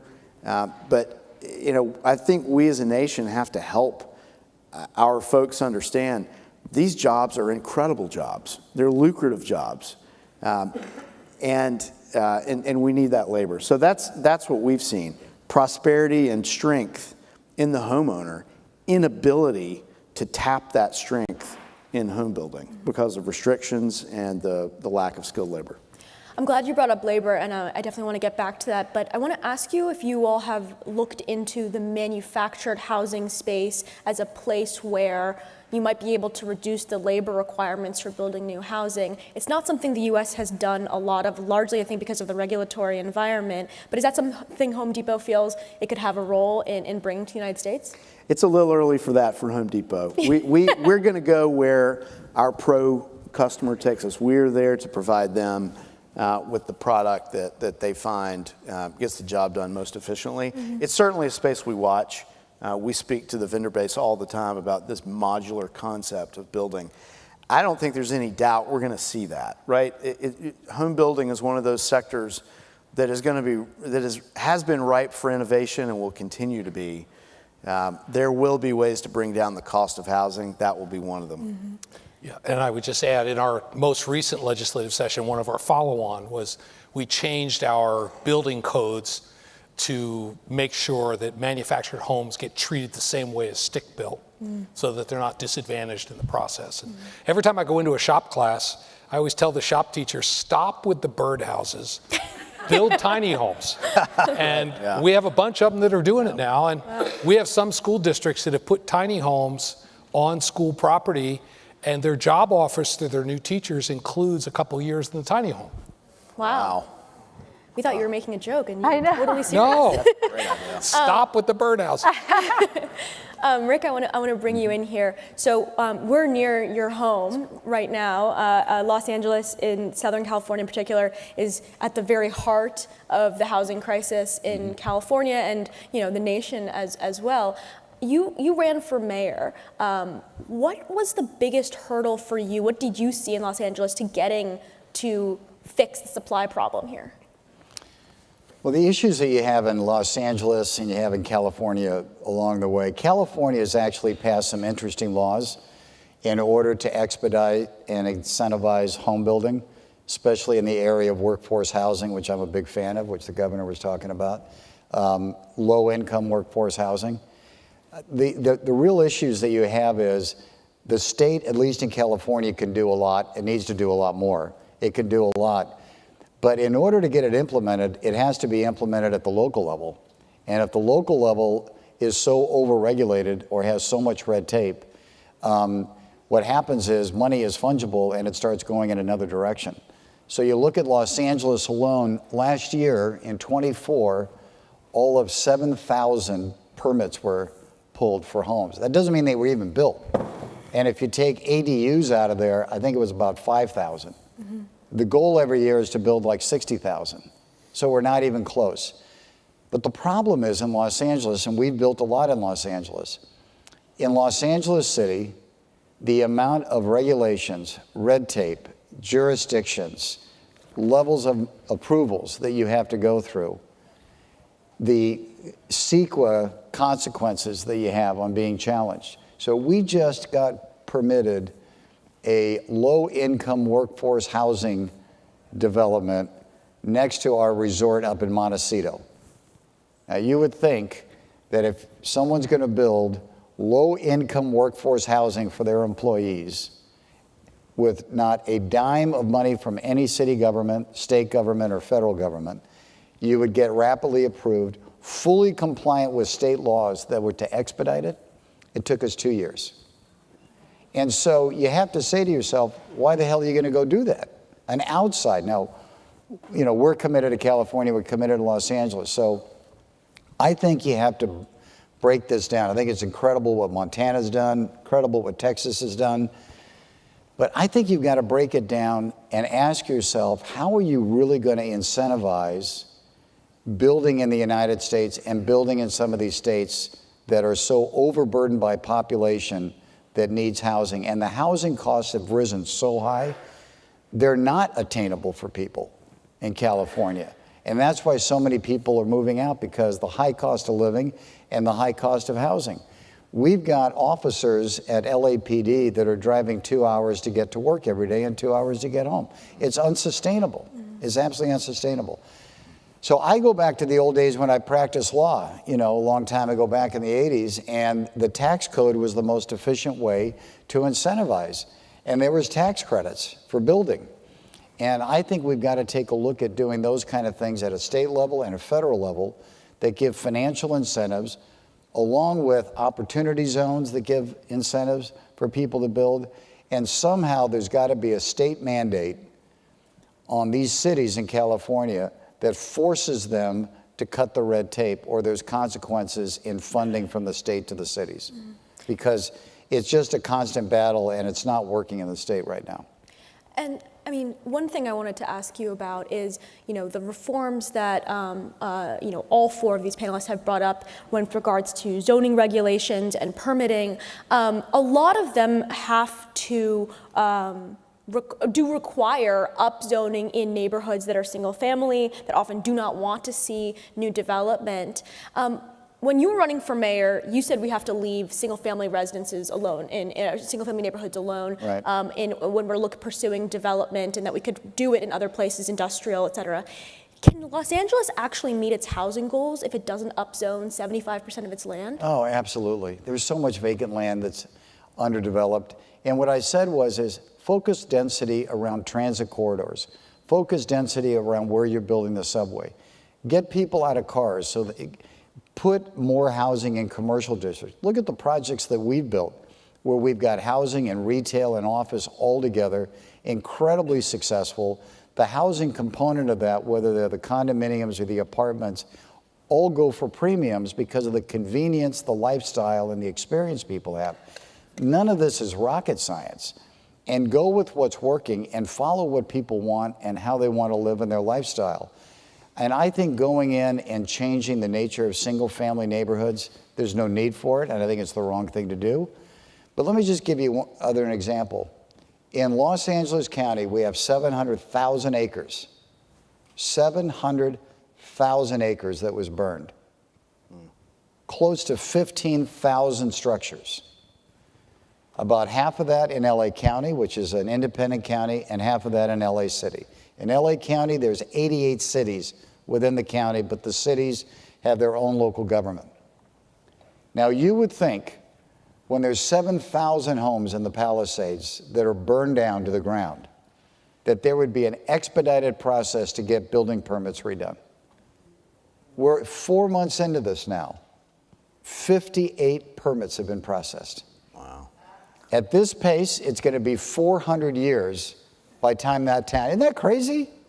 Yes. And you literally want to go in there and just grab these elected officials and appointed officials and say, you can't be that inept, but actually they are. And that's why I formed Steadfast, to have a public-private partnership to expedite, and we're just taking things over, rebuilding parks, rebuilding schools, rebuilding the churches, rebuilding the common areas. We announced we're reopening our property next year that didn't burn because we were able to protect it. So I think what has to happen, at least in the region that I understand, is you've got to cut through the red tape. You have to provide incentives, but you also have to provide disincentives for elected officials that aren't encouraging the building of homes and apartments, not only at low income, moderate income, but also at market rate. You need all of that in order to have a vibrant, society that allows businesses to thrive and allows your society to work. I now want to turn to tariffs because both the Biden administration and the Trump administration enacted tariffs and raised tariffs on materials that are integral to the home building process. Softwood lumber in particular, we get, I think, roughly 80% of our softwood lumber from Canada. I think the National Association of Home Builders has estimated that $14 billion worth of imports went into, I think, a roughly $200 billion home building industry in a single year. So it's a huge amount of cost that might come into play with the tariffs that we're seeing now, but also with the Biden administration's tariffs on many of the same products. My question, and I would love if everyone were able to answer, maybe we'll start with the governor, is how much do we expect this to harm the home industry? Do we want to see, are we concerned that these tariffs are going to create a problem for home building in your state and in your communities? Thank you for the question. I start with the observation, and this is where we started. We basically have a supply problem. We have more people wanting to buy homes than we have supply. We also observed that 40% of the cost of a new home is government regulations. So that's where the state can make a difference. I can't control tariffs at the national level, but we did, to your point, taking 2 years to get a permit, we passed a law in Montana that requires our large communities to do master planning. So they have to decide, the community gets to decide how they want to grow. We're going to put light industrial here, single family here, whatever. And they go through a full public vetting process. But once that master plan is adopted, when a developer walks in and wants to get a subdivision permit, there's no public hearings. They just hand them the permit. We now allow... I would die of a heart attack if that happened. Well, move back to America. Yeah. All right, I'm flying home with you. We now allow, anywhere we have single-family homes, it's a property rights issue, you can have 2 units. We allow ADUs in every jurisdiction so that grandma who's on fixed income wants to stay in the family home, she can put a tiny home in the backyard and a teacher can live there. Mm-hmm. And that income can help her stay in that home, right? So there are some, and we've done now almost 24 of these reforms to remove the friction so that builders can get permits and the NIMBY's voice is not as loud. But is there tension? I mean, because your state has experienced great growth, right? It's an attractive state to live for a whole bunch of reasons, especially post-COVID, everything else. And there's got to be some tensions with people that have lived there that have enjoyed sort of the amount of space, for lack of a better word, right? And how do you balance that? This is why we brought a bipartisan group together to build consensus around these issues. And I'm a free market conservative guy. That's why I think that, again, there's not enough government money to buy our way out of this problem. Right. We need to release the free market. But we need more carpenters. So we passed a tax credit. We'll pay any construction firm in the state 50% of the tuition to send any of their employees to trade school, up to $3,000 a year per employee. Smart idea. Mm-hmm. We're getting high school students on the job sites, and they get high school graduation credit for it. Mm. They can spend 8 to 20 hours a week on job sites. So we're building a pipeline for the construction firms. Smart, yeah, smart. I just want to answer on the tariffs. We're pricing out a project right now. I was just in a meeting yesterday with our construction team. And commodity prices better than anybody. Yeah, right. But at least in the bidding that we're getting right now, we're seeing a drop in lumber costs. Now, we're getting all of our lumber from U.S. suppliers. Right. We're not buying through Canada. But we're seeing a drop in a lot of the commodity costs, and a big part of it is because there hasn't been a lot of building. That's right. Contractors are super eager. They're being very, very competitive. But the commodity prices actually surprised me how they dropped, and nobody is building in. Do you expect that to maintain in perpetuity if these tariffs remain? I think these tariffs, they're all over the board. I've gotten to the point where I've taken my seatbelt off my desk chair. I just, the this and the that, I think it's going to balance out. It's going to probably somewhere in the range of 10%. It's going to, a big part of it's going to get absorbed. I just don't think it's going to have a dramatic issue as this thing settles out and all the big rhetoric settles down.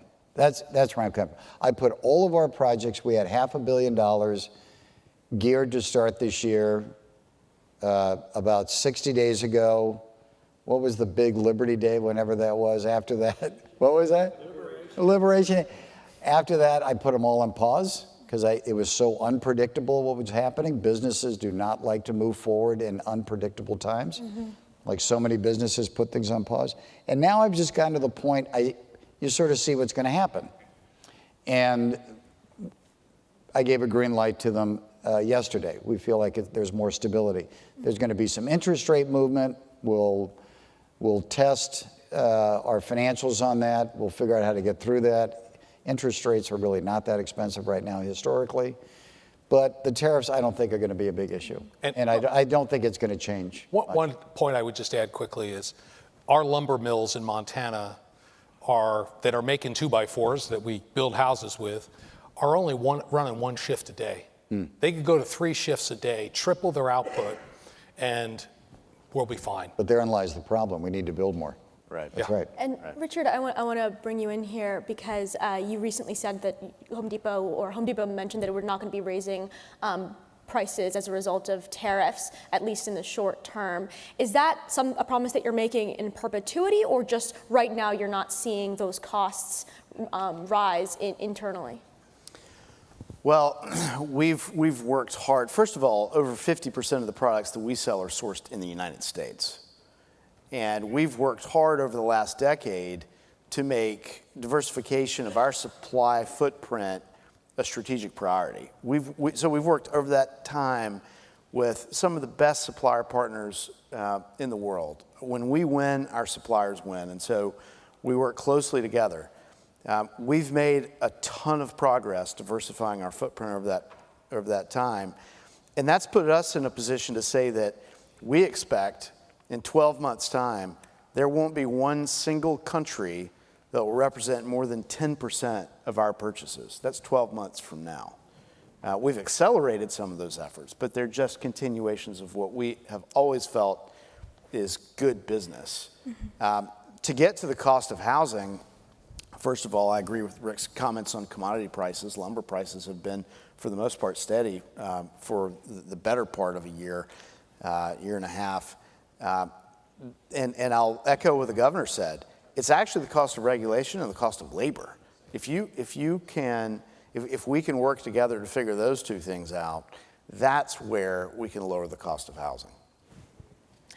Nicole, I wanted to ask you about the politics of housing in Texas.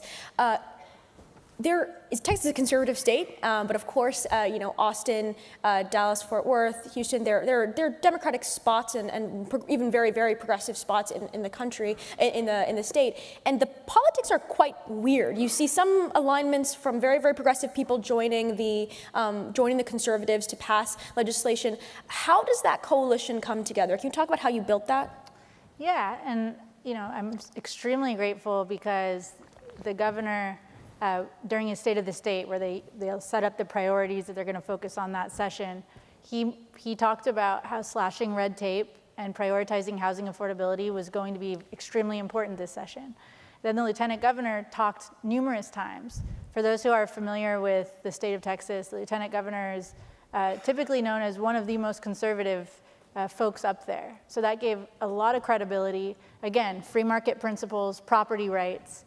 And he spoke about this on news, he spoke about this on the dais, and he also gave us one major priority bill that focused on minimum lot size in new neighborhoods, which in the next 24 hours here, we'll find out if that has passed the House. There's always the one guy who's opposed to these policies.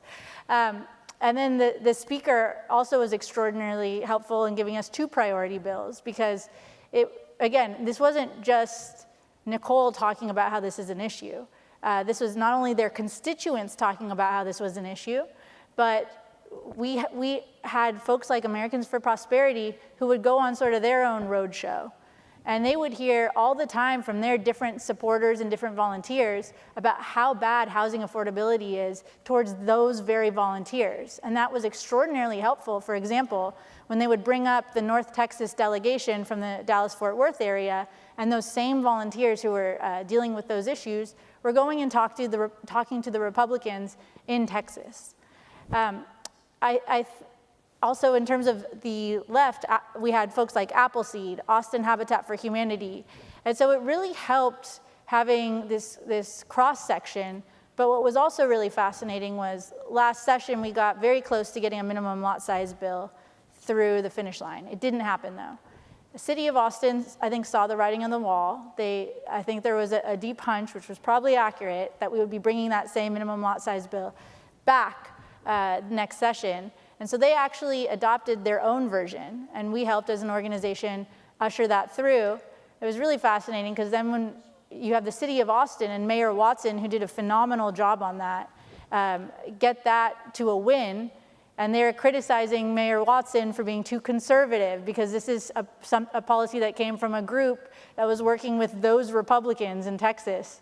Got that through, and now we're able to go back to Texas and say, look, this is a policy that originated with a strong conservative, Senator Betancourt. Now it's a lieutenant governor priority, but City of Austin just implemented this just over a year ago, and we're seeing rents decline like crazy in City of Austin. Everyone's kind of looking at Austin as this success story of how to reduce prices, similar to how people are looking at Montana as a success state on how to reduce prices in Montana. So one day I hope we get to catch up to Montana's success on these reforms, and knock on wood, we might have 3 or 4 really good wins here if we get the other Governor Gregg signature on these bills here in the next month or so. Now I want to turn to labor because it's something that's come up multiple times, but also when I'm talking with home builders and developers, I mean, I agree, it's one of the number one things they bring up to me all the time is that the struggles that they have finding labor. And I wonder how folks on the stage think about this problem in relation to the immigration policies that have happened in recent months, and also the goal of this administration to increase deportations. We know that roughly 40% of the workforce in California, Texas, Florida, that are constructing our homes are immigrants. And there is a deep concern, even in these very red states where there's concern about immigration, that there's going to be a problem with labor if there is a large deportation effort in these spaces. So I want to ask folks on the stage, maybe we'll start with Richard, because you keep bringing up labor as a concern. How should we think about this problem? Are you worried about immigration as creating a problem for home builders? We believe in a healthy immigration policy. We haven't seen any impact to our business with respect to recent developments or recent points of view. And so, we're head down running a business. We have, like I said, our 9 million pros that we're working with every day.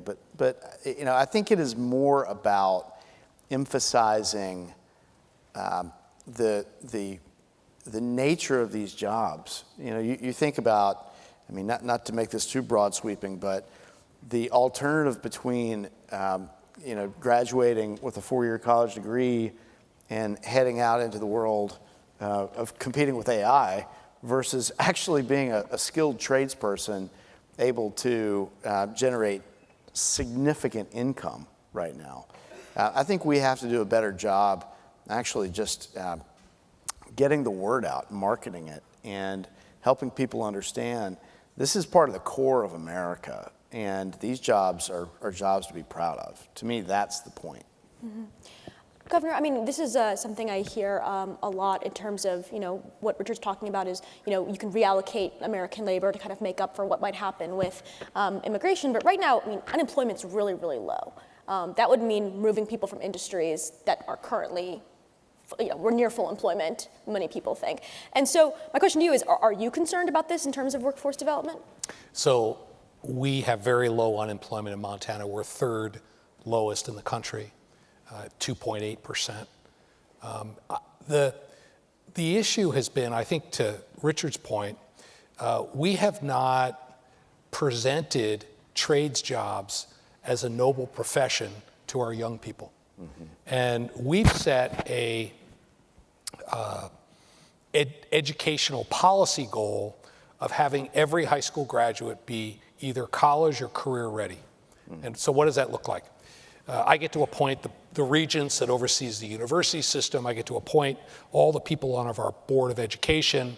I've put a chancellor of a 2-year college on the board of education, and I've taken K through 12 district superintendent and put her on the board of regents, because these two pillars have existed in isolation from each other. There's been no collaboration. Every time one of the 2-year colleges come forward with some new program, they want to build a new building. It's like higher ed, it doesn't matter what the question is, the answer is I need another building. And I want them to start, because we're so rural, I want them to be training people for the jobs that exist in their community. So we're not going to be able to do that without partnership with the private sector. So bringing higher ed together with K through 12, together with the private sector, we can create better opportunities. About 40% of our high school graduates don't go to college. And so we've been making it easier for them to get into these trades jobs. Right. I mentioned the tax incentive, the integration with the schools and the private sector. We also changed all our apprenticeship ratios. And I was the first Republican governor of Montana in 16 years, so there was a little bit of cleanup to do. But we quadrupled the number of apprenticeship slots in the state. Wow. And you know, an electrical apprentice in Billings, Montana, you know, they get a paycheck every week, they work 40 hours a week, they go to school on Monday night, and in 4 years they starting salary is $80,000 a year. That's a good job. Yeah. Why aren't we encouraging more people to do that? We should be. I agree. Yep. Rick, I want to ask you the same question. I mean, California, 41% of the population of construction workers are immigrants. I believe we need a very robust immigration policy that has a path to citizenship. We need the workforce in the United States. We certainly need the workforce in California. There's a way to do it and to do it right. Especially what's happened in Southern California with the amount of construction that's going to be going on. We're going to need the workforce. So I think an immigration policy is critically important, and the immigrant population throughout the country, but certainly in California, is an important part of our economy. And we need to celebrate that, wrap our arms around it, and do it in the right way that gives people an opportunity to live the American dream, and we need them. The other thing I would say, I agree with the trades, very much so, been a big supporter of that. I think we got out of the business of trade schools in California, which was stupid to do. We need to get back into that business. But I'm also fascinated by what's happening with robotics in building. There's companies that are almost fully robotic that are building not only homes, but they're actually building hotels. And the cost per square foot is dramatically lower. And so these people are out there now, these companies are out there now, so it's going to shift. The building business really hasn't been reinvented since the beginning of time, and it's going to be to a certain extent. But that doesn't mean that the trades are less important. They're equally important. I think those two are going to coexist to bring down the cost of housing and to speed up how long it takes to build homes. May I mention something? I do think it's worth exploring. We're here at Reagan National Economic Forum. One of the policies that he took up when he was California governor was the seasonal migrant program, where people would come in, they would work, they would get background checked. And so you have hardworking folks from other countries that are all background checked, and you're able to sort of have more control over what we're seeing than what we're seeing now. And so that might be, in considering where we are, this might be a great avenue to explore, especially when we know how much labor we need, especially with the LA fires. Mm-hmm. Yeah, I think it's a great point. I mean, right now, the real concern is that there's a lot of industries that might require a lot of labor, especially care, healthcare, other areas. So, Americans can't do 5 jobs each. Right. Well, we got a really great question I want to ask the panel. There's a tension, especially in places like California and New York, between the need for new housing and the fact that people who already own their homes want to maintain their value of their biggest asset. How do you balance those interests or convince existing homeowners to favor new development? Nicole? So we did one legislative session in 2023, and then we had one this year. And we've found that we've had much more success. And I think there was 2 main changes, but I want to focus on one. Pew Trust has put out some really phenomenal data. They did a lot of studies across the United States, but then they also felt what was a gift to us in Texas, where they looked at a lot of the main sort of YIMBY zoning property rights proposals that were being presented. And what was fascinating was I found the ones that were highest rated according to Texans, and then I also found the ones that were the most high impact, and oftentimes they were the same ones. So similar to what you were saying earlier, you can open up commercial, which is something I know the governor did last session. We're just copying these guys' best ideas. As long as Governor Abbott signs, this will be the strongest, most preemptive, most strong commercial to residential policy across the United States. This allows 6 stories of apartments wherever there's commercial. Typically, there's about 20%, 17% of a city that's commercial. So you're opening up a lot of property for both single-family homes as well as apartments. I don't know about where different folks live, but you take a look at those areas where people have a Starbucks or they have a Pete's Coffee, and above it they have 2 or 3 apartments, and then they have a restaurant over there. Those are some of the most desirable areas to live in. So this is, I think, going to be an absolute game changer, and that policy has about 75% of Texans' support.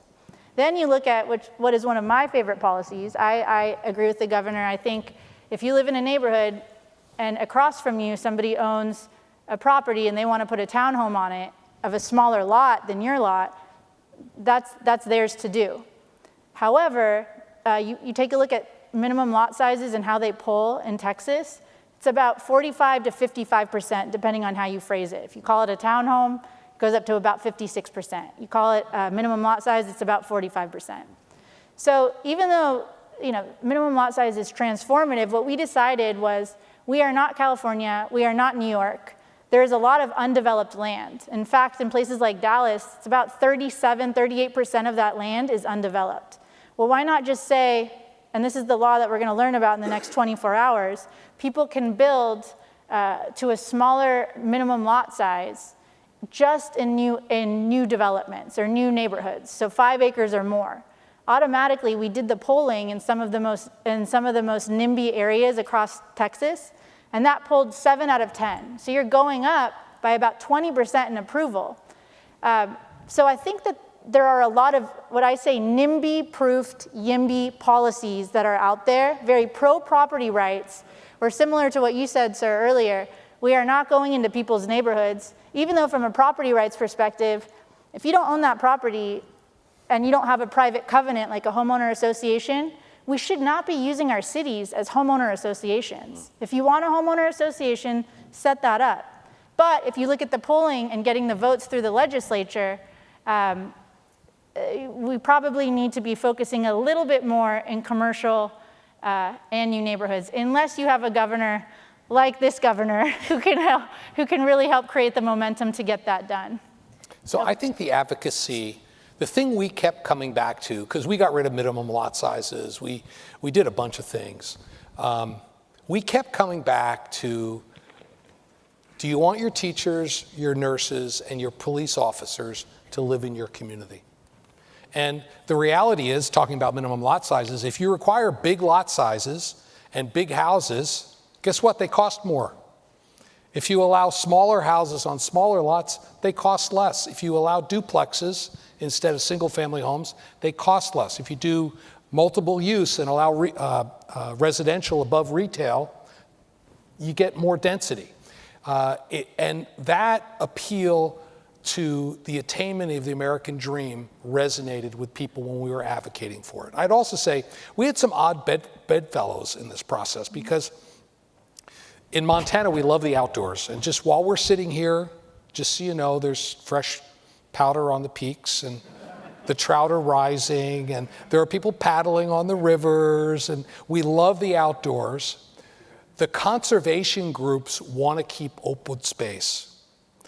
The yin and the yang is, do you allow sprawl or do you allow higher density? Well, higher density results in lower home costs, and it protects the environment out of town by reducing the amount of sprawl that's required. So we got tremendous support for our very conservative reforms from the conservation groups. They helped advocate for these things. May I add something to that? I had a very similar experience, Governor, and what was so fascinating was we had the Farm Bureau who was going in and really helped us lock down a lot of the our rural legislators. Similar to what you were saying, there's about $25 billion of agriculture comes out of Texas every year. And prior to our organization even getting started, American Farmland Trust has done all these studies about how large lot sizes ruin farmland. And so here you have this obvious response, and we have the Farmland Bureau testifying there, and then we even had Environment Texas. Same concept, conservation, let's conserve our hiking areas. Similar to the Farm Bureau, let's make sure that we're conserving our farmland and that it's not being developed around it and then ruining the soil. So it was a very interesting, odd bedfellow, but extraordinarily helpful in helping whip votes. Richard, I want to ask you about what you hear from your pro clients, because I think one thing a lot of folks hear all the time is, yes, we know permitting is hard, these regulations are bad, but like, which ones are the ones that are really causing pain points for developers as they're trying to build housing? Because there are, as we know, there are thousands of these regulations that pile up. And the answer might be that all of them are really things that should be taken a look at, but are there ones that you hear repeatedly from clients that they would like to see dealt with? It does seem that the difficulty in getting a permit is at a different level than it has been 5 years ago, 10 years ago. And I wouldn't want to say that that's clearly the long pole in the tent, but just the permitting process, the cost of permitting, and that seems to be a common denominator across most markets in the United States. There's something about, Governor, you and Rick, you talked about the folks who are in charge.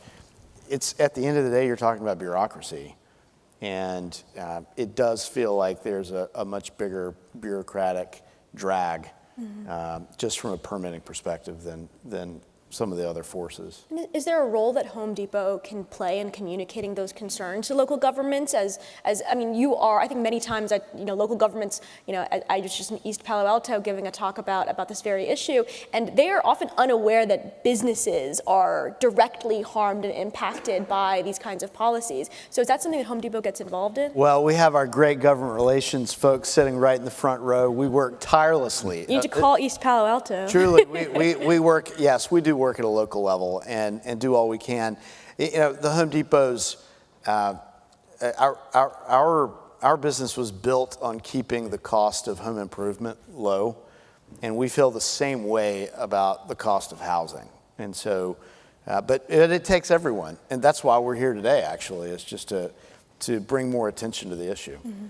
Well, I want to bring the specificity to our final three panelists as we close up here. Rick, in Southern California, what policies, what specific things would you like to see changed to speed up the wildfire rebuild? Well, the governor waived CEQA, Coastal Commission, a lot of things which was the right thing to do. What the local city needs to do, LA, and what the county needs to do is, frankly, eliminate all the red tape in building a permit. They put in things that I think were well-intended but don't work. You get an expedited permit if you're not building more than 110% of your original home. In a lot of these communities, people live there for 30, 40, 50 years. They were maybe in a cottage-style home and their neighbor had a 7,000 square foot home next to them. Everybody's permit should get expedited, right? And everything should be in one place, and it should be in their neighborhood where you have one-stop shopping on permits. And the other thing they need to do is just waive fees, they need to waive the taxes, and they need to help people get back into their neighborhoods. But I would also say other agencies like the school district, who we've been spending a lot of time with, you need to get schools rebuilt, reopened, and done quickly. There's so many layers of bureaucracy in the school district also. They're talking about spending 4 years to rebuild a school. We offered, and I think we're going to do it, to rebuild that school within a year. And we'll just do it with our own forces.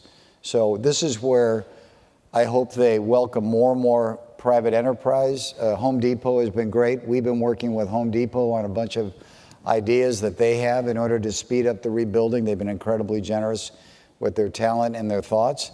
And that's where private enterprise can really lean in and help a lot of the local officials solve these problems. So we also developed an AI model for plan check. We paid for it, $2 million. We had our friends at Amazon do it through our Steadfast program. Now in the city of LA, you can get your plan check done in hours rather than months. And it's those kind of innovative things that we're bringing to the table that will eventually pick up the pace, and we're going to get these communities rebuilt. I'm very optimistic about it. Governor, I want to ask you, there have been a flurry of laws passed in Montana that we've mentioned, and I wonder, are there specific regulations that you felt were the most important to target for folks who are looking to do work like this in their own states? Well, they all had an impact. If you want to go deeper, if you Google Montana Governor's Housing Task Force, all the changes we made are listed there, and it shows the process we went through. I think the master planning made a big difference. We clipped the wings of some of our local communities a little bit about what they could do because they were a little too NIMBY. But there's still more to do. I mean, we just passed 6 more reforms this year already, where we reduced parking requirements. We work with the fire marshals to allow 6-story apartments with single staircases, got the fire marshals on board with that. We eliminated impact fees that are not directly related to the project. We did 6 more reforms. So there's a lot of layers to the onion. We're still peeling it. The parking requirement's smart. Yeah. I mean, parking, the antiquated parking requirement today for building apartments, homes, condos, commercials, ridiculous. Not everybody has a car anymore, and we're moving to driverless. And so that's very smart because the cost per door of parking is enormous. And if you can reduce that, makes much more sense in order to get building done. That's very smart. Nicole, last word, is there one regulation that you would really point to for other folks to try to emulate? Yeah, since I started this organization, I am just inordinately infatuated with minimum lot sizes and starter homes. You take a look at Houston, just in Texas's backyard, and that is the success story. It's one of the biggest major metros, and its middle class is booming. And what you find is just by reducing that minimum lot size, they had a minimum lot size in the late 1990s of 5,000 square foot. They pulled it down to 1,400 square foot. And what they found was ever since they legalized that, 43%, almost half of the homes that were built were under that pre-existing lot size. What's more, UT Austin professor dug down on the research, and they found that the median home price of a home that was under that 5,000 square foot lot size was $310,000. You compare that to the home that was 5,000 square foot or over, that was $535,000. Wow. So we're talking about a 36, 37% drop in price. Remember, we're not forcing minimum lot size on people. We're giving people the liberty, the freedom to determine what do families need. And we really are in a time period where it could be that a lot of folks in this room don't experience it, but their grandkids or their kids experience it. Almost 50%, 48% of folks across the United States who are 18 to 28 are living with their parents, not because they love their parents, although they might, but they're living with their parents because they don't have the finances to not only be able to buy a home, but to even to be able to rent. And there's something very un-American about that picture. And so, there's multiple ways to go about it, but for me, one of the easy policy proposals that can get at that is just allowing people to buy less land. That seems thoroughly American, thoroughly property rights oriented, and I think it's a real question of, do we believe that America is a place of upward mobility, where if we work hard, we can buy a home? Or are we going to force people to wait until they're in their 50s or 60s to be able to own a home? Because unfortunately, if we're not making reforms like we see in Montana, we're on that path. And I think California, no offense, is already there. I'm not responsible. On that note, let's thank all our panelists. All right. You were great. Yeah, really nice. Ladies and gentlemen, this concludes the panel. Our keynote conversation with Secretary Chris Wright will begin in 10 minutes on this stage.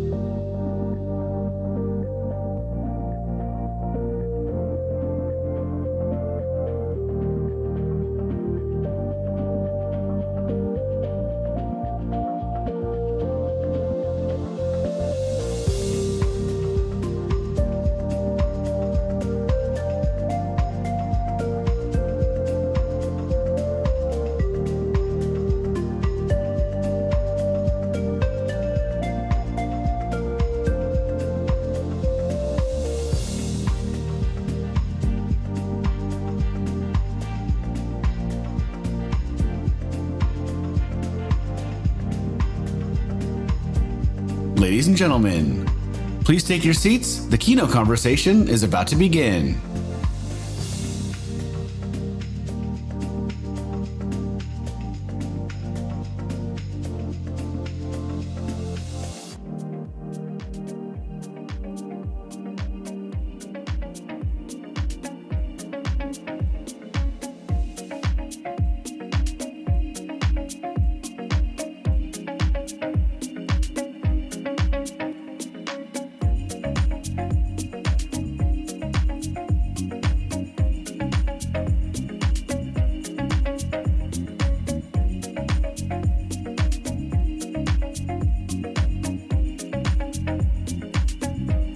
Ladies and gentlemen, please take your seats. The keynote conversation is about to begin.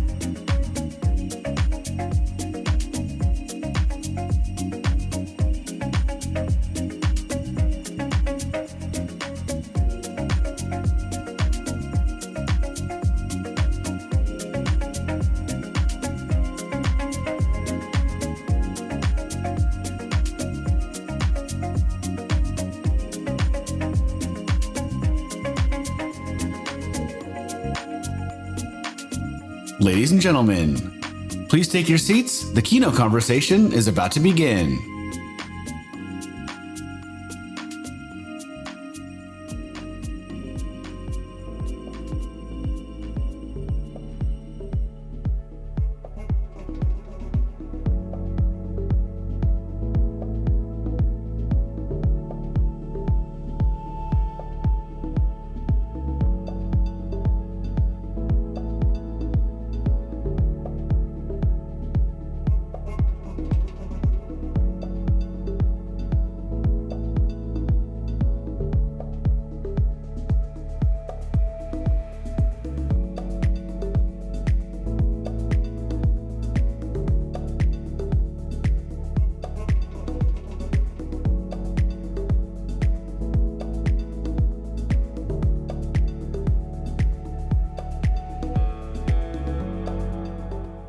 Ladies and gentlemen, please welcome to the stage a member of the Board of Trustees of the Ronald Reagan Presidential Foundation and Institute, Mr. Andrew Littlefair.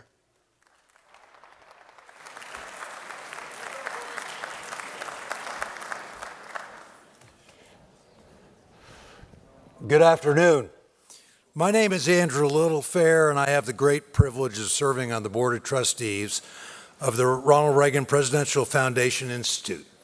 Many years ago, in a past life, I had the privilege of serving on Ronald Reagan's advance team, which was like being on the front lines of freedom.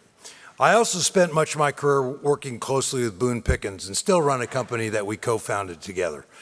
Boone's business acumen, vision, optimism, and can-do spirit placed him squarely in the front lines of the energy sector of his era. Now it is my distinct pleasure to introduce a leader who is on today's front lines of energy freedom, President Trump's Secretary of Energy, Chris Wright. Chris is a Coloradan and a graduate of MIT. He's the founder of Liberty Energy, an oil company that helped kickstart the shale gas revolution and to turn America into a net energy exporter.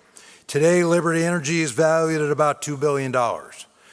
Chris is an advocate as well as a builder, championing every energy abundance in the face of climate pessimism and degrowth ideology.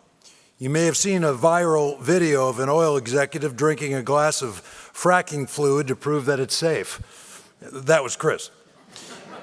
Now, Secretary Wright is bringing his crusade for American energy dominance to the Department of Energy, which is supporting American manufacturers, drillers, scientists, engineers, and innovators, not with the heavy hand of government, but with the freedom to act.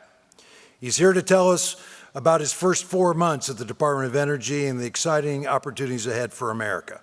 And moderating this conversation will be Maria Bartiromo, anchor and global markets editor from the Fox Business Network and Fox News Channel. Ladies and gentlemen, please welcome our guests to the stage. Thank you.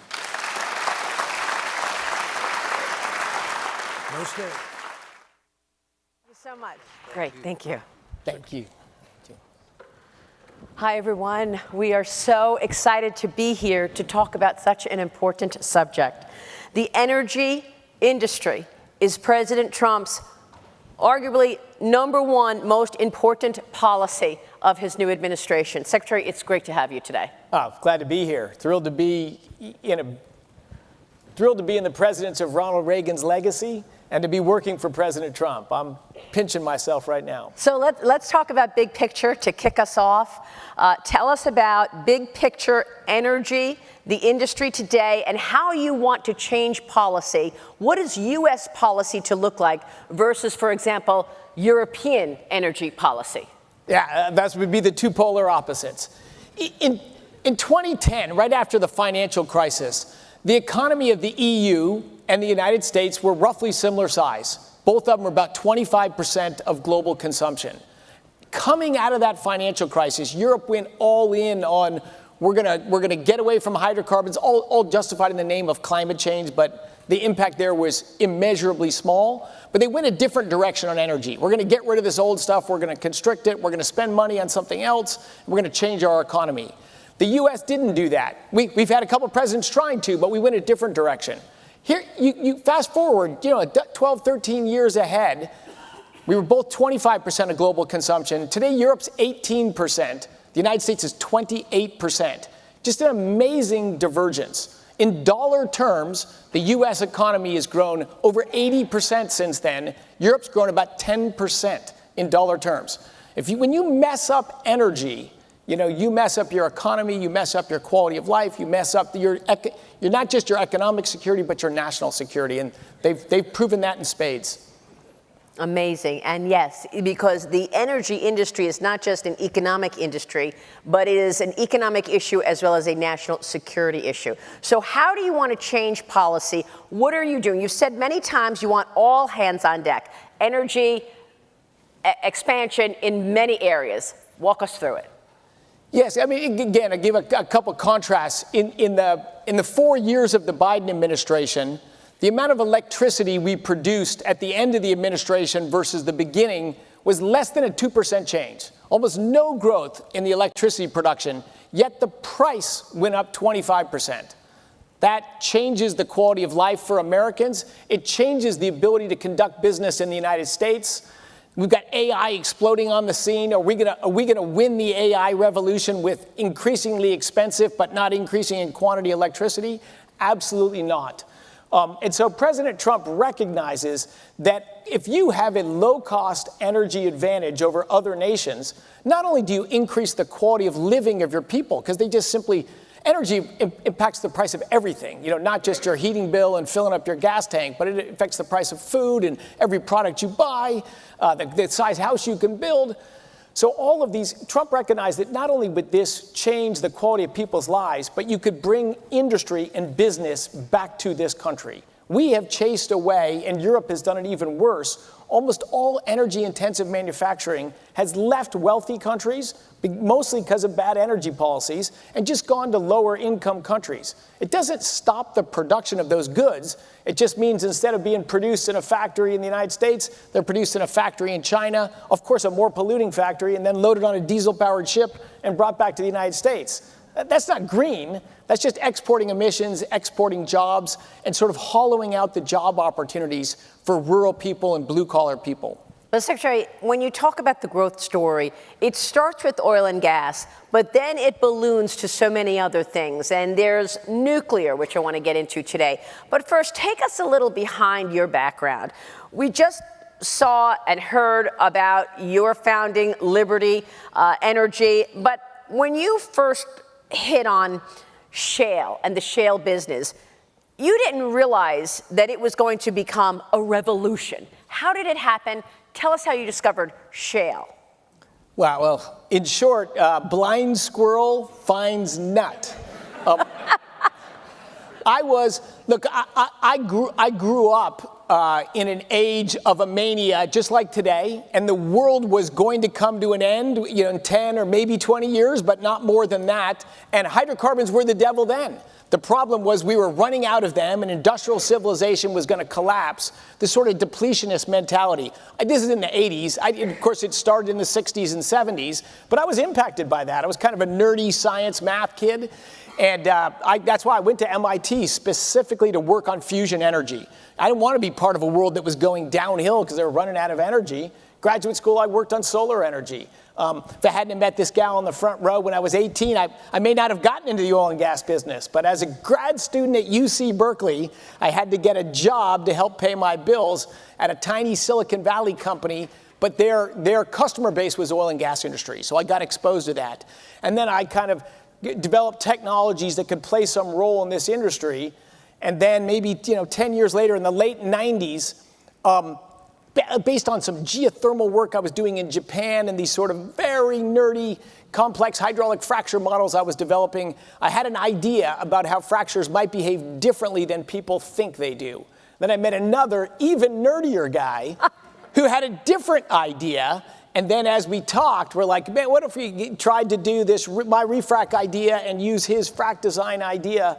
And we met this company called Mitchell Energy. I'd never heard of them. And they said, we'll try it 3 times. And the first 2 times, it didn't actually execute. One more strike, it would have been dead. But the third one worked. It went in the ground and led to commercial shale gas production. Mitchell had been trying for 15 years to figure out how to get commercial quantities of gas out.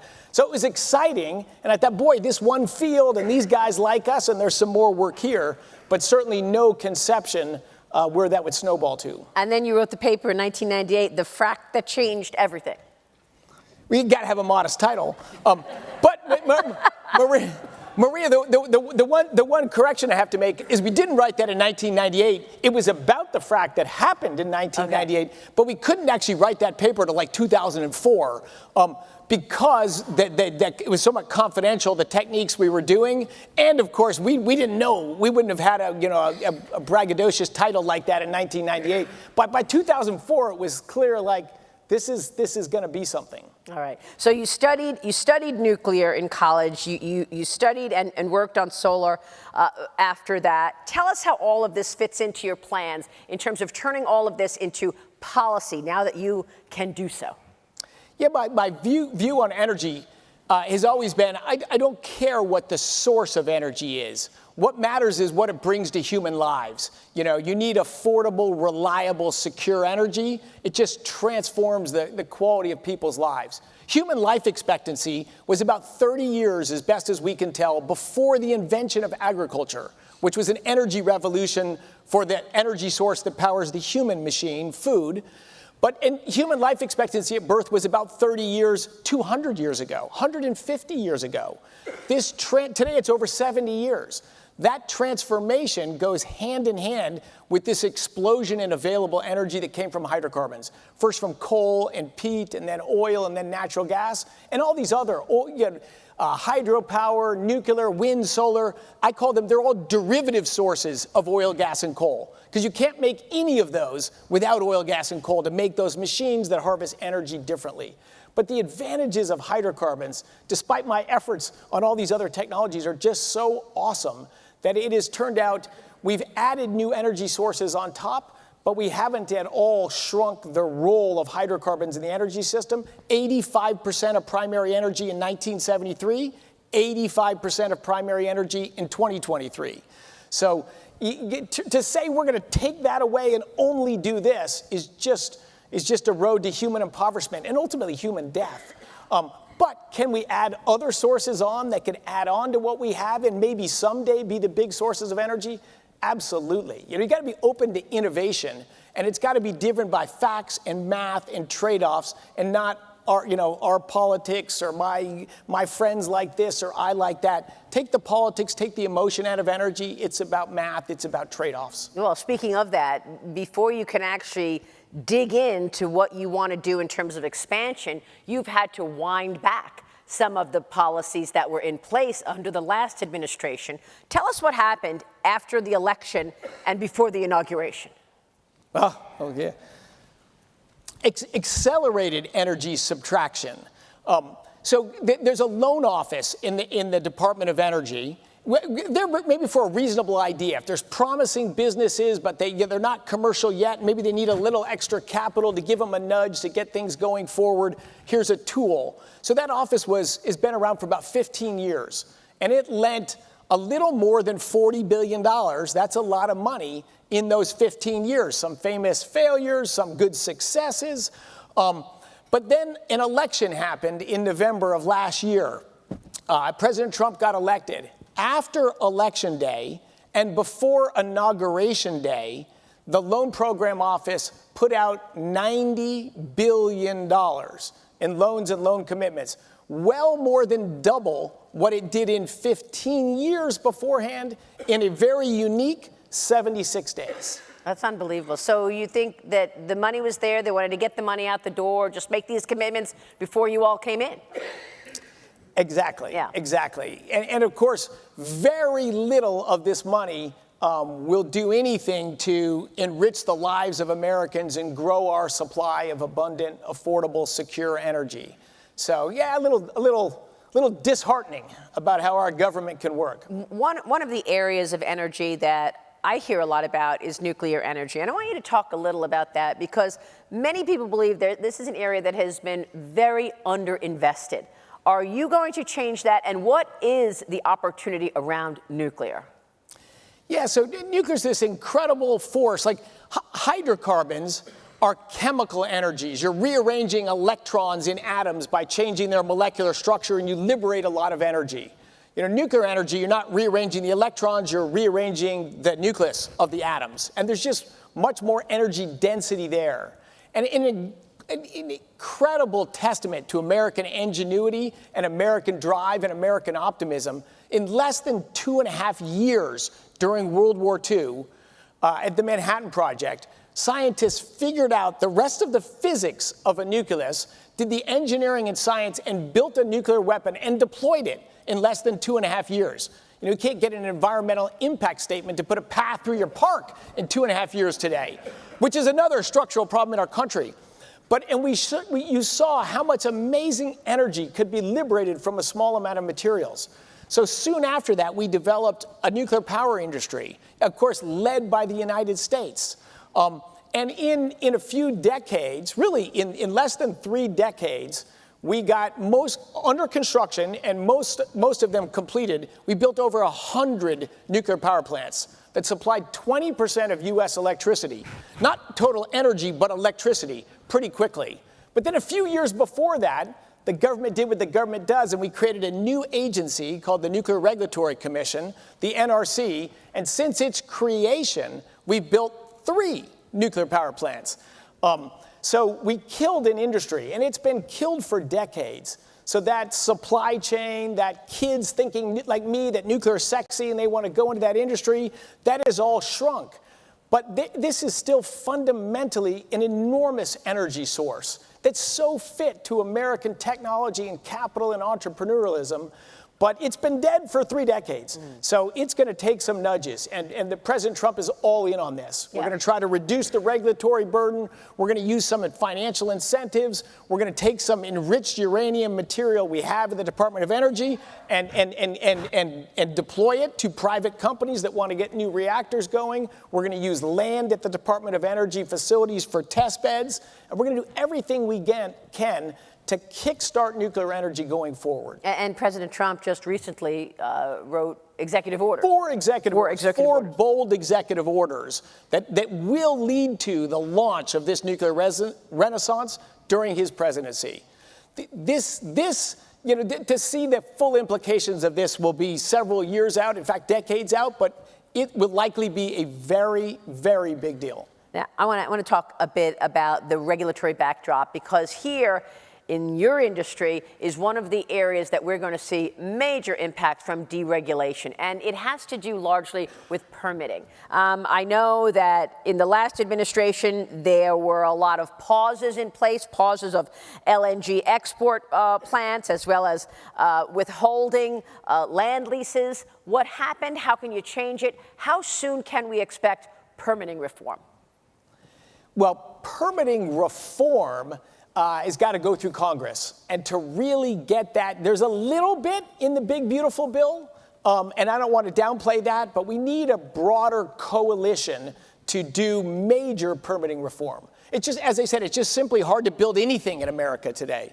You know, we got to be a fantastic nation by bold people building things. We still have people doing bold things, but nobody's building big things unless you live on the Gulf Coast of Texas and Louisiana. They still build big things there. Very hard to do it elsewhere. So I think that will be a longer term, but let me give you a few very big things that we were able to do. The day President Trump was inaugurated, we ended the so-called pause on the permitting for new LNG export terminals. These are tens of billions of dollars, giant facilities. Again, almost all on the Texas and Louisiana Gulf Coast. But natural gas over the last 15 years, by far the fastest growing energy source on the planet.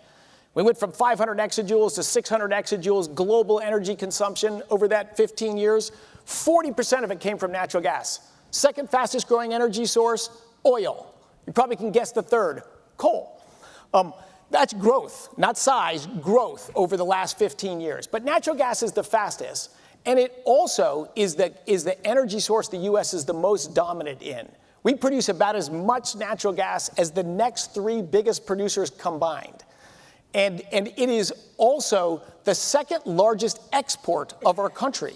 And we have approved, in the 120 days I've been in this seat, we have approved more capacity for exporting of natural gas than the number 2 exporting country in the world, which is Qatar, and the number 3 exporting country in the world, Australia, just in 120 days. Now, it will take years to build that, but the U.S. will go from not just the largest exporter of natural gas, but just simply the dominant exporter of natural gas. Yeah. Whether in Europe or Asia or South America or Africa, this is, again, the fastest growth in demand for this energy source, natural gas. And the U.S. is a leader. Like, this is a win for our country. This is a win for our balance of trade. This is a win for our allies around the world, because who was the largest exporter of natural gas for decades before the shale revolution? Russia. Amazing. And that takes you back to what you were saying about Europe. I mean, these are national security issues. You mentioned, is it largely the Gulf of America that is the biggest opportunity? And then I know you're traveling to Alaska coming up. Tell us where the biggest opportunities are right now for that capacity in America. Yeah, so the export terminals today are almost entirely on the Gulf of America, on the Texas and Louisiana coasts, and they're there because you can build things there. The natural gas comes from Pennsylvania or Ohio or North Dakota or Texas or Oklahoma. The gas comes from all over, but that's where you can build these giant facilities to export it. Now think of when you leave out the Gulf of America, there's not a short route to Japan, or to Korea or to Taiwan, right? You've got to either go through the Panama Canal and these bigger and bigger ships, that's not always a good bet. So, it goes around Cape of Good Hope and goes to Asia. Now, when it gets there, it's still way cheaper than oil. The demand is still immense. But the idea of Alaska is Alaska, a state that has had more sanctions, more restrictions on production of oil and gas in Alaska than everything we did to Iran and Venezuela and North Korea, if they produced any, combined. Wow. The last administration just strangled Alaska. this awesome state of immense natural resources. And up where all the oil and gas production is native people living in a very harsh climate. They got over 10 years of increased life expectancy when we started developing oil and gas up there, through jobs and money and healthcare and energy to stay warm in the winter and to preserve food. So in any case, Alaska's been this great resource. It boomed, and then it's been strangled. The idea is we export oil from the North Slope of Alaska, comes by pipeline to southern Alaska and then exported. We want to build a pipeline from the North Slope of Alaska that brings natural gas, not just oil, and then a natural gas export terminal on the southern coast of Alaska that in 6 days can sail to Tokyo or Taiwan or Korea, and then down to our allies in East Asia. So they're getting energy from us, but it would be awesome and great from a geopolitical stance to have a very short supply chain between a huge industrial American facility and our allies in East Asia. And to make the point of national security issues, and you mentioned Taiwan, this is where 90% of the advanced semiconductor chips are made in Taiwan. They're in desperate need of energy. Tell us the story around Taiwan and the opportunity for America there. Yeah, Taiwan, I think, is fitting in a place of Ronald Reagan. Economic liberty, optimism, and ingenuity, have really ruled the day in Taiwan. They don't have a lot of natural resources, right? They got some geopolitical challenges. They're a small island, but they've generated tremendous wealth and an incredible specialization in making chips, in making semiconductor fabrication. This is technology, this is an industry at scale, and have just created a tremendous lead. But like every industry where you're actually building a product, it's energy intensive. So Taiwan gets originally most of their electricity, like everyone in the world does, and still the largest source of electricity in the world is coal, and it will be for decades to come. So if you want gold to be gone and coal to be gone in 10 years, that's not happening. But Taiwan got most of their electricity from coal. And then as natural gas came in and grew, now its largest source of electricity is natural gas. It also had nuclear power. I think it turned away from nuclear power. I'm hoping it pivots back and adds nuclear power. But its biggest source of electricity right now is natural gas. That comes in on ships, from around the world, but I think dominantly from the United States. And energy security is key for Taiwan. It is very dependent on imported energy, and it's got a tight relationship with the United States. But I think having a nearby short sea delivery supply chain from Alaska to Taiwan for natural gas, huge win for Alaska and the United States, even bigger win for Taiwan. Especially as China is ramping up its production of batteries and wants to reunify with Taiwan. Yeah, the natural gas that comes to Taiwan today, comes through the Straits of Malacca, right by China on its way to Taiwan. Where if you come from Alaska, this is a much more secure waterway controlled by us. I think that's extra geopolitical security in that. A word on coal, since you said it is number 3 in terms of importance. You last week made a change to keep a coal plant open in Michigan. Tell us what was behind what you just did last week. Yes, okay. Well, a little backstory, of course.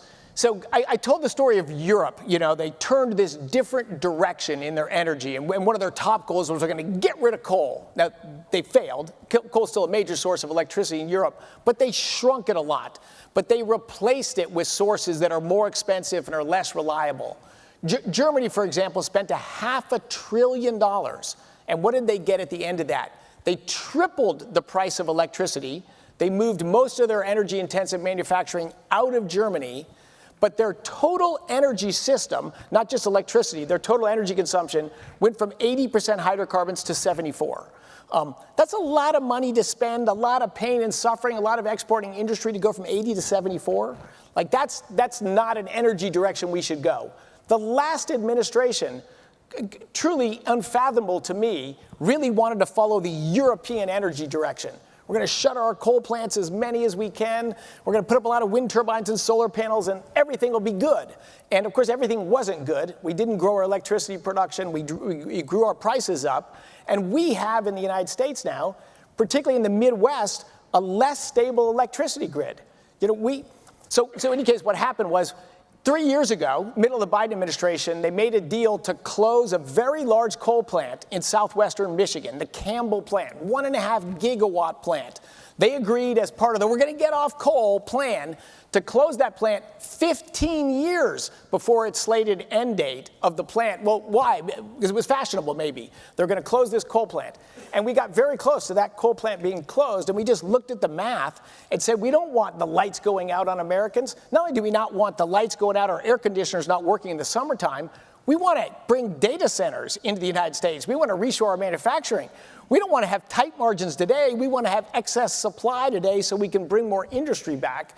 And so we had to use executive authority to stop the closure of that coal plant. There was, of course, some bad things said about me and President Trump, surviving old dirty coal or whatever. 2 days after I signed that order last Friday, there was a blackout in MISO, the Midwest Independent System Operator down in Louisiana, but on the same subgrid, they had a blackout short of energy late in the springtime. So that's why we don't want to just go around closing firm, reliable power plants, because it's fashionable. Yeah, so to that end, assess for us the electrical grid, assess for us the demand that you're seeing in America today as we talk about the growth of AI, quantum computing, and this next level of technology and the energy that it will require. Okay, yes. So another quick backstory on this data. So the United States, we've been the industrial powerhouse of the world, I would say, for about a century. You look at current data, we consume, don't worry about the units, but we consume 25 exajoules a year to manufacture products.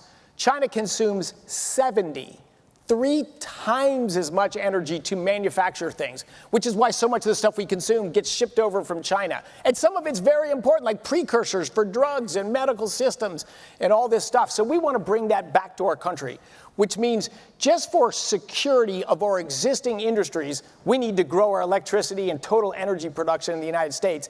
And we have AI arriving today. What is AI? It is just the latest energy-intensive manufacturing industry. And it has to take the highest reformed and most expensive form of energy, which is electricity, but it turns it into something very valuable, intelligence. So if we're going to win and lead in the AI race, we not only have to supply all our current needs, we want to bring that other manufacturing back, we have to win in AI. So we need 50, 100 gigawatts of additional capacity, in the next, 2 or 3 years. And we almost shut down 1.5 gigawatt of perfectly fine working capacity today. So we can't do that. We need to make it easier, again, to build big things in the United States, like power plants, simplify the bureaucracy, because today you can build a power plant, then you got to wait years to get the interconnection that you can get onto the grid, and because there's 77 other things in front of you that are never going to get built, but they're going to have to run studies on them and then decide they're not going to get built. So we need to make the system more efficient so that people will deploy capital. I had a dinner in the Bay Area 2 nights ago with leaders from all of the big hyperscalers. These are people putting hundreds of billions of dollars out in the next few years to build data centers, and that is by far their biggest concern. We're willing to put the money up. We're willing to put the capital up. We got to be able to build things. And they checked off their problems. And I'm like, I know, I hear you. We fixed that one. No, we haven't fixed that one yet, and hadn't even heard about that one.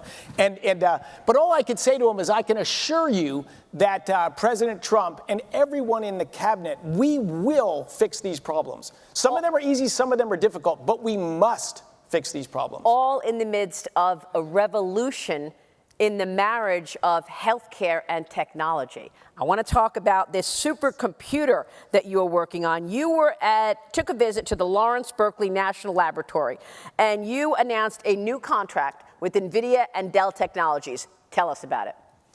We're going to build a phenomenal supercomputer, and a supercomputer not like for data center calculations that you might do there, but tailored. The architecture of the computer is tailored to do science. It's different kind of problems, different kind of computation, but it will likely be the most powerful scientific machine on Earth.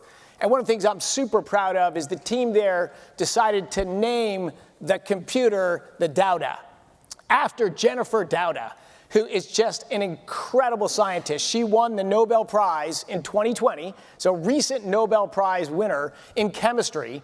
And she is the genius who figured out, she found a tiny protein locked inside a nasty bacteria that if you can isolate that protein and use it, you could take the human genome and snip it here and pull that bad thing out. You can, we haven't done it yet, insert this thing in. So it is an awesome power for good. It's also an awesome responsibility, what this can do. But this will lead to incredible, incredible advances in medical technology. So many diseases that plague us today, so many things that are killing us today, with this technology will be eminently treatable, not like in a generation, in the next few years. I don't know if you saw the story. There was a kid, and I didn't even see directly the story. There was a kid born like 2 weeks ago, and he had some very bizarre, terrible genetic defect. He was going to have a short life expectancy. And using the technology developed by Jennifer Doudna, they edited his gene, and he looks all good. Like, that's crazy. At a time that critics are saying China is catching up with the United States when it comes to medical research regarding things like cancer. And you say? Yes. Incredible, yes. Is China catching up? China in basic science, certainly in medical science, and certainly in AI, is a ways behind us. There are areas China is actually ahead of us. But in medical science, no. China will cross lines we won't cross. So they are doing things we're not doing, but I think because we ethically don't want to do them. But China is, in everything technological or military, China's the rival that matters. China is the rival that matters. But I think in medicine and drug discovery, I think we have a fair lead on China today. I think our free and independent culture should keep that lead. But if we had too big of a hand of government, no, you can't do that because something bad might happen. You know, you can stifle that. We started to go that with AI, diffusion rules at the end of the Biden administration. Something might go wrong. Things are going to happen bad with AI. But if you smother it because something might go wrong, you won't stop it everywhere. You'll just stop it here. You won't stop it in China or elsewhere. But Maria, I am most excited, maybe most excited about the advancements that are going to come to cancer treatments, to health improvements, health efficiency that's going to come from the computing, AI, and not long after quantum computing. When quantum computing meets AI, that's also within the next decade. Like, this will be the most excited decade of scientific discovery, I think, ever. So many levels of impact, enabling the United States to become energy independent, but also enabling the United States to sell energy across the world, making other countries less dependent on the bad guys, like Russia, like Iran. Hugely transformative. We used to, be worried about the Middle East. We sent soldiers to die. We did things because we were worried about our own energy security. We were, not long ago, the largest importer of oil in the world and the largest importer of natural gas in the world. Today, we're the largest exporter of natural gas and a net exporter of oil. And guess who's the biggest importer of oil in the world and the biggest importer of natural gas in the world? Both China. We have an incredible energy system advantage over China. But we should use it not just to the benefit of our country, but to bring security and tight alliances with our allies as well. Secretary, thank you for your leadership. Thank you. Thank you. Thank you. Well done. Thank you.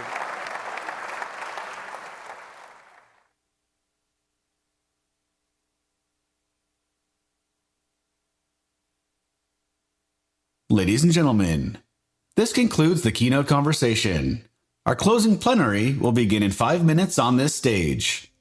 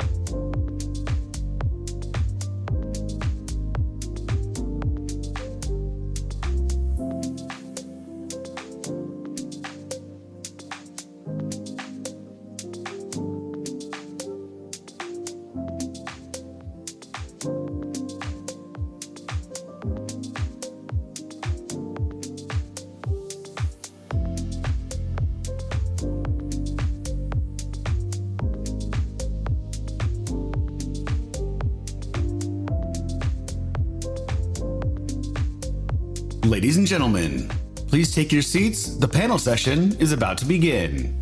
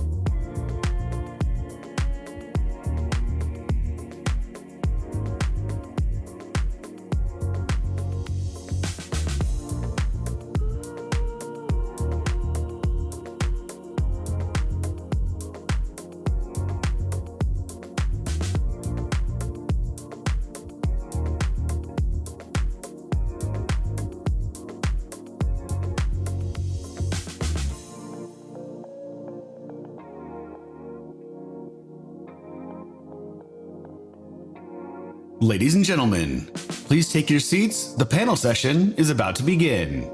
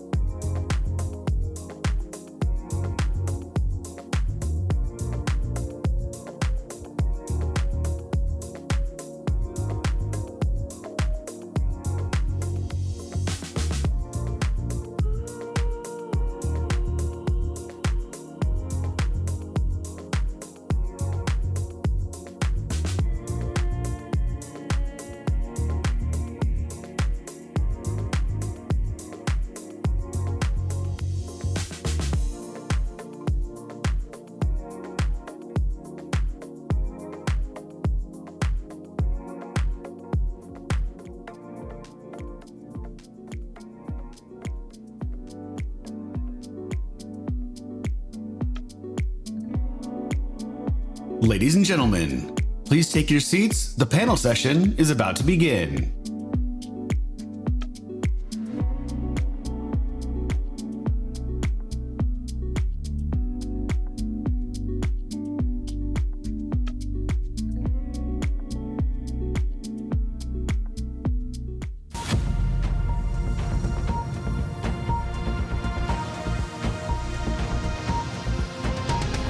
At the root of everything that we're trying to accomplish is the belief that America has a mission.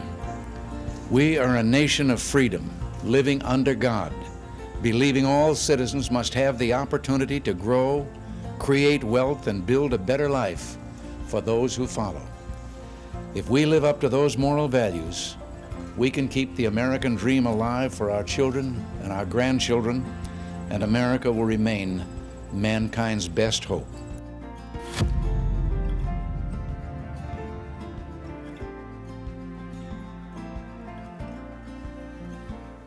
Ladies and gentlemen, please welcome to the stage Washington Director of the Ronald Reagan Presidential Foundation and Institute, Mr. Roger Zakheim.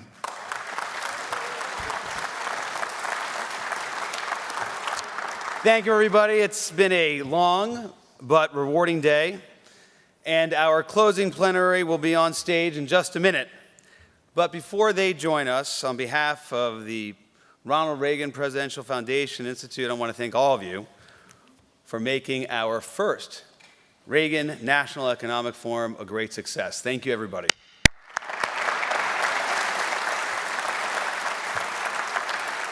And as is tradition here in our defense forum, I'm going to give a bunch of shout outs. I ask you to hold the applause to the end, but there are people we must recognize.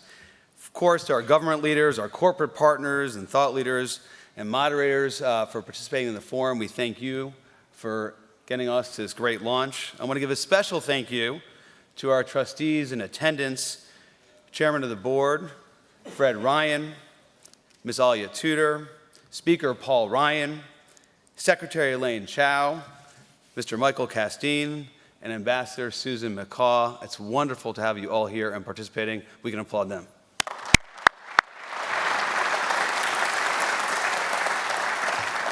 Now, we have representation on both coasts at the Ronald Reagan Presidential Foundation Institute. I'm grateful to the amazing California team, especially our colleague Joanne Drake and the outstanding DC team that traveled here.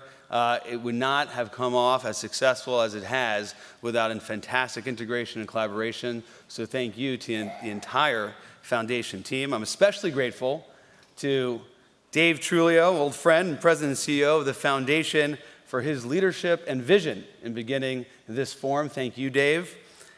That deserves an applause.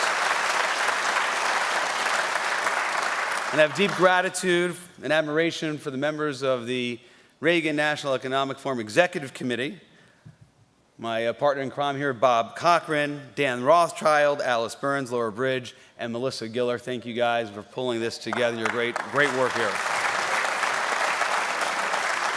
Indulge me here for a moment on one substantive point, and it begins with quoting President Reagan. In 1986, President Reagan reflected on his administration's accomplishments, saying, quote, "American strength is once again a sheltering arm of freedom in a dangerous world." That was true in 1986, and we need to make sure it is true in 2025. President Reagan was referring to America's military and economic strength. And at the Reagan Foundation, we are proud to carry on President Reagan's commitment to national defense, second to none through our Reagan National Defense Forum. And now we are proud to fulfill President Reagan's commitment to a strong and prosperous economy with our Reagan National Economic Forum. So thanks to all of you for your trust and support in making this inaugural forum a great success. We look forward to welcoming you back next year. And now I'm pleased to welcome a member of our Board of Trustees, Ms. Alia Tudor, to introduce our closing plenary. Thank you.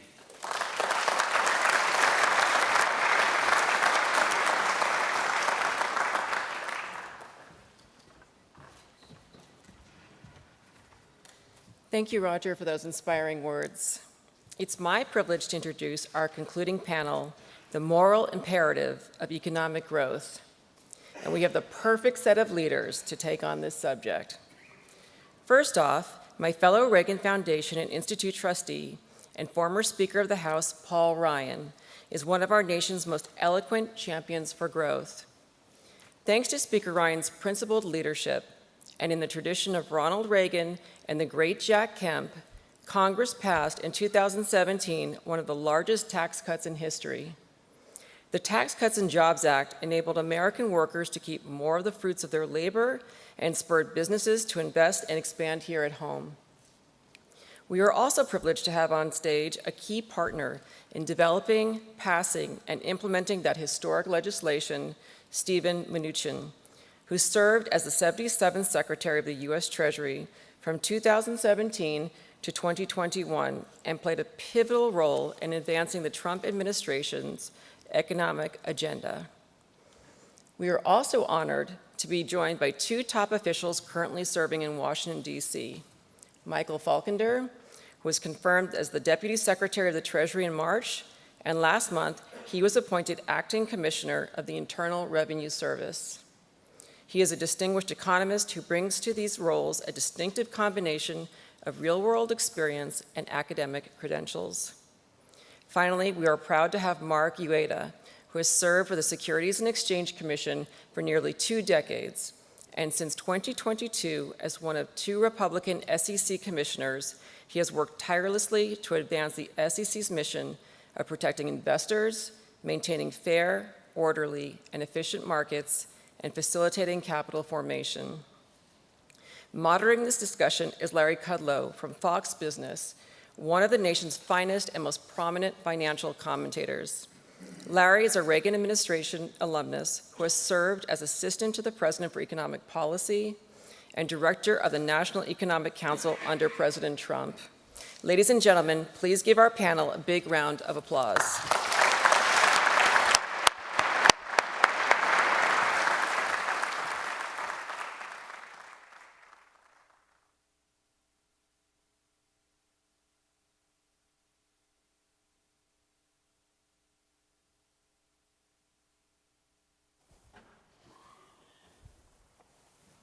I guess I'll go here. All right. Mic's on? Yes. Okay. Well done. Thank you for your intro. So, yeah, I'm Larry Kudlow.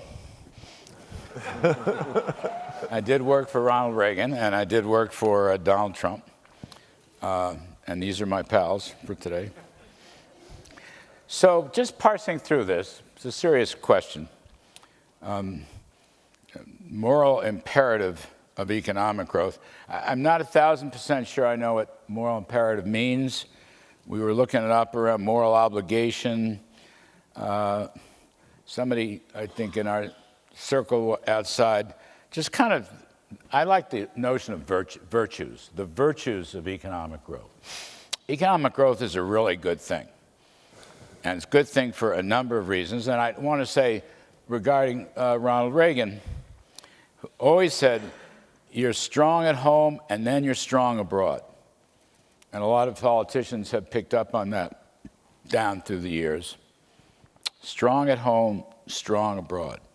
If you prosper the citizens at home, you'll be able to protect the citizens, national security. And Reagan defeated Gorbachev and hastened the end of Soviet communism and the downfall of the Berlin Wall and so forth, because we were growing here in the US a lot, actually, 10, 12% after the recession.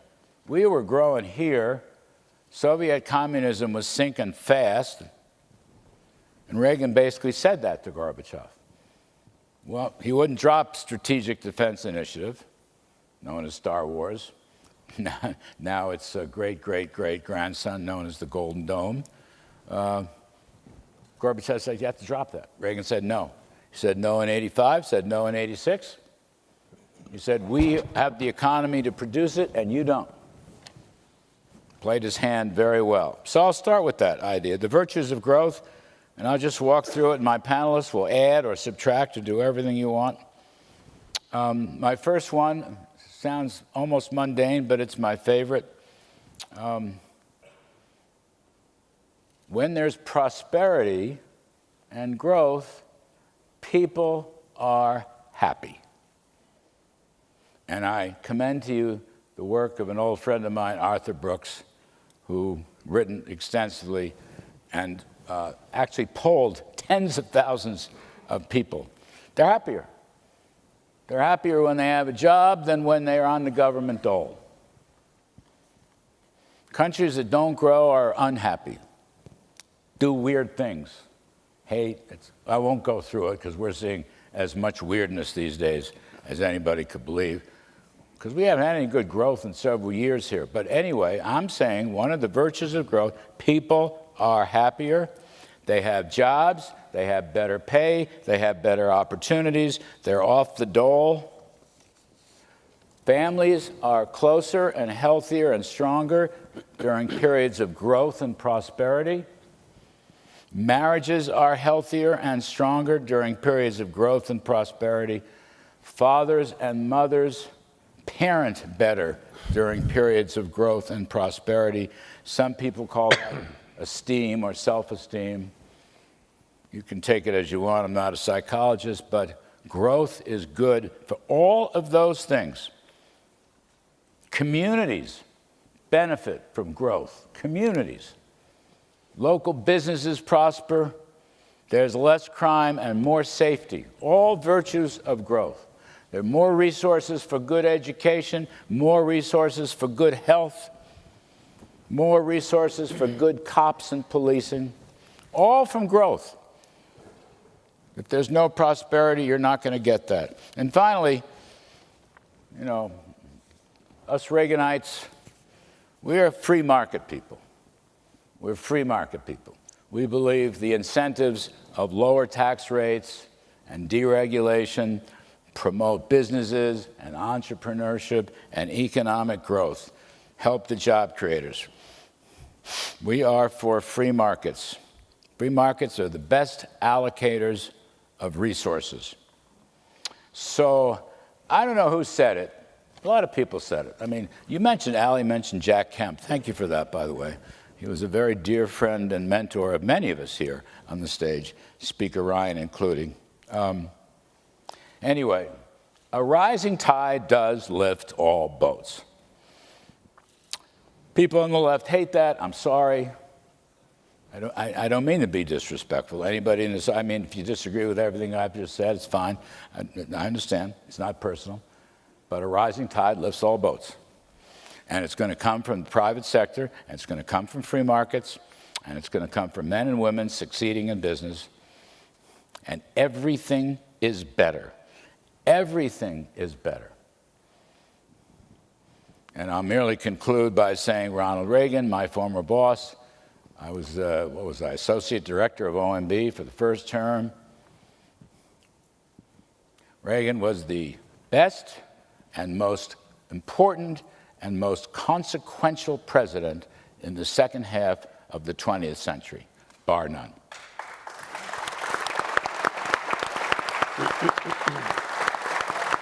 So, I appreciate that, and I appreciate the support from many of you. I said my piece.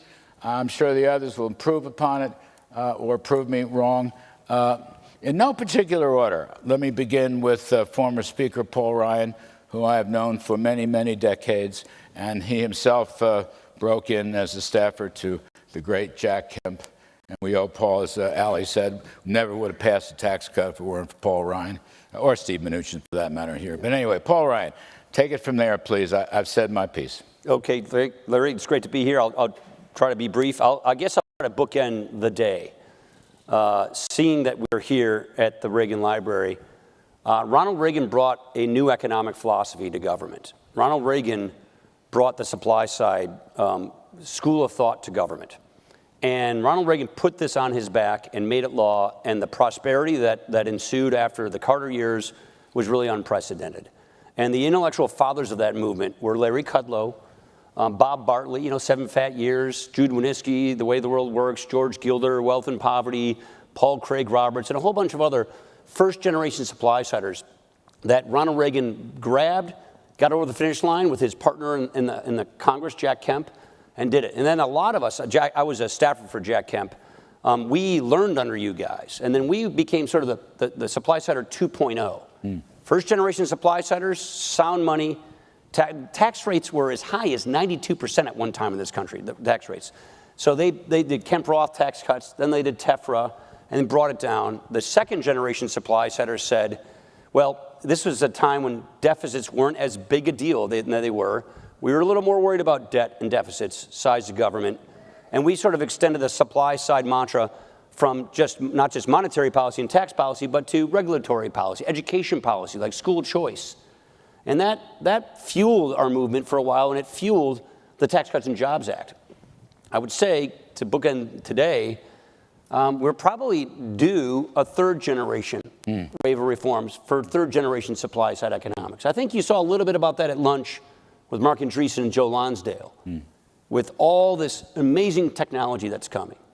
So hopefully we can be inspired by our forefathers, Ronald Reagan and the first-generation supply-siders, the second gens that are around, to come up with a new added movement to take pro-growth economics, the moral imperative that comes from that, to meet this moment with the kind of growth and opportunity that we have met in the past, and be inspired from the Reagan example to do that. The last thing I'll say, and I want to be careful of the time, is since this is about the morality of economic growth, in a growing environment, the politics and culture that comes from pro-growth economics is positive-sum game. It's win-win. We strive for equality of opportunity, not equality of outcome in people's lives. Your politics are better. It is not one side wins and one side loses. It is positive-sum, added game, and the populism that comes from that kind of movement is positive. We're happy about another person's success. We don't want a class-based society. We want a society punctuated by upward mobility. Build it up. If you don't have that, build it up. Then you're going to go into darker, populist, zero-sum game kind of thinking. And that is what would be the antithesis of the Reagan economic miracle that hopefully we're in the midst of renewing today. And thank you, Paul. Treasury Secretary Steve Mnuchin, my dear friend, we worked hand in glove together for 3 years. I don't know if you're second generation or third generation. You were a great Treasury man, and you helped drive the tax cut through. What are you thinking these days? Well, first of all, it's great to be back here. The last time I was here, I came and spoke under Air Force One to talk about the Tax Cuts and Jobs Act, and there was no better place to talk about it after we passed it. So, I think I'm not sure I'm going to agree with the line of a moral imperative of growth, but I will say we have an economic imperative of growth. And I think if you look at Trump 2.0, we have a lot of the same things: tax cuts, regulatory relief, and trade. We are in a different economic environment. Interest rates were much lower in Trump 1.0. The deficits were smaller at the time. And we had an economy that was really ready with regulatory relief and with tax cuts to grow. And there's no question that the Tax Act worked and the regulatory worked. And prior to COVID, we saw the growth. And when we scored that bill and people said, oh, it cost $1.5 trillion static, our response was, there will be growth. The difference between 2% growth and 3% GDP is trillions of dollars. And this will pay for itself. And I really do believe, had we not had COVID, that would have been the case. Now, fast forward, we have COVID. We had to have big government spending. It would have been a depression, not a recession. But I think the problem is, under the Biden administration, we never reset government spending back down to pre-COVID levels. So I think that, it's pretty simple to say, look, why should we be spending so much more money today than we did in 2019? Maybe there should be some normal level of expense growth. But I think we have a problem, Larry, where one, we have too much government spending. Because of higher interest rates, we have a real problem with the deficit and where it is. And we need to have growth. So it is imperative that we have an economy that grows. Because the difference between having growth and not having growth is both opportunities, but it's also what can we afford to do, whether it's our role in national defense, which, if anything, I think we need to continue to spend more money, or the issue that nobody wants to tackle is Social Security. Every year I had to put out the Social Security Trust Fund report. It will run out of money. We do need to fix the government spending. And we need to pass tax cuts again that will be pro-growth. So I'm looking forward to both of those things. So I would say, you got to have this, because the alternative is, if we don't have growth and we have these types of deficits, we're going to have an economic environment that's going to create real issues. And at some point, the bond market's going to have a problem and back up. Thank you, Steve Mnuchin. Mark, hang on. I'm going to get to you in a second. But I got to get Faulkner in here, Michael Faulkner, who's an old pal, and the Deputy Treasury Secretary, to comment on what Secretary Mnuchin said. So I would say, just to have a little fun here, just to have some fun. There's not enough talk about growth in the present administration, even though there are a lot of believers. It doesn't exactly come through. But after that personal attack, I want to ask this question. Steve Mnuchin said the difference between 2% and 3% growth is trillions of dollars. He is right. Maybe $4 trillion, actually, in that neighborhood. So why... $4 trillion of government revenue, not just $4 trillion of economic output. $4 trillion of additional government revenue. Well, I'm just saying, over the next Hassett, it's an enormous amount. Kevin Hassett was on the show the other day and used the term $4 trillion. Okay, he's smarter than I am, so I'll use that term. Why aren't you all putting out that kind of 3% growth? It's like, I had Russell Vought on, who I love, OMB director, love the guy. I was on the show. So you can put out, administration can put out a budget, good. After the reconciliation bill is passed, not so good, because they need a little push for growth, you know? I mean, remember, Reagan took the top income tax, just a little history here, I'm sure most people know this, but if you don't, I'm going to remind you. The top income tax when he became president was 70%. When he left, it was 28. Now that's fine work. You guys, okay, you're cutting taxes, and in fact, you've got new tax cuts and depreciation and factories, and I like that a lot. So how come you're not estimating 3% growth and pushing it out there and moving the senators and the House members there and getting reconciliation, make life a lot easier? Yo, growth solves a lot of problems, Faulkner. Growth absolutely does. I learned that from you. My favorite word you ever taught me was growthy. Let me start again by thanking the Reagan Institute for being here. I will get to your question. I will tell you guys the same thing I told Larry on his TV show this afternoon. I grew up in Sacramento.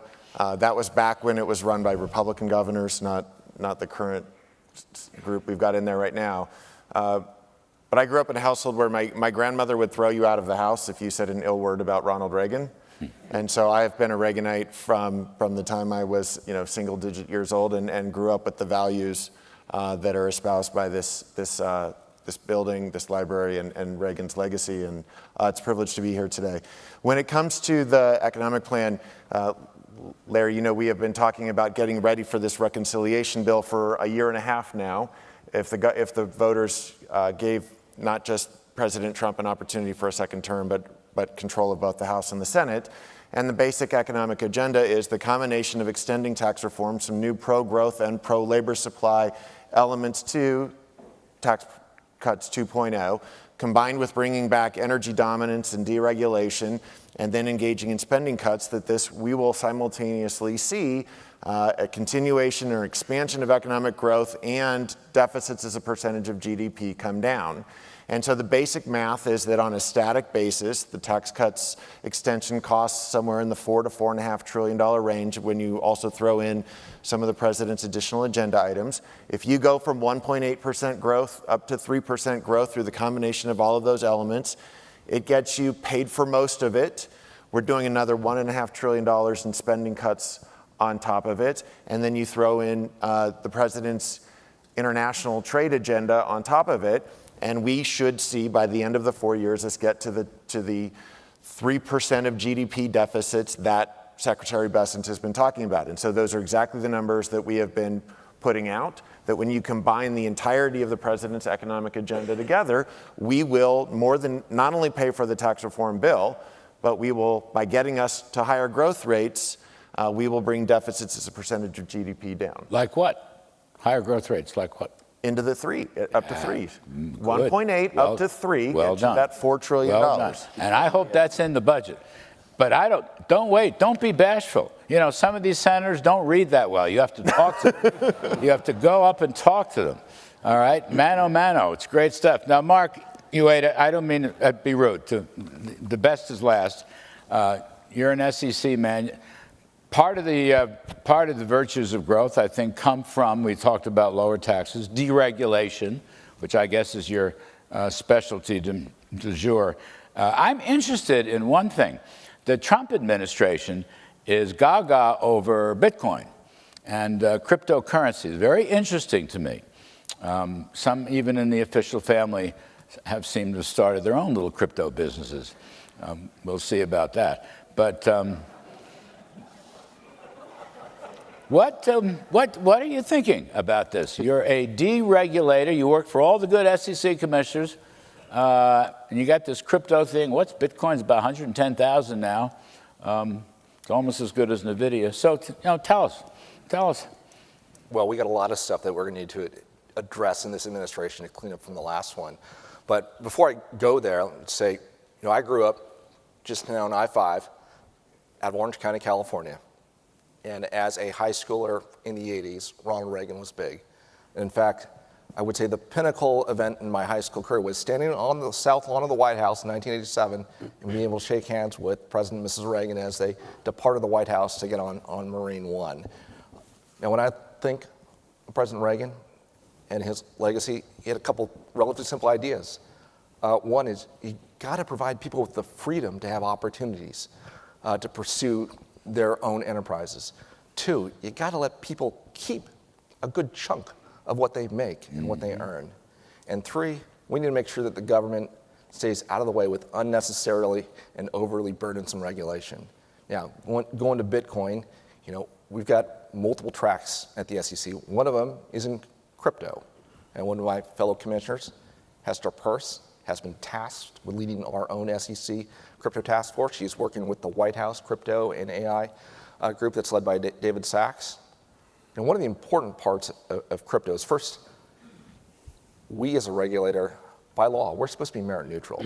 We're not supposed to decide whether crypto or a particular crypto is a good or bad thing to put your money in. That's up to the market. Our job is to make sure that there are at least a set of guardrails. And many of those in the crypto area would say, we want those guardrails because, as with most things, there are a few rotten apples who are spoiling the whole batch. And that's the job of what good regulation does. We at a very cost-efficient level, try to get rid or eliminate, mitigate the appearance of the bad apples to basically ruin it for everyone else. Now, on the deregulatory side, when I think of economic growth and the moral imperative, a good chunk of that is going to be powered by capital formation. And for the last several years, we have made it harder and harder for people to raise capital and want to go public. Why be a public company when you're going to be hit with very, very significant climate change disclosure regulations? When the government is going to tell you and put very hard regulations on if you decide to do share buybacks. If the SEC is going to now impose very prescriptive cybersecurity disclosure rules, which is not something that's really in our wheelhouse, cybersecurity.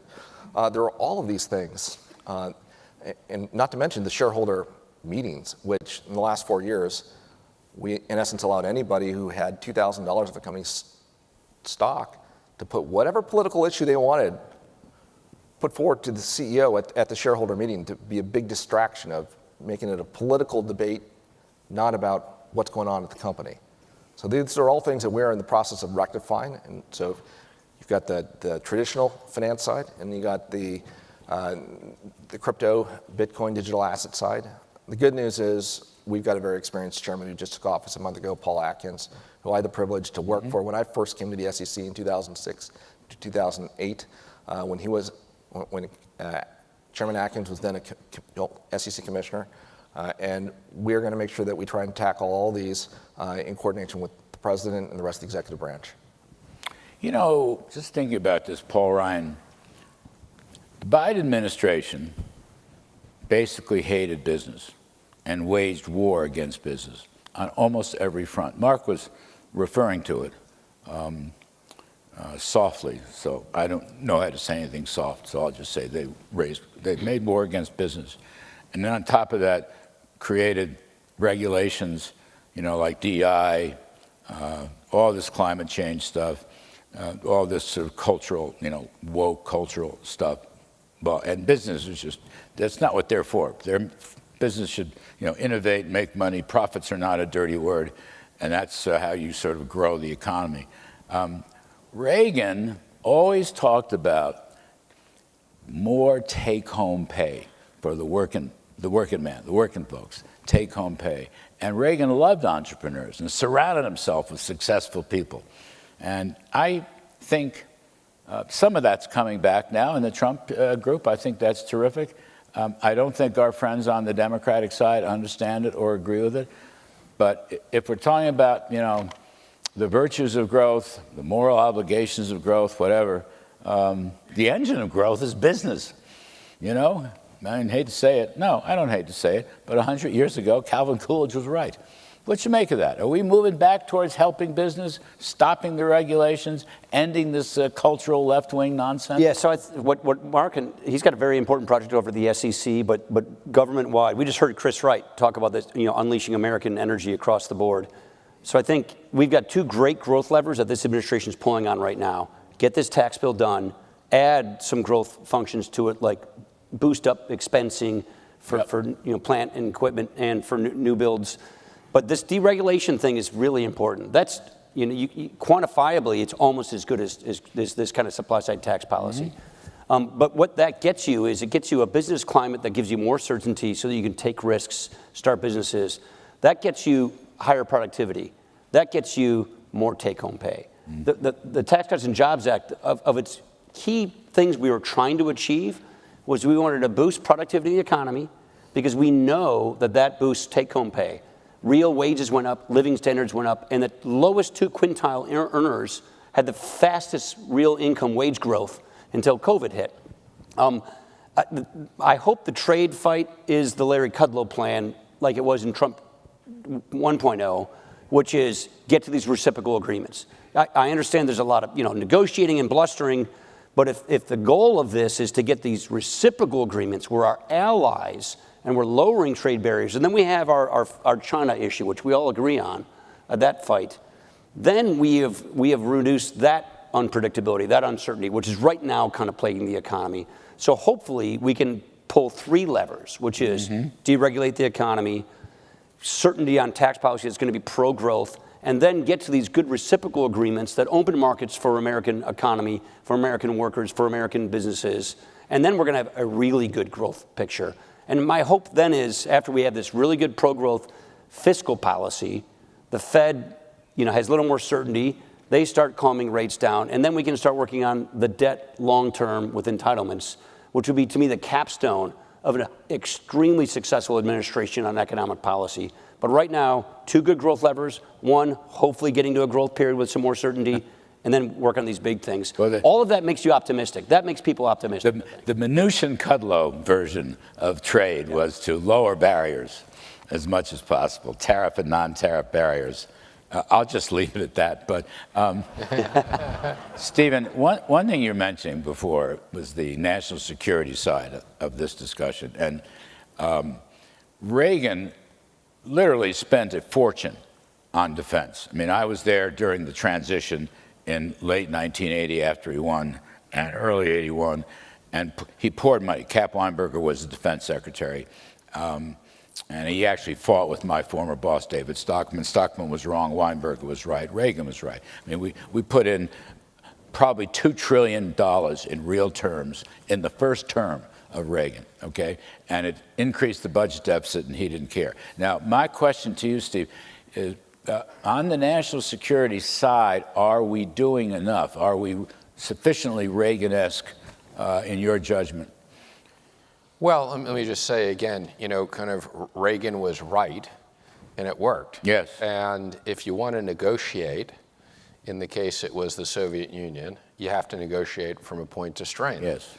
And you have to be willing to say, we're going to have Star Wars because this is a long-term project and we have to protect the United States. So, I think in Trump 1.0, the president was very effective. We had maximum pressure against Iran. They were not selling oil to China and India. We had maximum pressure against North Korea.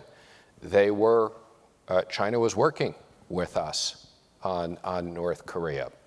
So I think you see these programs, and they were driven by sanctions. And these are economic tools that work. Mike knows this. He saw this in the first term. We enforce these sanctions. It's not as simple as kind of just putting them out there. You have to go enforce them. You got to have not only primary sanctions, but you got to have secondary sanctions and say to the Chinese and the Russians and India, if you do these things, you're going to be cut off from the dollar. And because the dollar is the reserve currency of the world, these economic tools are as important, if not more important, than the military tools. I think during the Biden administration, they stopped enforcing that. They were more focused on the price of gas. Look, I think a big component of why Russia did what they did in Ukraine was they didn't think that the U.S. was going to react. And I think if you look at China, if China stopped buying things from Russia tomorrow, Russia would have to end the war. So I think all these things are interconnected. And I don't think we're doing enough. Now, I think President Trump has changed that, and we're back in the right direction. Mike Falconer, first of all, will King Dollar remain King Dollar, world's reserve currency? That's very important. And second of all, what about trade sanctions? So, a number of things. When Stephen was Treasury Secretary, I would say to my team regularly, the Treasury Secretary will always say that the dollar will forever be the world's reserve currency, and our job at Treasury is to make that a true statement. Right? That was the staff's job. He was right. He's absolutely right.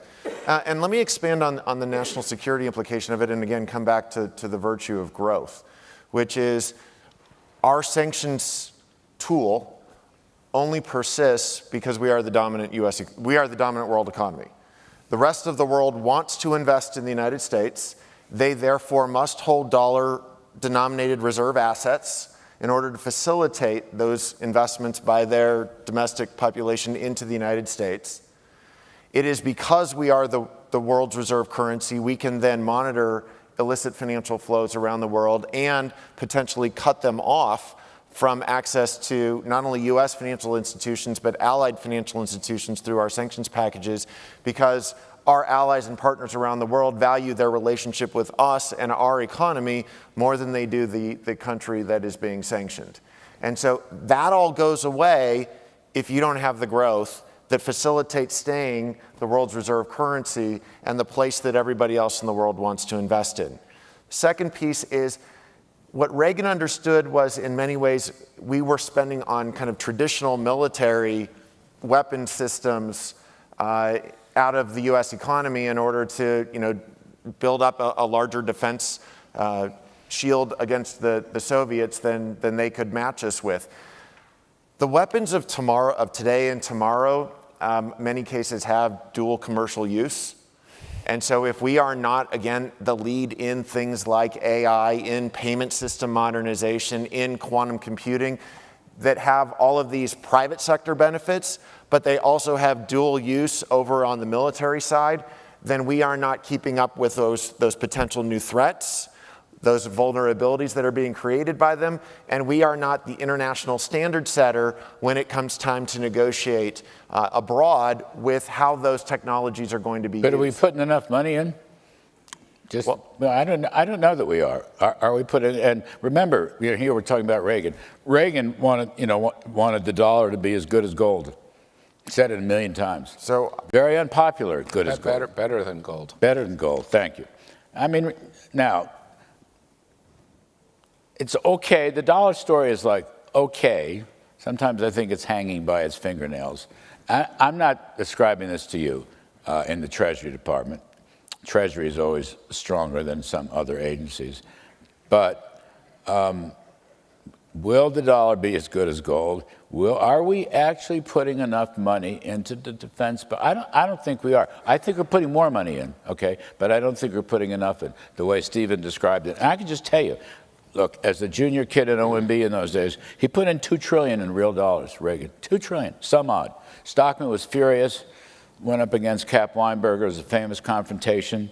And Reagan observed the debate and went with Weinberger. Stockman was wrong. And with $2 trillion, whatever. You're not going to get, I'm not going to disagree with you that we need to do more to be funding our defense. We have the smallest Navy that we have had since World War II. We are not updating our ships. And the problem, as Secretary Mnuchin said, was the growth of, and Speaker Ryan talked about it as well and knows the math as well as anybody, the demography of this nation has been unaddressed and is crowding out the necessary functions of government. And growth is essential to simultaneously meeting those, but we are eventually going to have to address the demography time bomb because, as Secretary Mnuchin discussed, I chaired the working group that would write those Social Security and Medicare trustees reports that document the time frame and the cause of it. And lack of attention is not going to solve it. It just makes that problem. No, I get that. But Paul, I was just thinking, again, coming back to this cliche, but it's not cliche. Strong at home, strong abroad. but you got to have major growth at home to produce the resources necessary for the proper national security posture, okay? And that includes recruitment, it includes weaponry, and so forth and so on. Look, I would argue, get rid of all the barriers to growth at home. So one of the barriers, and then you're going to have a much better, defense posture. Yeah, I think one of the barriers that's newer is our interest rates, and our interest on our debt is bigger than we spend on defense. So that's why we keep coming back to mandatory spending entitlements. We could see a day where a Treasury auction's out there after the Fed's done cutting rates, and we find out that the 25 broke primary dealers just filled, 50% of the book because the auction was otherwise going to fail, and we put a gun to their head and said, buy it all. I think that's how you would do it. So the concern is, first of all, we are the healthiest looking horse in the glue factory worldwide, fiscally speaking. So the dollar is still king dollar. But if the world begins to conclude that we're going to monetize our debt, then we're going to pay off our debt, then we could lose this thing. And with the digitization of currencies that's occurring, that could happen faster than we realize it. Thankfully, I think we're going to get the stablecoin bill passed. These guys are going to put out good regs on this. That's going to help push treasuries and get the dollar digital into the world. That's a great move. But at the end of the day, if we do not deal with entitlement spending, then no amount of digitization is going to save us from the world possibly concluding that the Americans are going to monetize their debt. And that's the challenge. So that's the one big thing we got to get done after these other big pro-growth things that are happening. And if we do that, we're going to have a great century. We're going to leave China in the dust, but we've got to get over that hump. I'd like to leave them in the dust for different ways and means. Mark, I don't mean to exclude you from this whole conversation, but SEC, is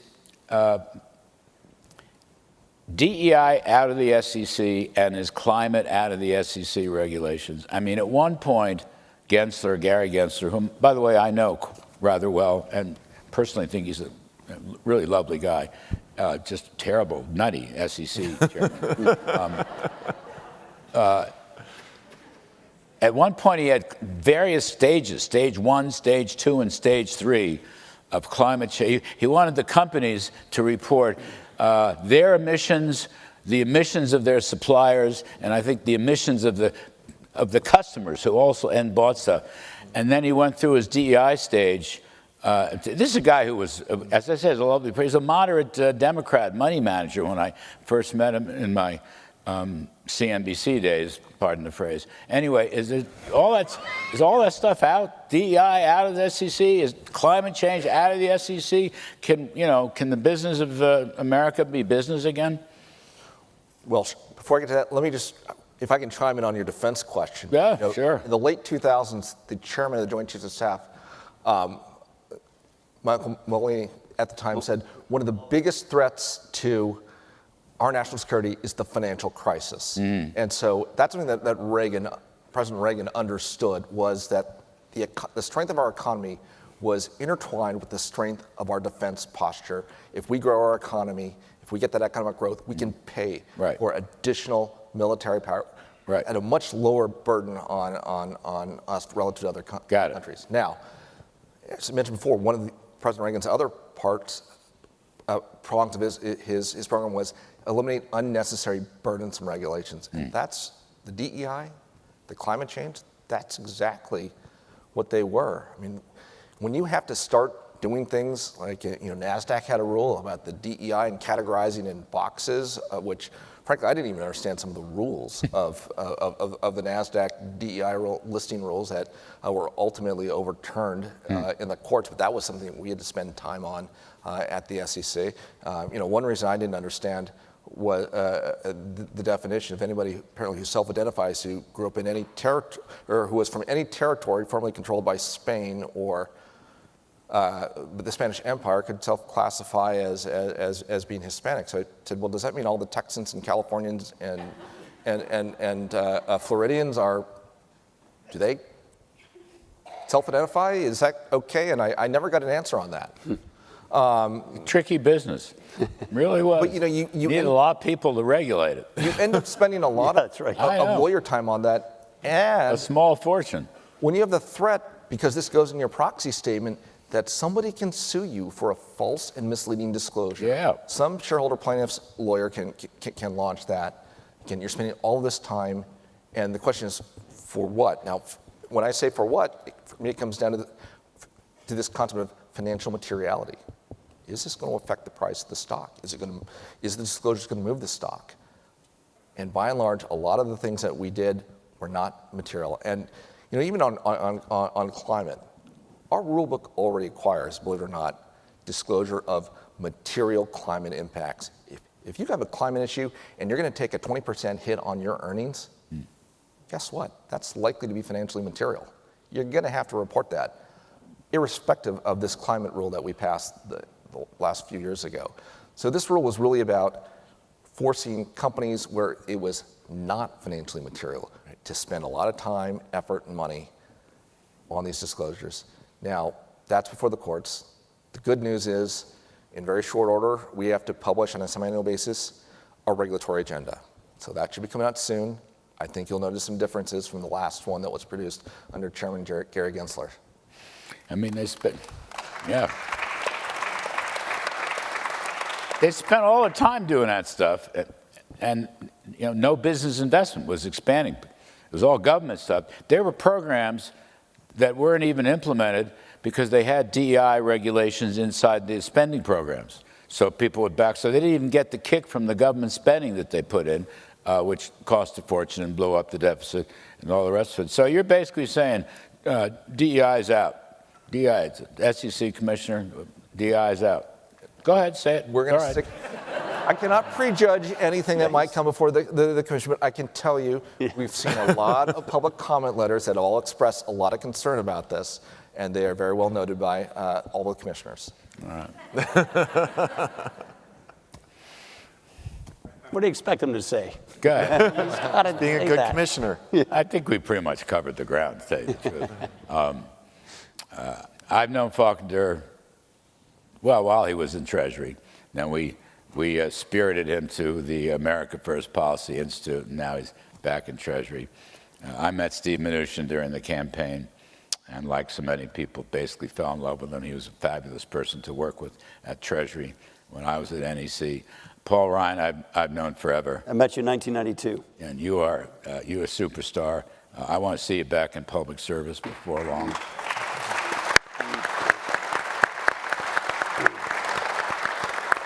And Mark Ueda, you're doing a good job, buddy. Just coming down. Folks, I'm Larry Kudlow. Thanks for listening. All right. Good.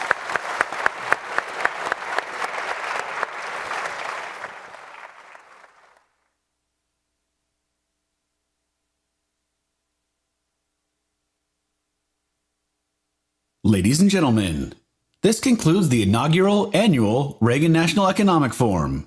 Please proceed to the main courtyard for our closing reception.